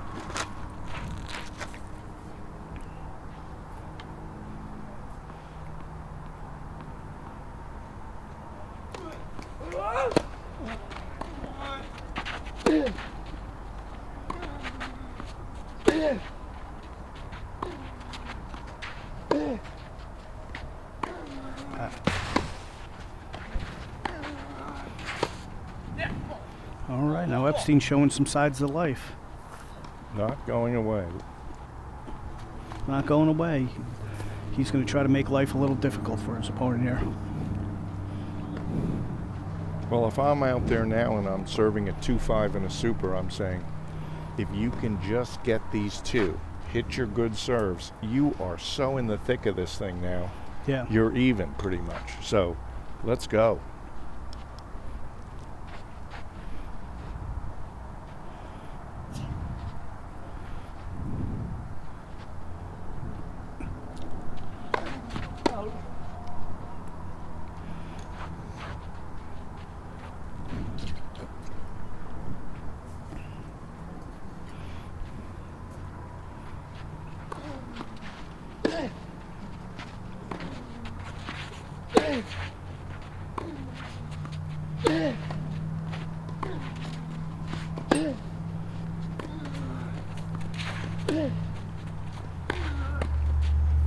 Oberg has really stepped it up here. He's really looking to close this match out. You can see he's walking around the court with a lot more confidence now. Oh. All his body language has changed. It's like two different men out there. Yeah.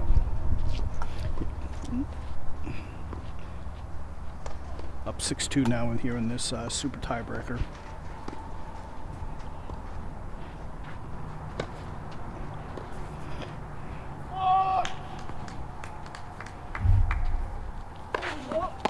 Great serve.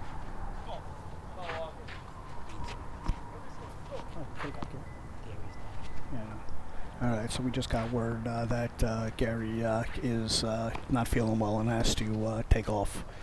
Oh, okay. I tell you, it sucks getting old, man. He's cramping up and probably on our way to the hospital for an IV now. And I was saying to everybody about 10 years ago, he would laugh at me.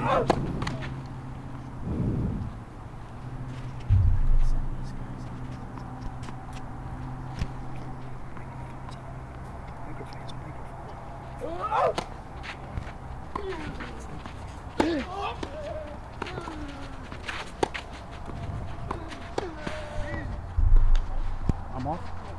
You can shut up Bob's, so you can talk to Brad.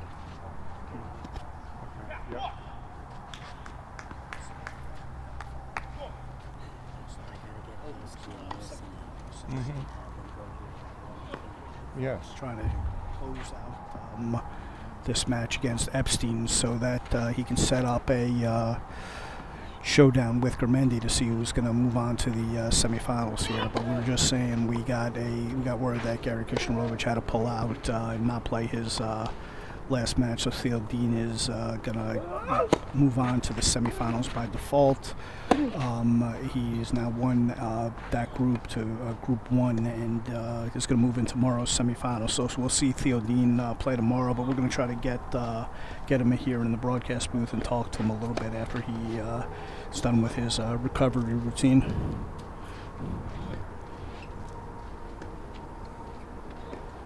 So now Oberg 7-4 in this super tiebreaker. But like you said, Bob, these super tiebreakers are long, and Epstein now he's trying to claw his way back in here.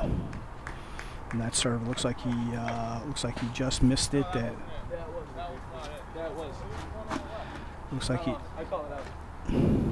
like he just missed that serve and is now at a second serve down 4-7 in this super tiebreaker here.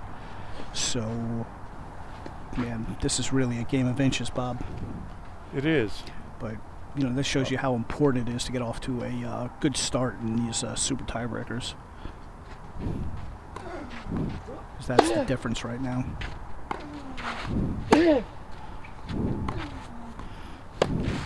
And that is at least the third on the run forehand winner we've seen today, or in this match from Oberg. And I think it was the first one cross court, but wow, was that a great Switch shot? Sides, 8-4. 8-4 now. Oberg 2 points away from the win.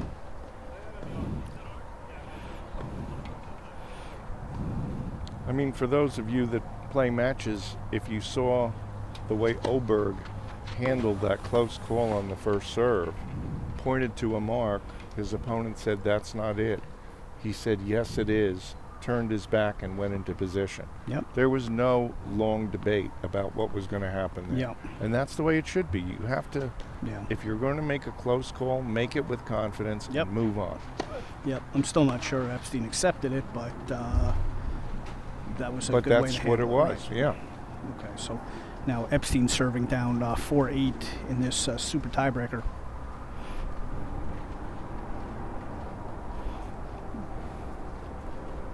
Looking around the grounds, I see we still have a couple of several fans that were here with us from the beginning. Tom Javone is pulling the all-dayer with us. So,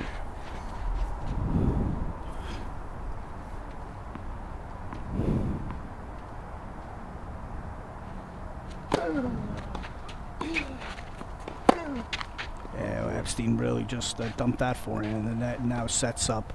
So what if I do the math? It's 5 match points, Bob, in a row. for 6. Oberg? Is it 6? 6 match points.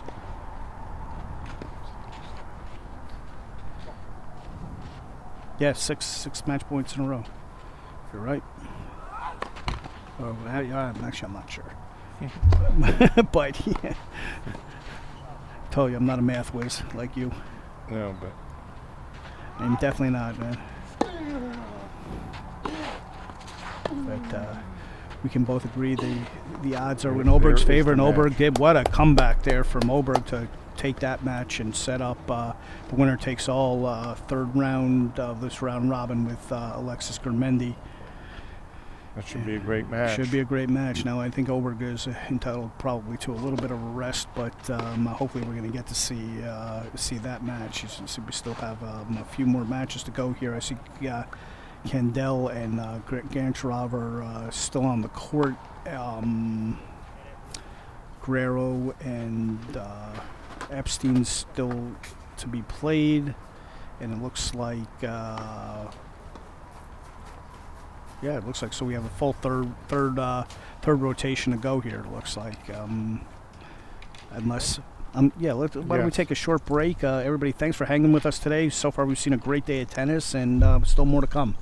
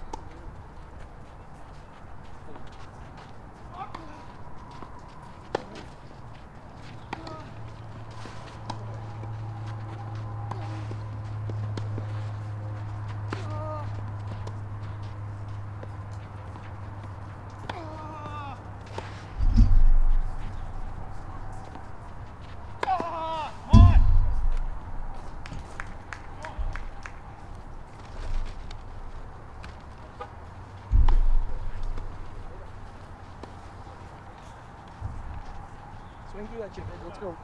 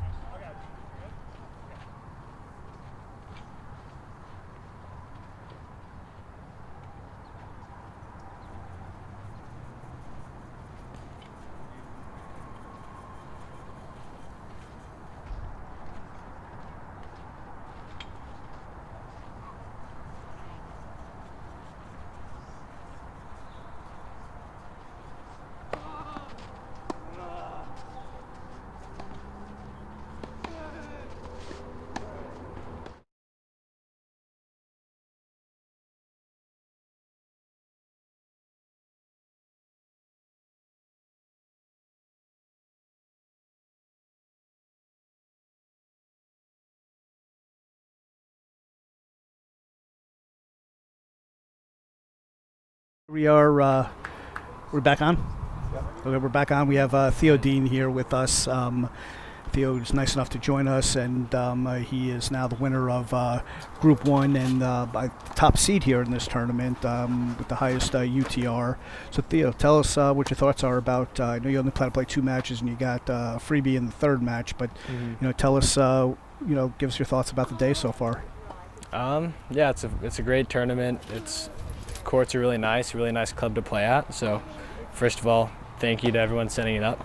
In terms of the format, it is interesting playing really short, like 4-game no-ad sets makes it, it's a very different mental challenge. I think when you play, the shorter the format is, basically, I think the more it levels out, or like it levels out the playing field. Totally. So like when you're playing a full 2 out of 3 with ads, I think that gives the advantage to like the better player more, because it allows them to get more rhythm, play more points, like assert how they want to play more. Meanwhile, when you're playing a 4-game no ad, like even if one player's supposedly not as good, like just 1 game in a 4-game set like is a lot. So I think it gives like lower level players like a bigger, basically like upsets are more frequent, I would say, or at least close matches. Yeah, a few years ago I was in touch with one of the pros, I won't mention his name, who's a color commentator for the Tennis Channel, and he made a remark, and he said his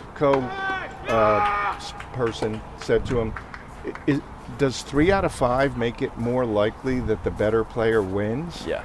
And he didn't know the answer.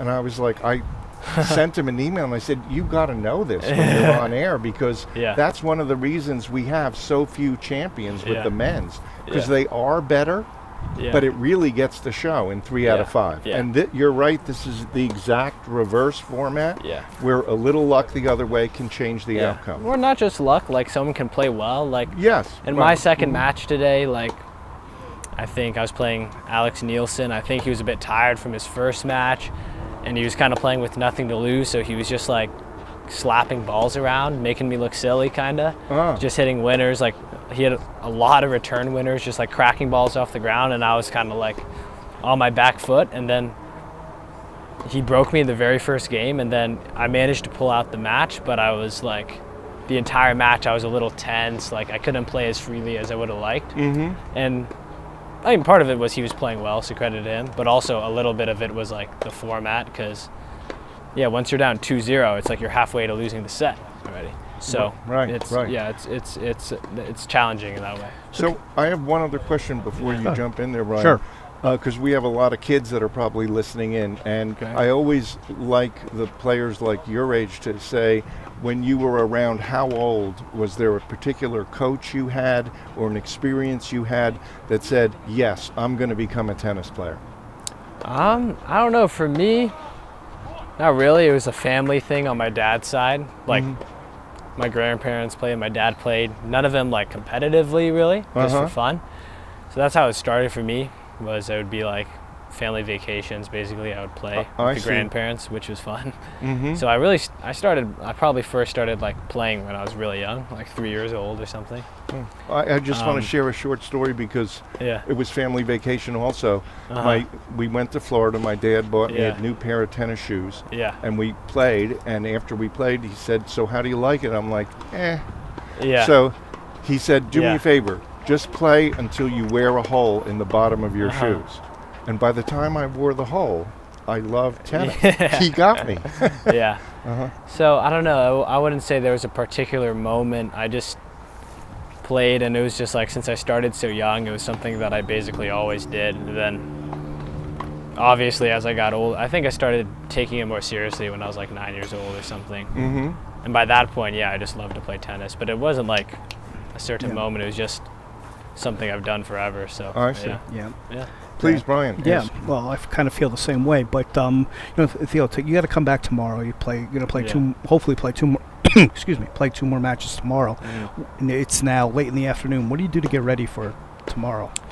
I mean, nothing too special, but recovery. I mean, Coach Drake and our assistant coach Lalo at Yale, we're always talking about recovery, because obviously we're talking about training, Yep. but recovery is just as important as training, equally as important, because if you're not recovering properly, then you're not able to train in the first place, right? Right. So, like, sleep is always very important. Yep. Like, making sure you eat, especially like, I like to eat like a lot of carbs. So like usually before tournaments, I'll eat like pastas usually. And then like in the morning, like eggs and toast, like also carbs, but not as heavy in the morning, like of a match. And then mentally too, like, I don't know. I don't know if I have a exact particular like Regimen, like strategy or regimen, but I play my best. I think like my best matches have come when I'm just like completely locked in and like nothing can like distract me from the match. And it's hard to reach that. Like I would say even I think at the end of last season and like the college season, I was playing really well by the end of the season, and I think I just found this like level of focus and like just like tunnel vision kind of that I had like never reached before. And even like this today, I don't think I reached it. I was focused, but not quite to the same level, and maybe that caused me to like struggle a little bit. But yeah. So is it physical a process? And mental. Is it a process that with each tournament? I know you played the 25,000 UTR last week, and I actually watched one of your matches online. But do you have to? Is there a process you have to restart with every tournament to try to get into that mindset? Yes, but also it's different. Like that tournament was very different. Yes. Mentally than this tournament. It was a week long. Right. It was a full 2 out of 3 sets. Like I don't know how else was it different. It was a lot more it was money. also around a lot more money. Like it was also on clay, but like every clay court's different. Like there were a few players who were just like a level above me, so when you're like chasing after guys like that, that's also a different mindset. So and I was just on the phone with Coach Drake. We were talking about it like half an hour ago or so. Like having the right perspective, because it's before a match, before a tournament. Like know why are you playing the tournament? Like, are you playing because like, oh, you want to win it? You want to win money? Or like, are you playing it because like, oh, like you want to work on certain things? So like approaching the match with the right idea and like knowing what you want to like get out of the match is important. Yeah. So when and give me a little background here. When you came to Yale, were you recruited by Coach Drake, or were you recruited by Alex, the prior coach before that? No, I was recruited by Coach Drake, so I was like part of his first recruiting class. Okay, because it's a little fuzzy for me, because I know you guys lost a full season because of COVID, and so Coach Drake didn't get his actual first season until this year. His first full season. Okay, yeah, that's correct. That's correct. So, so you were one of his first recruiting classes, and what sold you on Yale? I can imagine you were recruited by probably a lot of different schools, and you came from the West Coast, so you're probably recruited by schools out there. And well, I mean, I wanted like a very academic school, so obviously that narrowed it down a little bit. Sure. And then like basically I thought Yale tennis hadn't been particularly successful. Yep. In the I don't know how many years, 5 or 6 years before Coach Drake got there, but I saw what he had done at Dartmouth, because when he got to Dartmouth, they were also not a very successful program. Yeah. And he turned it around like 6 years, and I thought it would be a really nice opportunity to be able to be part of building a program. Yeah. So that was one of the most appealing things to me, and also just like guys on the team are great, and I visited the school and I liked it. Like all like the what everyone will tell you too. Yeah, So, sure, yeah. sure. Okay. No, We started, oh, but yeah. Theo, thanks for joining us. Yes, We're looking thank forward you to for seeing you joining tomorrow. Sure. Yeah. Thank Nice you. to meet you. see you tomorrow. Yeah. Yep. So we're back to live action. This is the final match in Group 1, and the winner of this match will be going to the semifinals. The winner of this match? The winner of this match, Bilski and Nielsen, Okay. because they're both 1-1 right now.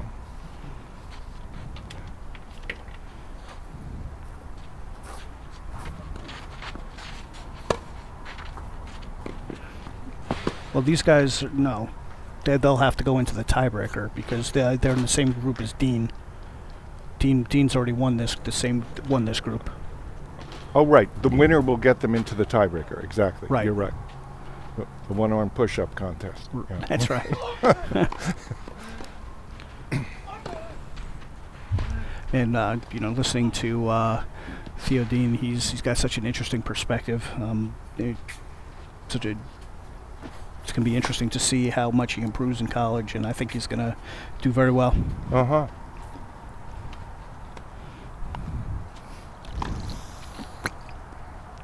So,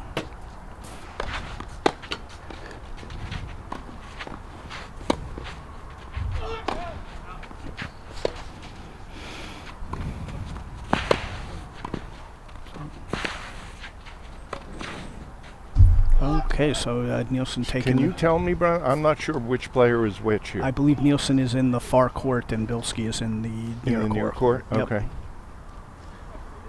So, Bob, if you wouldn't mind, I am going to turn the microphone over to you for a couple of minutes. That's fine. I need to take a short break. Okay. Sounds good.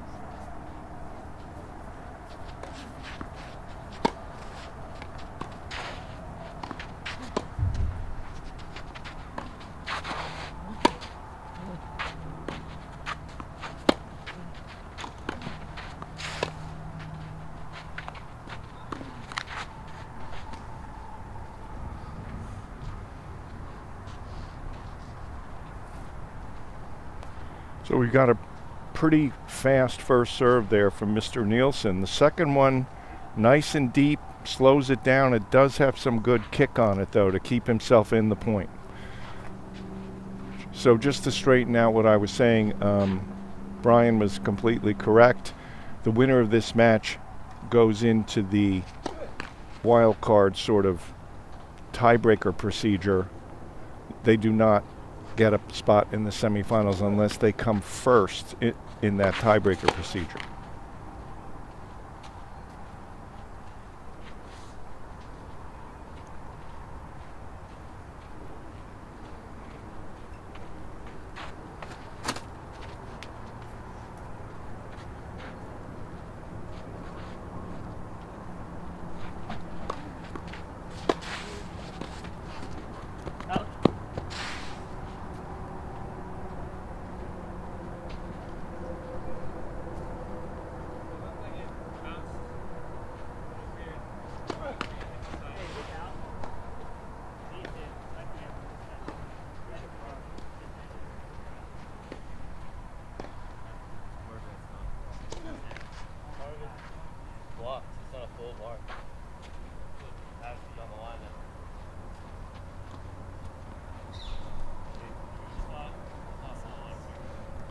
So it was called good ultimately there after a short discussion.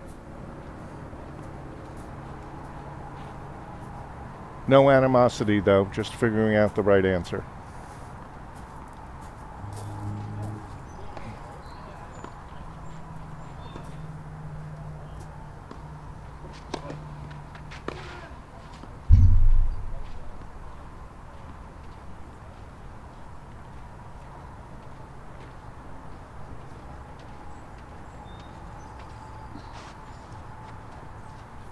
Hi. Good.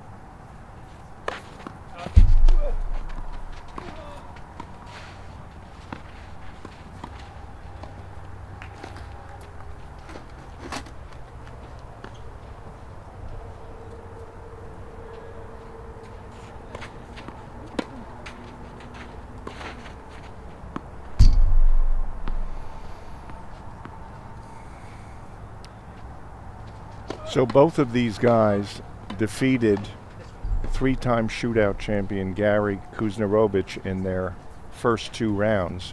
Both of them in a super tiebreaker, one 10-8 and the other one 13-11. So Gary has gone. He's got nothing left for his 3rd match, but these guys are still in the hunt with those 2 extremely close victories.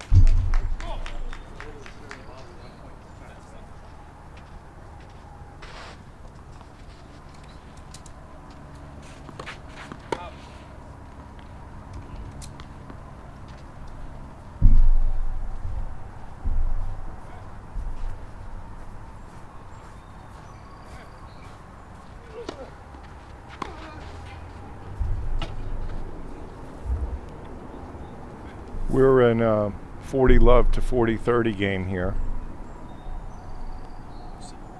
Bilski using a couple of drop shots. I'm back. Quick bathroom break, filled up the water bottle, and I'm ready to go. So now we're at Deuce Point here with Nielsen up 1-love, returning at love 1. Big point here for Bilski. So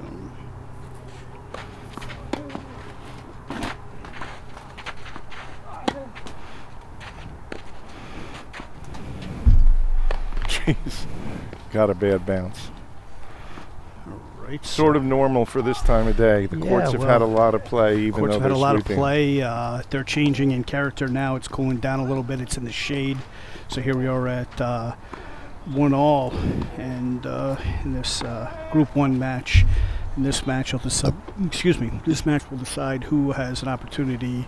The opportunity doesn't necessarily mean they're going to go on, but who has the opportunity to go on to the semifinals. Now, it's an interesting match because Bilski had a good week last week at a tournament up in Poughkeepsie, a $3,500 red clay tournament. He got to the finals there and lost to Alexis Gurmendi in the finals. Now He got all the way to the finals. got all the way to the finals. Oh, that's fantastic. Yeah, and he is going to be a freshman this year at Wesleyan University. I'm a little bit unfamiliar with Wesleyan's tennis program, but and then we have on the other side Alex Nielsen, who is a current UTR. His UTR is actually a little bit higher than Bilski's, and he won a couple rounds last week at the Poughkeepsie Red Clay Championships. So, technically, we have Nielsen, who is a little bit of a favorite here, and I'm a little bit unfamiliar with Nielsen's playing background. I don't think he's on a college roster anywhere, but now Bilski going to be a freshman at Wesleyan, which I believe is a Division III program. So now we have Nielsen serving at 15-all, 1-all.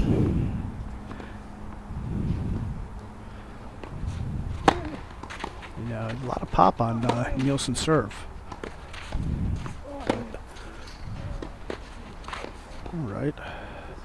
And Bilski, and the difference between Bilski and Nielsen is like night and day here. Nielsen's a lot bigger and looks a lot more powerful than. Although than there was Bilski. some pop on Bilski's first serve, I must say, for a guy who doesn't look that big. Interesting. It kind of reminds me, last year we saw Alex Visser, who was one of the top juniors in the country. Now this year, and Alex, not a big kid, and really got a lot out of his first serve. And also Henry Ruger, who had an absolutely fantastic year at Columbia last year, on a great team in a great program at Columbia. We kept getting better, and we were hoping to get those two guys back there, but I think Ruger is away playing some tournaments, and Visser's getting ready for Kalamazoo in a couple weeks, where he hopes to make a run. So Ruger had a great season, but Columbia wasn't at the top of the Ivies. Columbia was at the top. No, Harvard won the Ivies this year. That's correct. But the Harvard team, Harvard had a great, fantastic year. But both Columbia and Harvard they were both top 25 programs. I believe Harvard finished in the top maybe 16 or 17. Columbia maybe 22 or 23. But that's they were both excellent teams this year. The Ivy League had 5 teams in the top 50 this year, I think. And as you heard Theo Dean talking, Yale is going to be right back there. I know that Chris Drake is going to get that program going. He's got all the resources in the world. He's got more resources than he had at Dartmouth, and he had Dartmouth in the top 20 at one point. So, I expect another year or two, and he's going to have the same thing going at Yale. It looks like Kandel and Grantcharov are in a battle out on court 9. So now we have Bilski serving at 40-30 in this 1-all. I'm sorry, Nielsen serving at 40-30 in this 1-all game. Serving at 30-40, so it's break point for Bilski. Sorry, folks, it's been a long day. So that's Grantcharov. That's the kid that you brought into the tournament. He's giving him a good match, huh? He's stepping up. Good for him. So, and Emil also will be playing in Kalamazoo in a couple weeks. Hopefully, this will give him a little bit of confidence. I told him in between matches we're going to go out and work on his serve this week. So Nielsen takes that game, and Bilski takes that game, and is now up a break 2-1 in this first set.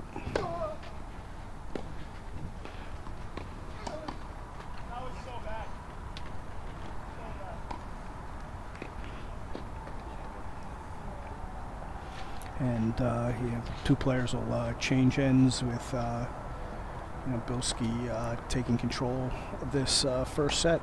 So when we're looking at UTR, if we go back to that for just a second, sure, and we're looking at some of our results between, let's say, players who were significantly different, like, let's say, 0.7 or more,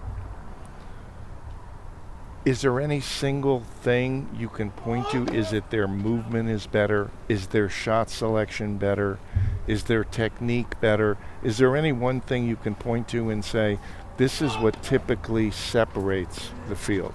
Well, I think what separates, for example, what separates somebody in the high 11s from somebody in the in the low 11s is a lot different from what separates somebody in the high 12s from somebody in the low 12s. Or let's say somebody in the low 13s to the mid 12s. Okay, so pretty much here we've got 11 and 12 that we're talking about. So the high 12s versus the 11s, what would you say there?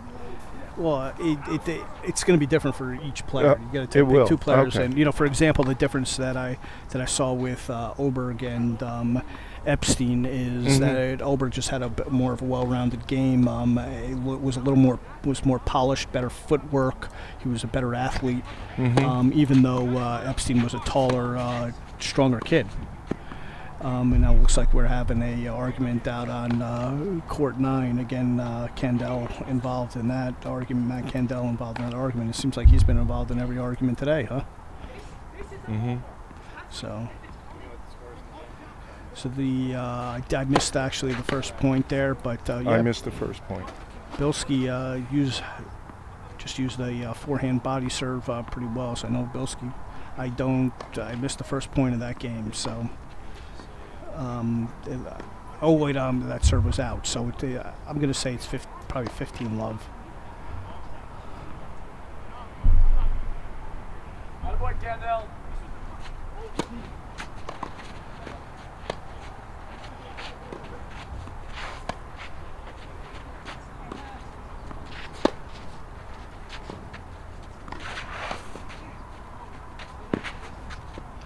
See, now I can point to what I see the difference is between Bilski, these two guys, and the rest of the field is that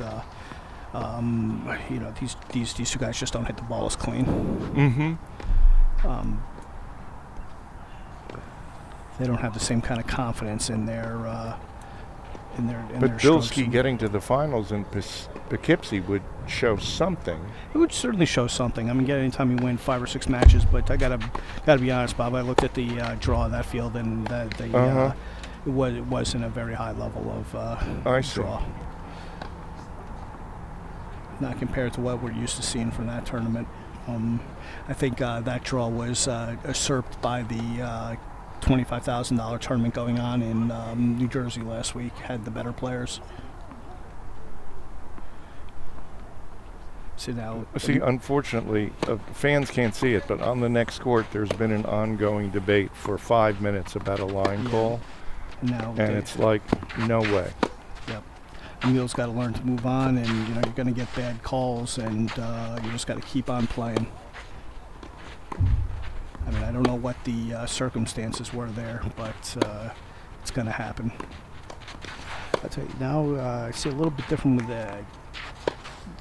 Nielsen. Nielsen's backhand is looking a little more smooth. That was a beautiful point. Bilski kept hitting him balls short and in the middle of the court. That was in.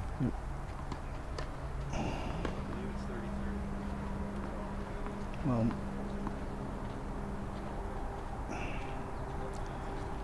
so we think that the score in this game here is 30-all between Bilski and Nielsen. Bilski looking to consolidate his break. Nope. And looks like Kandel just closed out the match on court 9, so it turns out that was a big point there. So now, ooh, that was a very nice drop shot there by Bilski. What a great, that was great use of the entire court there, and he opened up the easy passing shot there. Well, his forehand drop shot, he's gone to quite a bit, and with good success to break up the baseline rallies. Okay, so now Bilski serving at 40-30.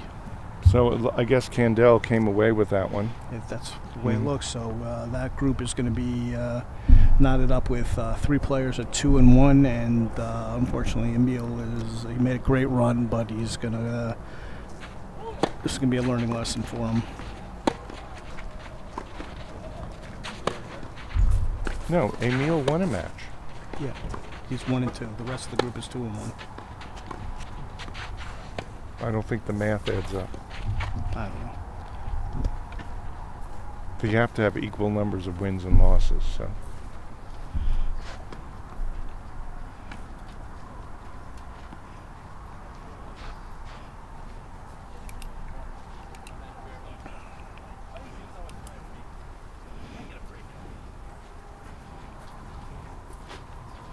So did you hear, I'm sorry, what's his name? Gurmendi said about Kandel? I did not. He said, if he's serving volley against me, I'm going to hit him in the fucking chest. Bob, your microphone was on when you said that, Oop. so Oh, sorry. Oop. here we go. Hi. Gone. Okay, He and had a it looks like we default. have a visitor in the booth here, and he doesn't realize that we're on the air right now. We're on the air, Jane. So now, Bilski, I'm sorry, Nielsen serving down 1-3 in this first set.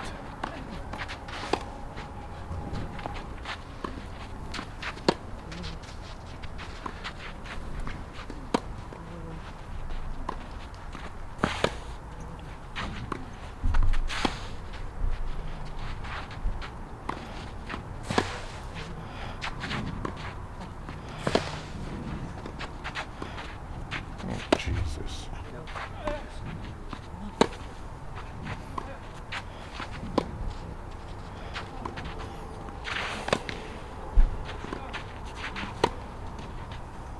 Oh, what a point. Did you see that finish up? They I did not, Bob. Oh. I was still trying to figure out what the heck is going on here in Group 2. So okay. I know we have Estevez, who has one win, and is Estevez still on? Estevez is playing Suarez now. Right. Suarez has a win over Kandel. Kandel now has wins over Grantcharov and Estevez. So this is where we're at right now, right there. Okay. So if Estevez beats Suarez, then we'll have 2 at 2-1 in that group, and then okay.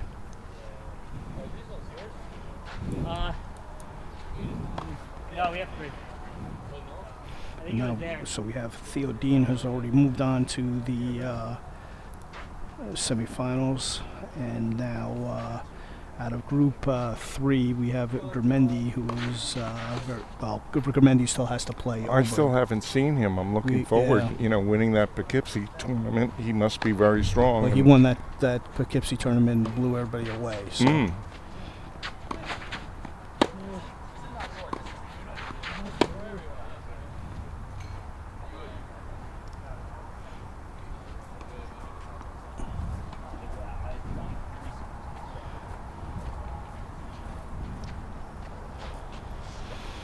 Now Neel's sitting up in this service game down 1-3. He's up 30-15. Trying to stay in this first set here.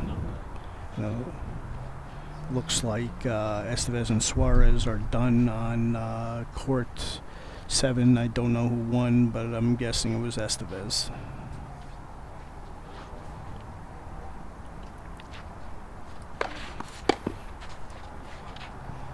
And yep. Bilski took a big rip at that return, but pushed it a little bit long, it looked like. So now we have, looks like Gurmendi and Oberg are going to go on Yes. court 9, so we'll get a look at the winner of that tomorrow.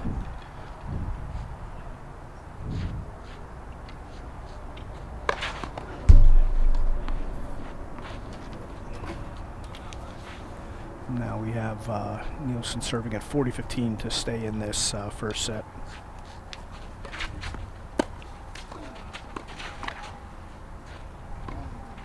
And Nielsen just took an easy backhand and was looks like his legs are wearing out a little bit, and dumped that one in the net, fortunately. So Bilski fighting to stay in this game, and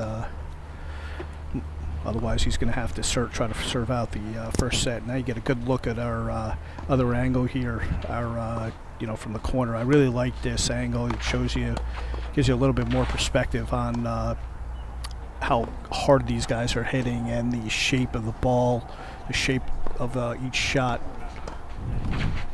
You can see the up and down, and how fast Bilski's moving there.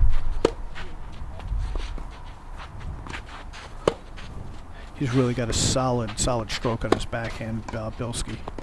You know, Nielsen obviously has a little bit more power. He's a much bigger guy. He's moving around the court nice, but wow, just Bilski moving around the court fast and He easily. really covers the court beautifully. Yeah.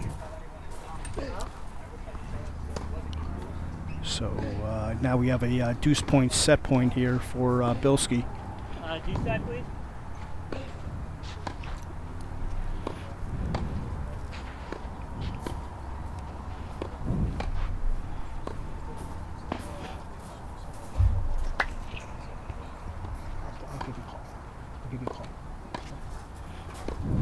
See, so Estevez won that one.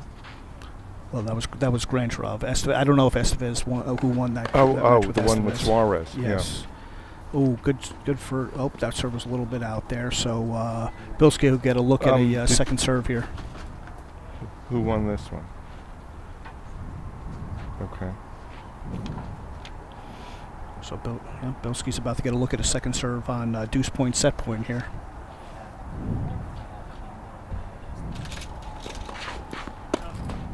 Okay. And a I'm double gonna use fall the men's from room Nielsen to first. give the set wanna to interview? Bilski. Okay. So Bilski takes the opening set here of this this group 2 match, this important group 1 match. And it looks like Bob is stepping out of the booth for a moment to figure out some of the logistics here. So, oh, we're going to have Mr. Estevez come then sit down with us. Okay, great. Thanks for joining us, man. Do me a favor, just clip this to your shirt there. So now we're joined by Maximiliano Estevez in the group. Hi, Brian. Hi, Max. Nice to meet you, Max. You go by Max? Yeah, Max. Okay, Max. Well, Max, thanks for joining us here in the tournament today. We got to look at a couple of your matches. Give us your thoughts about the day. Well, thank you first for making this tournament. It's a really, really good tournament, and for us, help a lot for keep playing this tournament for money. Yeah. You know how difficult is tennis, and yeah. So it's great to have this tournament in the area. I was here to play in the first tournament in New Jersey, then I stayed for this one, so it's great. Yeah, well, I got to look at some of your matches last week at the New Jersey tournament. I watched some of your matches online, so I became a little bit familiar with you, and I went back and I looked up your background and your history. You have a long history playing tennis, man. You've been all over the world, and very, very impressive career. So we glad to have a player of your caliber here with us. But you had a couple tough matches today. The format. Tell us what you think about the format, and playing the short sets versus playing regular 2 out of 3 set matches. I don't know if you've ever played that kind of a tournament before, but first, thanks for what you said before, and then it's difficult. Yeah. Because if you are a little bit tight, you make 1 double fault, 2 double fault, or you miss an easy shot, or the ball bounce back. It's a short set, so you have to be so concentrated. If you miss some balls, you are maybe break down and you can lose a match. It happened today with me. I served really, really bad in the second set, and I lost the set. Yeah. So thanks God that the last match I played really, really good, and I hope tomorrow I can play like that. Yeah, well, that's the best thing about these round robin events is it's more than 1 match. You can play 1 bad match, but you still have a chance to move on, right? Yeah. So we'll see you back tomorrow, and you'll be able to play for the money. But tell us a little about yourself. I hear you're staying in the area for a little while, coaching a little bit. I come for play the 25K tournament in New Jersey. Yeah. Then I visit one friend, and I stay for this tournament. Now I think I'm going to play 4 weeks in Brazil. Oh, okay. I'm kind of coming back to the tour, so I play this money tournament with some futures, some challengers, so I mix. Okay. Well, we'll see you back tomorrow, and we're gonna keep following you after this. And hopefully in the future you'll be back here maybe sometime in the summer and be able to join us again. But go recover and get ready for tomorrow. Thank you very much. Thanks for joining us. Thanks. Okay, thanks, Max. We'll see you tomorrow. All right, so now we're back here with Bilski and Nielsen, and Bilski serving at 15-all in this first game in the second set after Bilski took the first set. And again, these guys are playing for a possible spot in the semifinals, depending on the tiebreakers. But just to be eligible for the tiebreaker, the winner, one of these two guys has to win this match. And obviously, one of them will win this match. So, right, we already have Theodore Dean, and moving on to the second round, and now the winner of Oberg and the winner of Oberg and Gurmendi just starting on court 9. That winner of that match will move on to the semifinals, but then the loser will go into the pot for the possible wild card spot. But we have to see who wins that first. So now we're at 30-all in this first game of the second set here with Bilski serving after having taken the first set.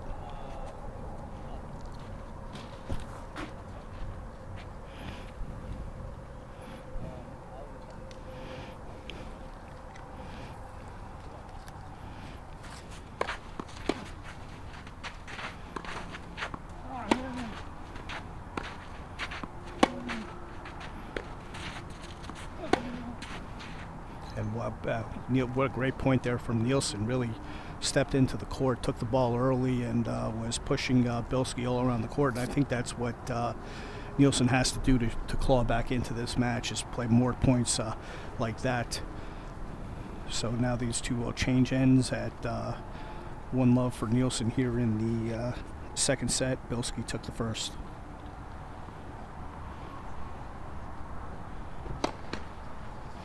So I'm joined here by tournament director Brad Breakstone. Hopefully we can get him to on the microphone a little bit, but he's a little bit shy. My first time sitting still for. Yeah. Well, join. Yeah, great. So. How about this?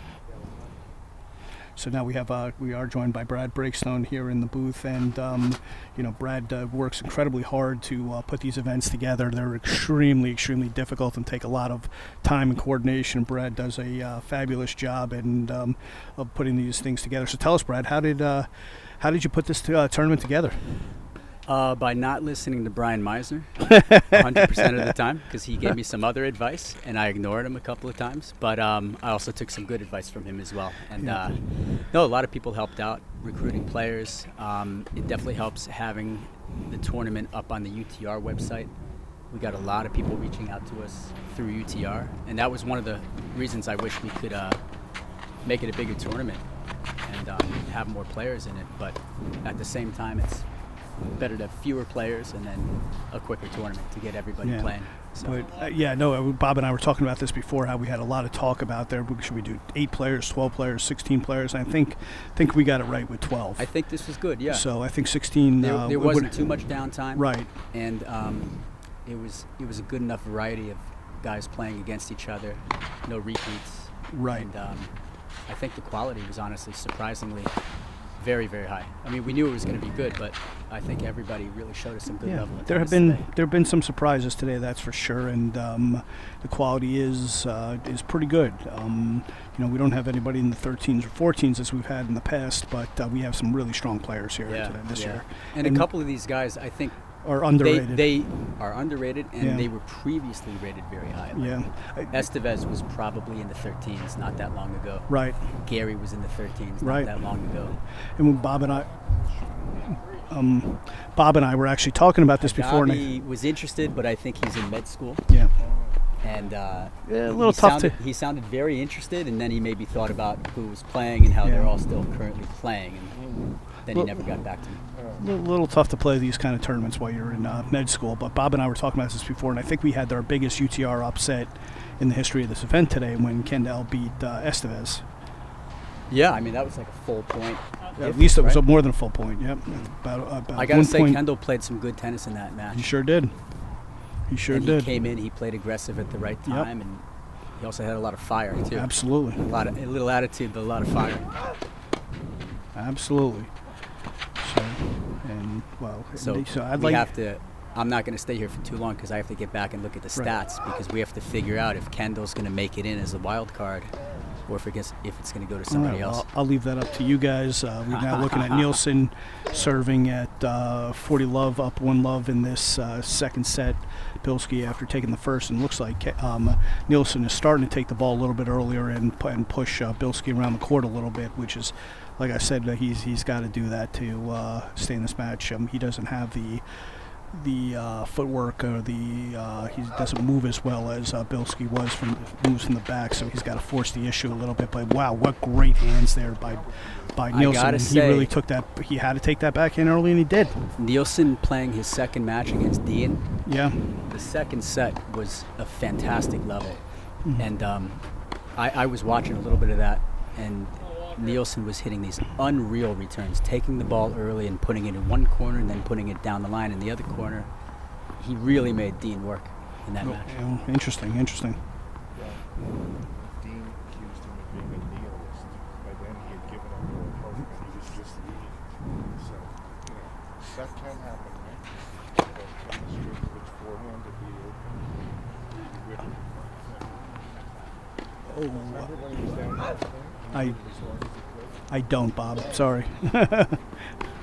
So I don't know if Philip gave you guys the heads up of what we're going to do, but when this match finishes, we're going to get the court swept, and then both Gurmendi and Walker, they agreed to switch over so they can be on the show court. Okay, great. So we get to watch good. a little bit of that So match to finish off.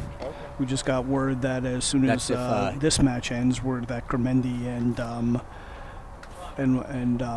Walker I'm sorry, Oberg will have agreed to move over onto our show court so we can get a look at their match. Hopefully, If they're still going. If they're still going, this match Gurmendi, looks like it's probably Gurmendi going has to be not. headed to a super tiebreaker.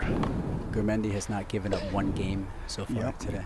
Yep, and that's Gurmendi. I explained to him the rules, and he says, "Okay, so I have to win every game." So now I'm watching Gurmendi. I'm getting my first really good look at him on the court next to Bilski and Nielsen, and Gurmendi is just smooth. And I said this to Brad when he signed up for the tournament, is that we looked at his UTR, and then I went back and I looked at his results, and I thought he was probably better than a 12-6 UTR. Yeah, it's the fact that he was playing NAIA schools. Yeah. But And not having the chance to play in, right. in D1. That's correct, and I think that the reason for that is it looks like Gurmendi. There's a rule that if you don't start college tennis within 6 months or 1 semester after graduating high school, you start to lose your years of eligibility.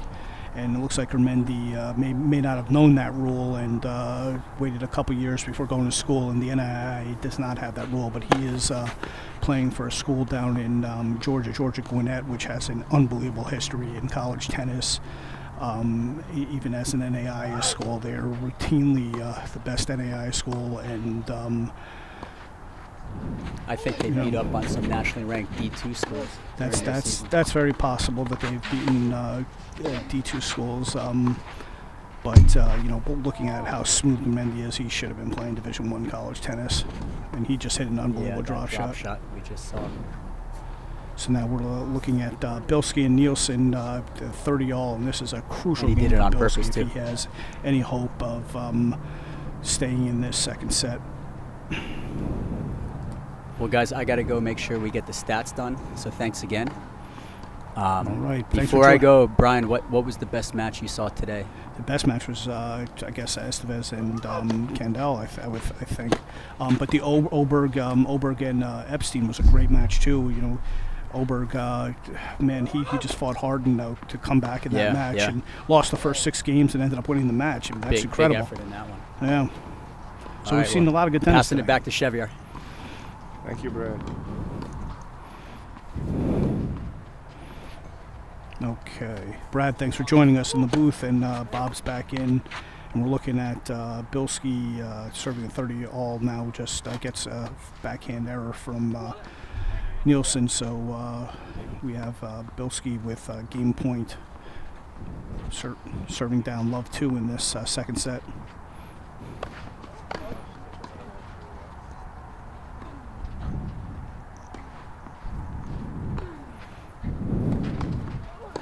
Okay.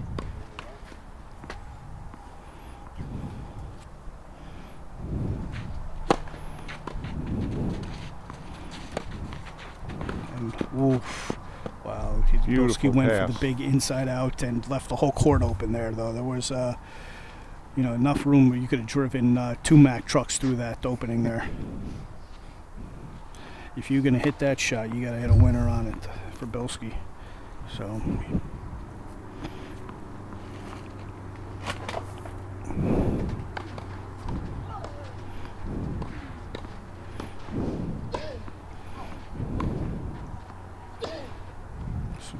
Now Bilski serving at deuce point here. Absolutely huge point if Bilski wants to make a run in this second set.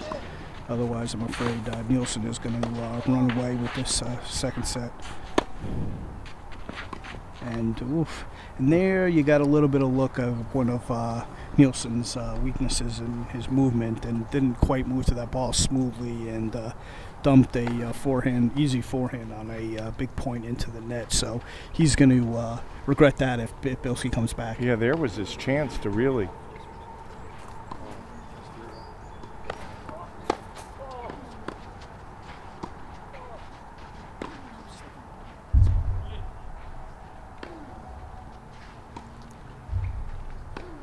Zoe, where's Nana?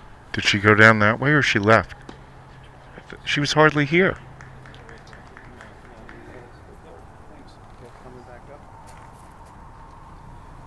All right, everybody, kind of quick mic adjustment there. Sorry if you heard my breathing in the microphone there. Hopefully that's resolved. Now we're back with 2 players, a changeover with Nielsen up 2-1 in this second set.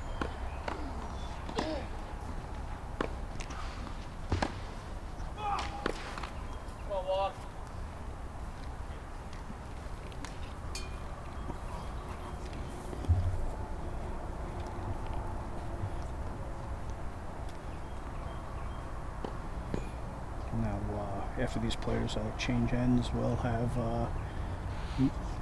Nielsen serving up 2-1 as he looks to even this match at 1 set all.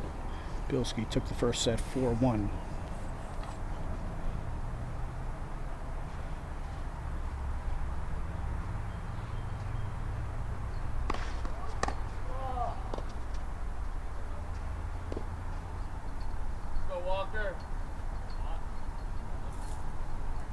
Nielsen driving his towel into the upper portions of the fence there.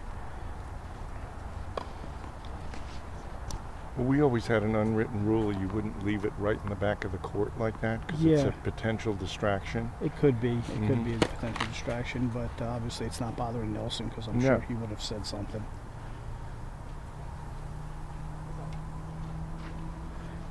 You know, to me, as long as it wasn't moving, then I didn't have a problem with my opponent leaving his towel there. But Nielsen serving at 2-1, first point, second serve.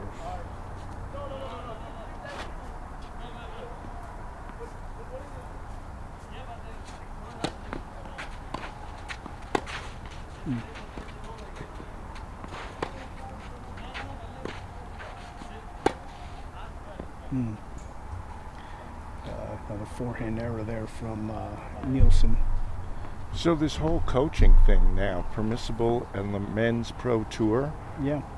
What are your thoughts on that? It was happening anyway, so, why not just make it legal? It's kind of like, how marijuana is now legal. Didn't really hurt anybody, so they, not that I've never smoked marijuana in my life, but, and I'm being 100% honest about that. I've never smoked, but it seems a waste of time and a waste of effort to police, just like coaching in the pros. But now you're going to hear a lot of barking from the player boxes. For example, they have a rule that you can speak to your player when they're on your side of the net, the same side. Right. But the player, you can't have a conversation. The player can't talk back. Oh, is that the rule? They can just talk to you. So I was like, my God, this is like growing up in a German household. Kids should be seen and not heard. But I mean,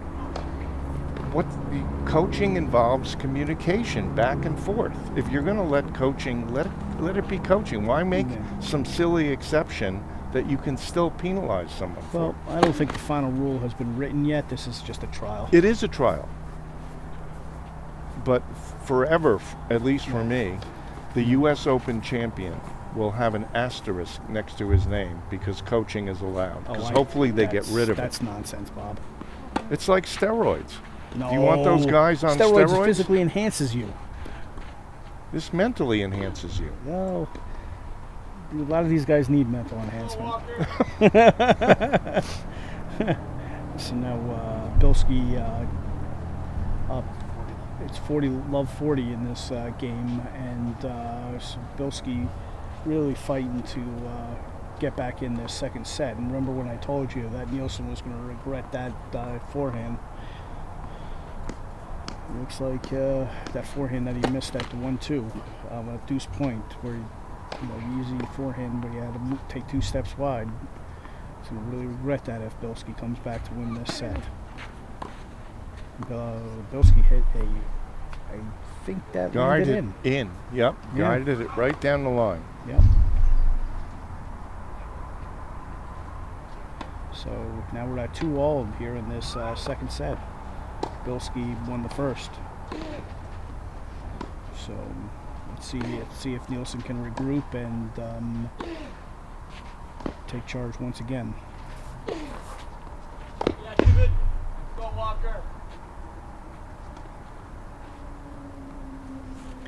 So Bob, you had mentioned that you would put an asterisk by whoever wins the U.S. Open this year, but would you put an asterisk by whoever won Wimbledon this year because there were Russians couldn't play and there were no points, no ranking points?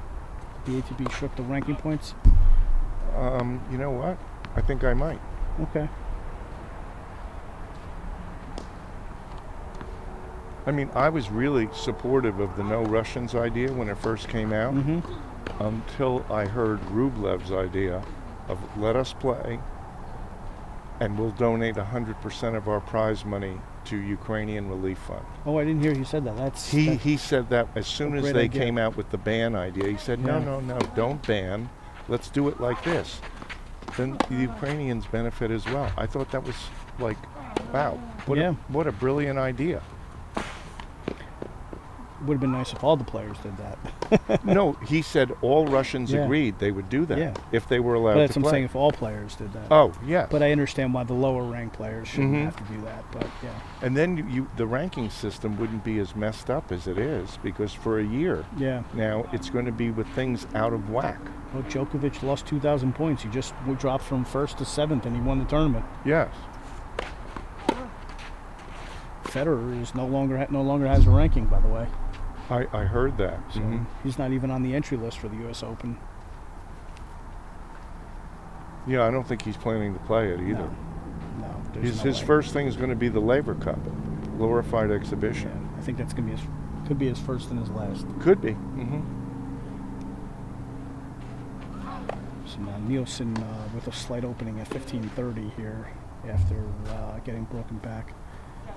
We're at 2-all in the second set. Bilski won the first.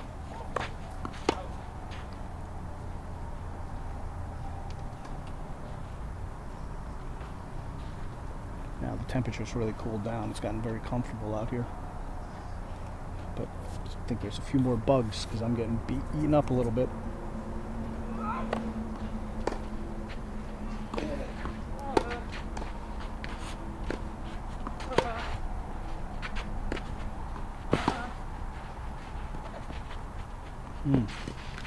Oh wow, that was not a good drop shot, and Nielsen really had an opportunity there to take control of that point, but I mean, that's the type of point that I almost never lost if I got that opportunity. That was just hold the shot, let the guy move, or if he doesn't move, hit your favorite. It's not that hard. See, but that's the thing from not playing tennis. See what I just said? It's not that hard? Yeah. Because I haven't been playing. Yeah, it looks a lot easier Yes. than it is, right?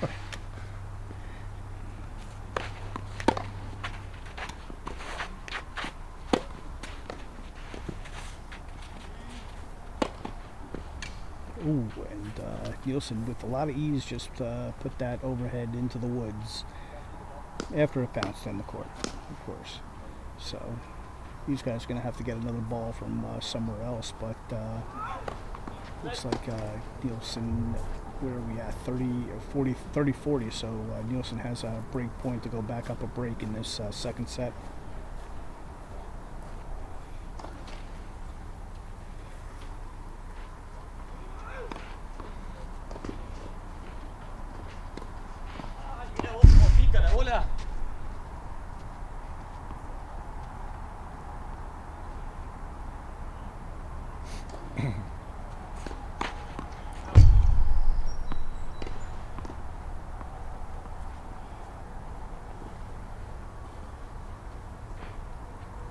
What?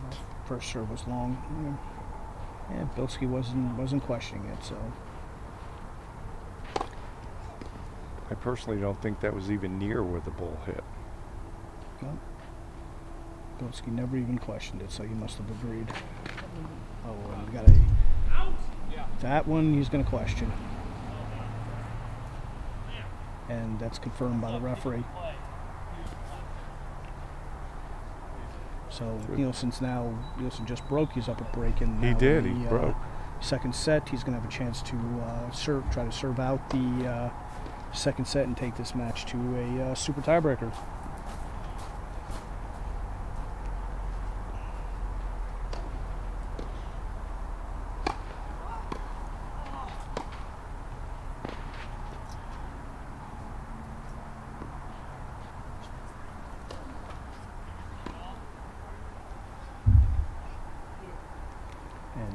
Two gentlemen will change ends now as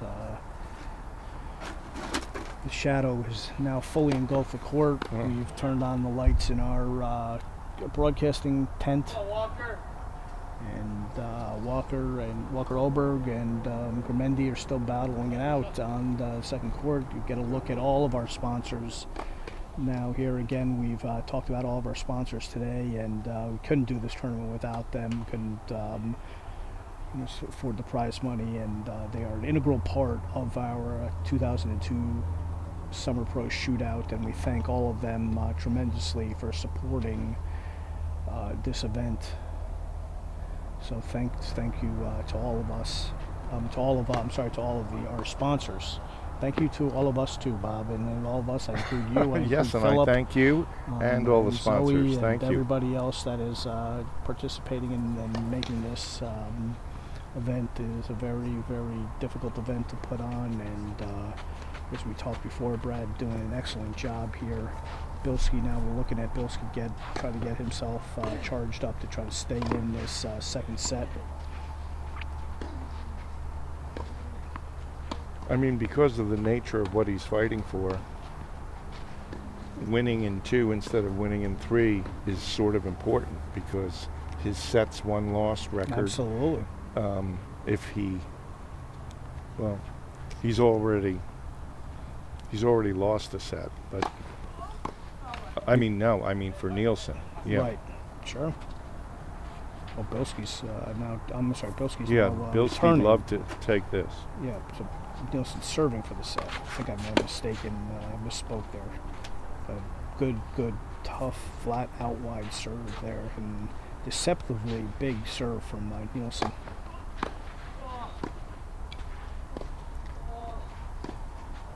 And Nielsen does have a lot of easy power.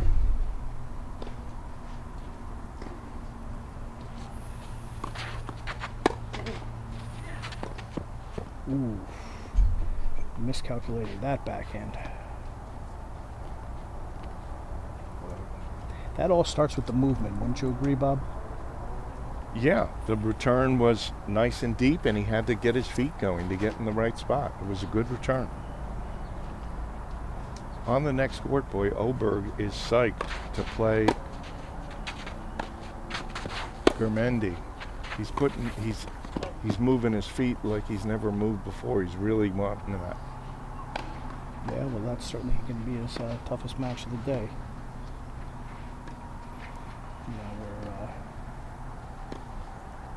Bilski now has a chance to break back and send the second set to a tiebreaker. Now up 15-30, he's got a little bit of an opening here. Let's see if he can take advantage of it. And very, very smart play there by Nielsen. He kicked that ball way out wide and he got very close to the net there. He had a lot of time to get in. Really nicely well done to bring this game to 30 all. A big point here for both guys. So obviously the way to take away that kick is to stand in more on the return. Right. And that was the. What do you think they'd pay for it if they stood in? Think they'd get overpowered? It's possible. I don't think that Bilski expected that. Nielsen, I hadn't seen him serve and volley one time yet, so he really picked a good opportunity to take advantage there and do something a little bit different. Because once these points get into a rally, it favors Bilski. And Nielsen really, Bilski guessed right there, but Nielsen gave him Bilski gave him a chance to win the point and then stole it right back. So now Bilski with 2 break points here to send this second set into a tiebreaker. See, that's an interesting play because to me what Bilski did there was he made the line look so open that Nielsen couldn't resist hitting up the line. And then just as he was hitting the ball, he went and covered. Yeah. Well, the right play there is up the line, so it wasn't a surprise that Bilski guessed right. But I think, but you're right, he did hold it. So let's see if what Nielsen does here. Oh, he went for the flat out wide serve there, missed in the net. Break point. Double break point. Double break point, right?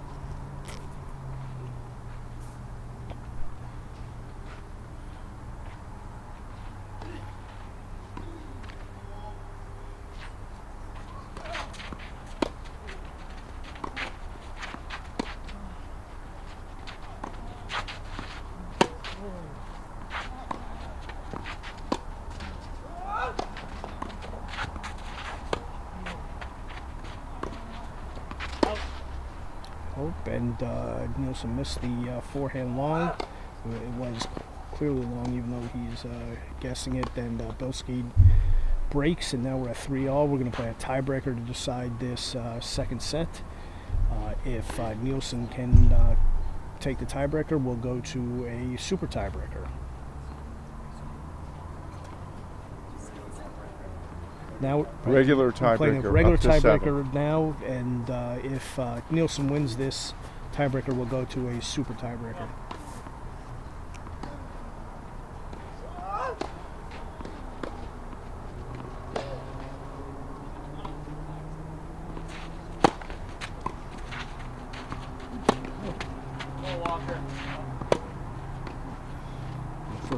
Bilski draws first blood there with Nielsen pushing the forehand long. If I'm Bilski, I'm doing everything to keep Nielsen at the baseline. I'm also going to do everything I can to make him hit as many backhands, make Nielsen hit as many backhands as possible. But once Nielsen is able to step in and take the ball early, that's where he's able to push Bilski around the court. So if I'm Bilski, I'm trying to hit the ball as deep as possible. And wow, what a great return there from Bilski. Then Nielsen loses his footing there, winds up on the deck, and he looks to be all right. But he's going to have to towel off some of the clay there. Was that loss of footing or a dive? No, that looked like it was loss of footing to me. The courts might be a little bit slippery at this, late in the afternoon here. It's been a hot, warm day. They could probably use a little water. I think it looks a little bit worse on the TV on the camera than it does in person, but of course, definitely I they've had a must lot say, of it play. looks a lot worse on the TV. Yeah. It doesn't look bad in person.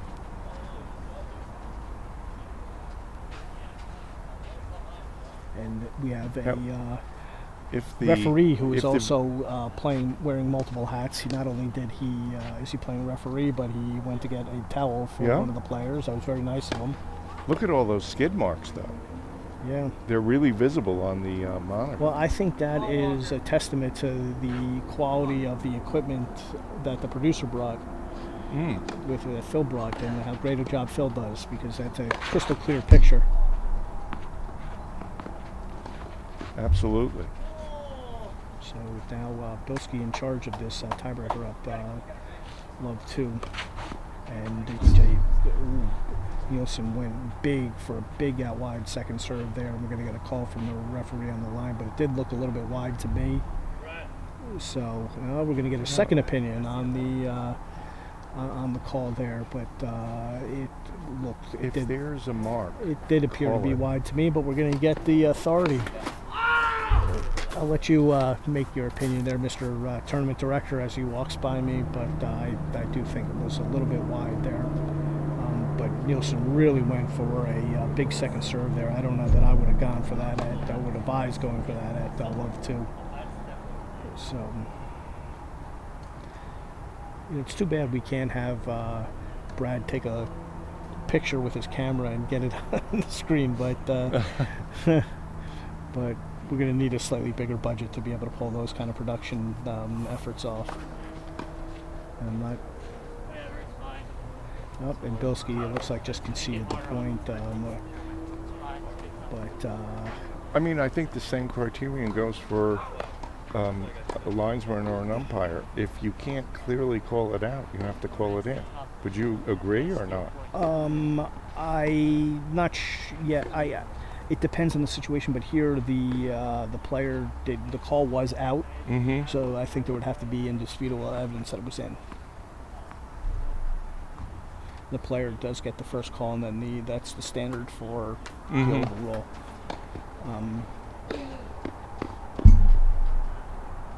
But what I don't like is this long stoppage in play.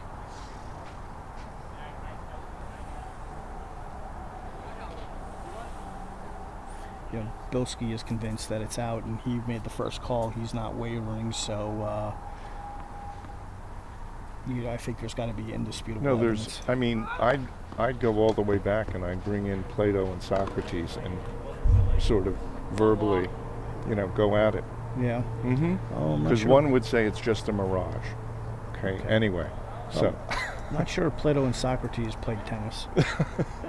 But they did debate other things where Absolutely. they disagreed. Yeah. They did, and I did take philosophy in college, so. It's actually a funny story. Nobody told me before I showed up at St. John's that I was going to have to take 3 religion classes and 3 philosophy classes. Oh, wow, So, that's a surprise, yeah. huh? So, I remember my coach at the time, I said to him, I said, you never told me I had to take 3 religion classes, and here I am at a Catholic school, I'm Jewish.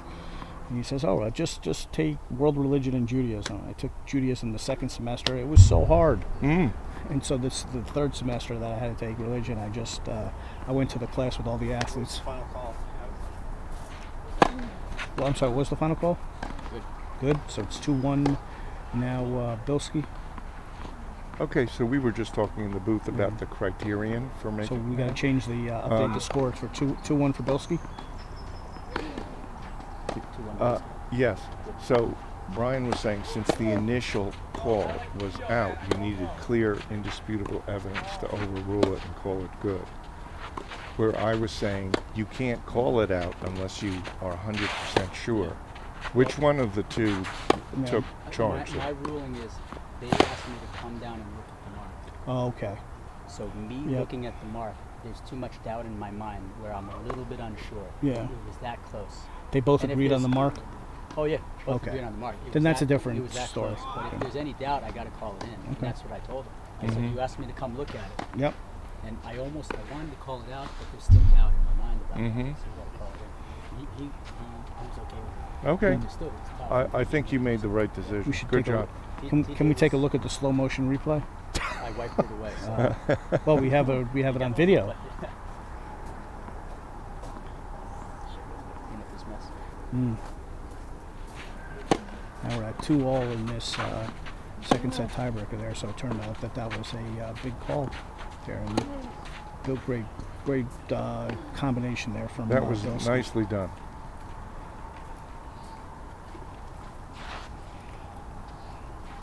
So we're coming up on 5 hours and 45 minutes on the air today, Bob. It's pretty good work today, wouldn't you say? Hard work. Usually there'd be another team that comes in. Yeah. Yes. Yeah. We should. Next year we got to do a better job of organizing and negotiating our contracts. And well, see, that's Great shot. That's exactly what Nielsen needs to do. He needs to force the short ball and come and take time away from Bilski. Mm-hmm. So 2 players will change ends at 3-all. In the second set with Bilski taking the first set. If Nielsen can pull out this second set tiebreaker, we'll go to a super tiebreaker. And the implications here are big, fellas, because the loser of this is certainly out, and the winner has a slight chance of moving on to the semifinals. It's going to be tough, but unless you win this match, you have no chance. It looks like Gurmendi and Oberg are still battling it out there on court 9. Hopefully we'll get a little bit of a look at that match. As I mentioned, the two of them agreed to move over to court 10 so we can get the end of that match on the live stream if they're still playing when this match ends. But this match is continuing on for quite a bit and could continue on for another 20 minutes or so if these two have to go to a super tiebreaker. Right.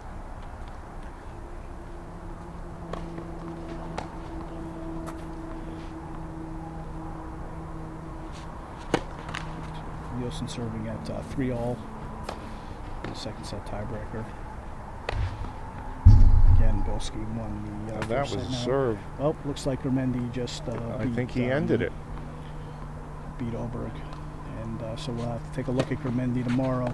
So we didn't get to see either of the top 2 seeds today, either Dean or Gurmendi. I'm hoping to get a look at Dean against Kushnerovich, but Kushnerovich had to pull out. So we'll see these two gentlemen, Gurmendi and Dean, tomorrow. They will probably be in opposite semifinals, so hopefully we'll have to choose wisely. But Gurmendi is just absolutely blowing through this field so far. So Nielsen now up 4-3 in this second set tiebreaker, trying to get this to a third set super tiebreaker.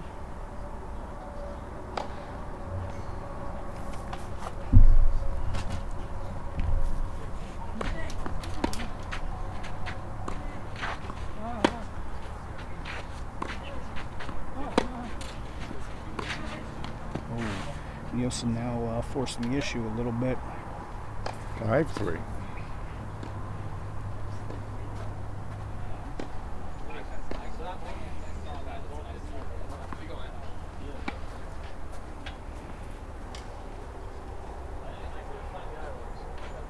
So now we have Nielsen taking control of this second set tiebreaker here with a opening, trying to get this to a third set super tiebreaker.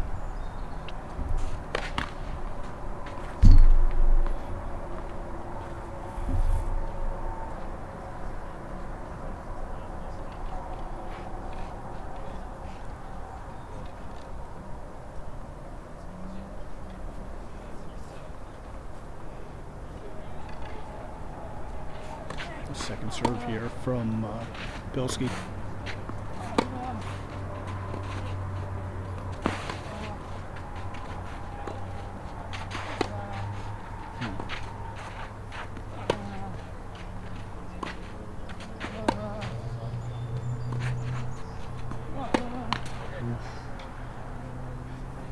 Nielsen a little late setting up for that forehand there, so now he'll be serving at 5-4 with a chance to serve out this second set tiebreaker. I'm just feeling Bilski's not going to go away. He's a little too solid. Even in this tiebreaker, he's down. He's pretty solid. So Brad told me that you guys wanted to chat. Yeah. So we're going to be joined by Alexis Gurmendi in a moment, right after this second set tiebreaker ends. Yeah, right after the tiebreaker. Alexi, Alexi, why don't you take the microphone, put on the microphone here, if you could clip that to your shirt there.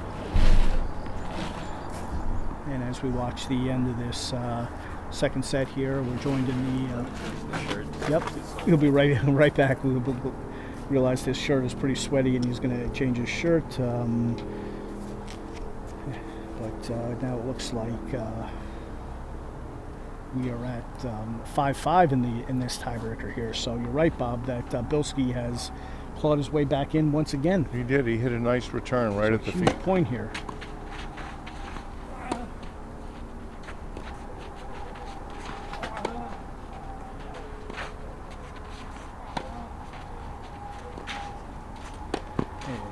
And Nielsen, wow, did he put a little emphasis on that volley there, and we got a little bit of a racket throw there from, I think the racket kind of slipped out of Bilski's hands there, but just kind of slipped out of his hands and wound up on the other side of the court.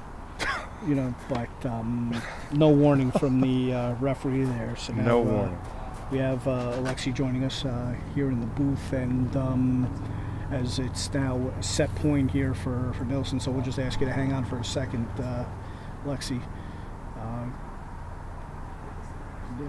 Now Bilski serving down set point here in this second set tiebreaker at 5-6.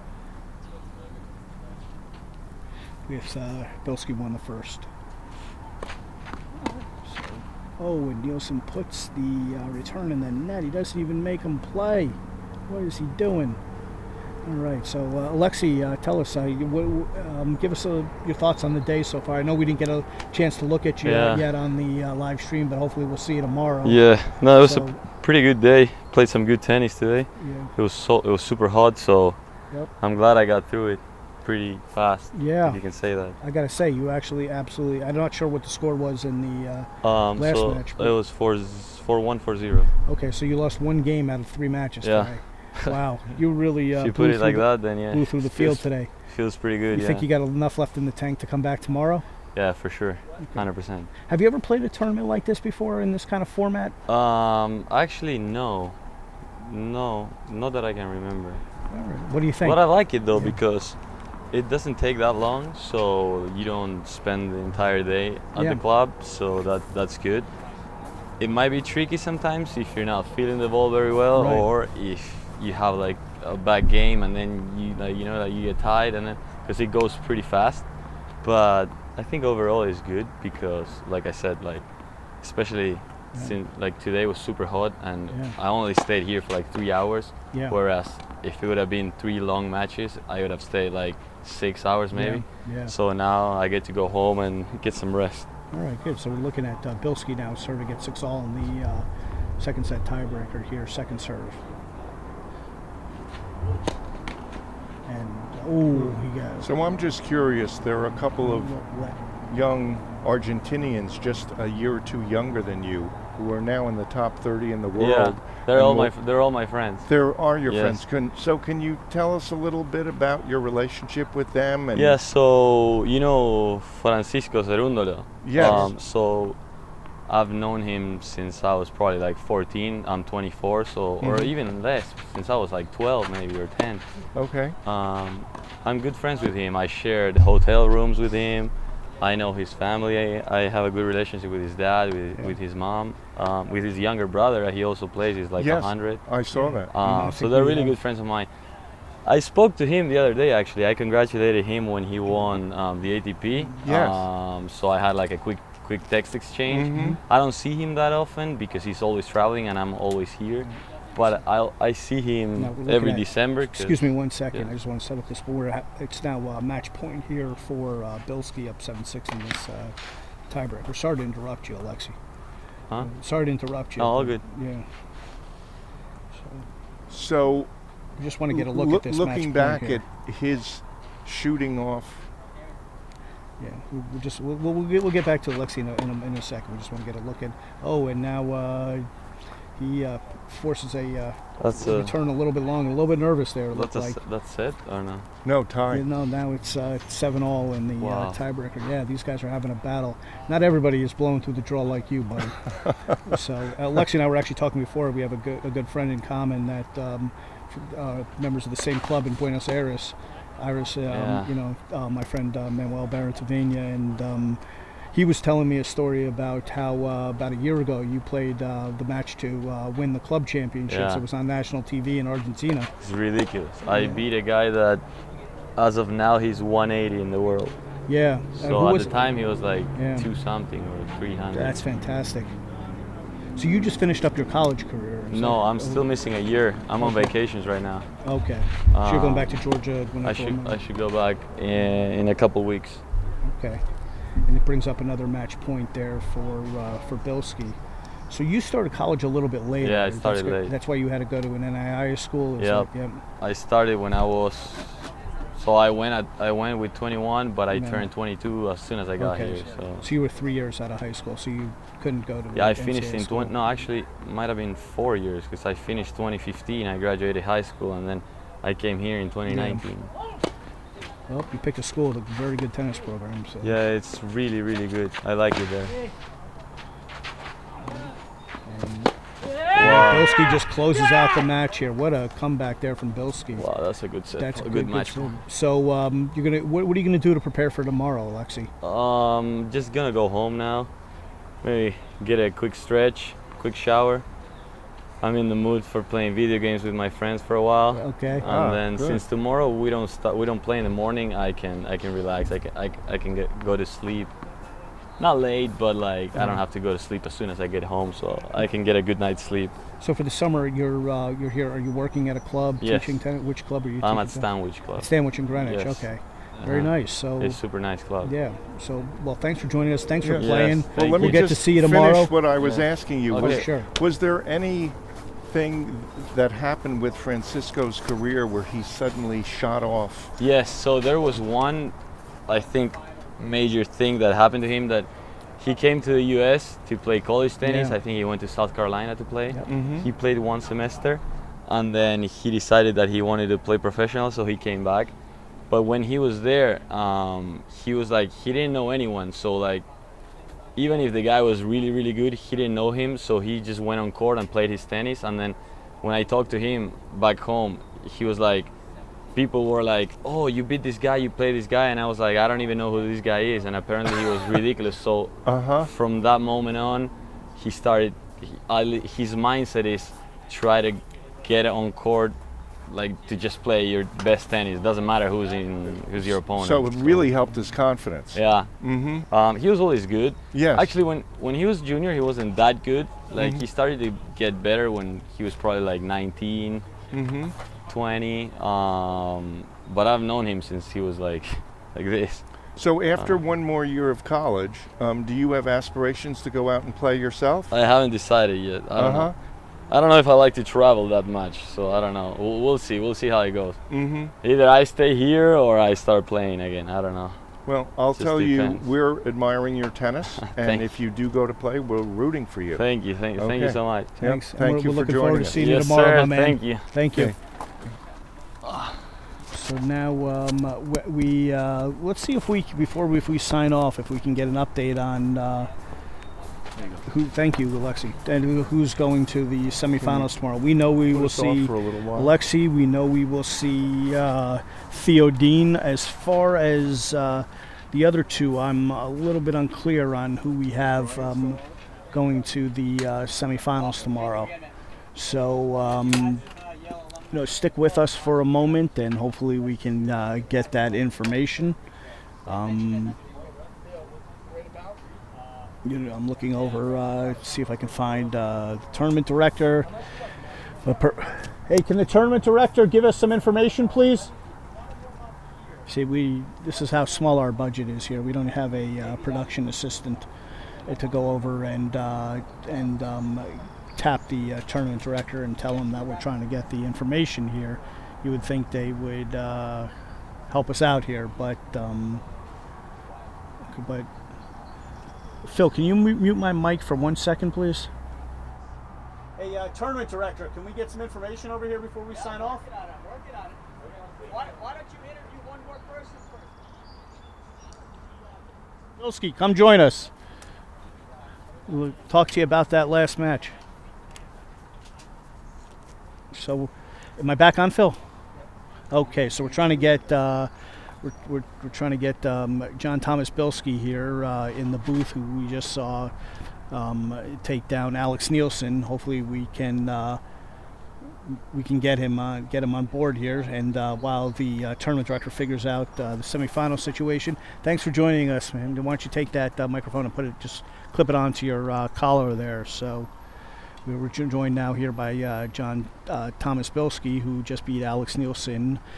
And great comeback there in the second set, my man. That was really well done. You really had a little bit of a lull after you won the first set, and then you just stuck around and kept fighting, and were able to get back in there and close out the match in 2 sets there. So tell us, what are your thoughts of on the day in the tournament so far? Yeah, it was a great tournament. I mean, first match I got to play a really solid player. I think he plays really high at Yale, so I mean it's always a good match. Great to play these men's opens because I get to play these Division I college guys, and really just get to improve my game and see if I can get closer to that level. I got to play another one of these types of tournaments last weekend and got to play some more college guys, so it's just great experience before I head to Wesleyan this year. Yeah, we noticed, I went back and I looked at your record and noticed you made a great run last week at the tournament up in Poughkeepsie and lost to Alexei in the finals, I believe. So that's well done, man. Tell us about yourself. You're going to be a freshman at Wesleyan. Yeah, I'm going to be year? a freshman at Wesleyan this year. Yeah. And where did you play your high school tennis? So I did a school called Dwight Global. It was an online school. Right. I decided to go online to focus on my tennis when I was in about 8th grade. At the time, I was a blue chip recruit in around 2018, 2019, so I was pretty up there. And then, so I decided to try and improve my tennis, by going online. Didn't exactly, happen not exactly as I planned it, because I dropped a little bit over the past few years. Just had some, ups and downs, but I still love playing, and I'm just looking to, keep improving as much as I can. So what went into your Wesleyan? You're going to Wesleyan, which is a Division III school, very good academic school. What went into your decision to go the Division III route versus maybe the Division I route? Or I had offers from both the Division III and Division I. Some Patriot League schools in the Division I had some opportunities, but I just decided Wesleyan was a great fit. One, the location, I liked that I wasn't so far from home. And two, I just love Coach Freed, the coach over there. He's a great guy, and I just really like the team. And I think playing for also the opportunity to play, and possibly the NCAA's in Division III. I think I have that level to do that. So those are kind of my goals to in the team. Obviously, you want the team to come first, but also in the individuals, to see if I have a shot, sometime in my 4 years. Okay, great. Yeah. Well, So I just have a quick question about the last match that we just watched.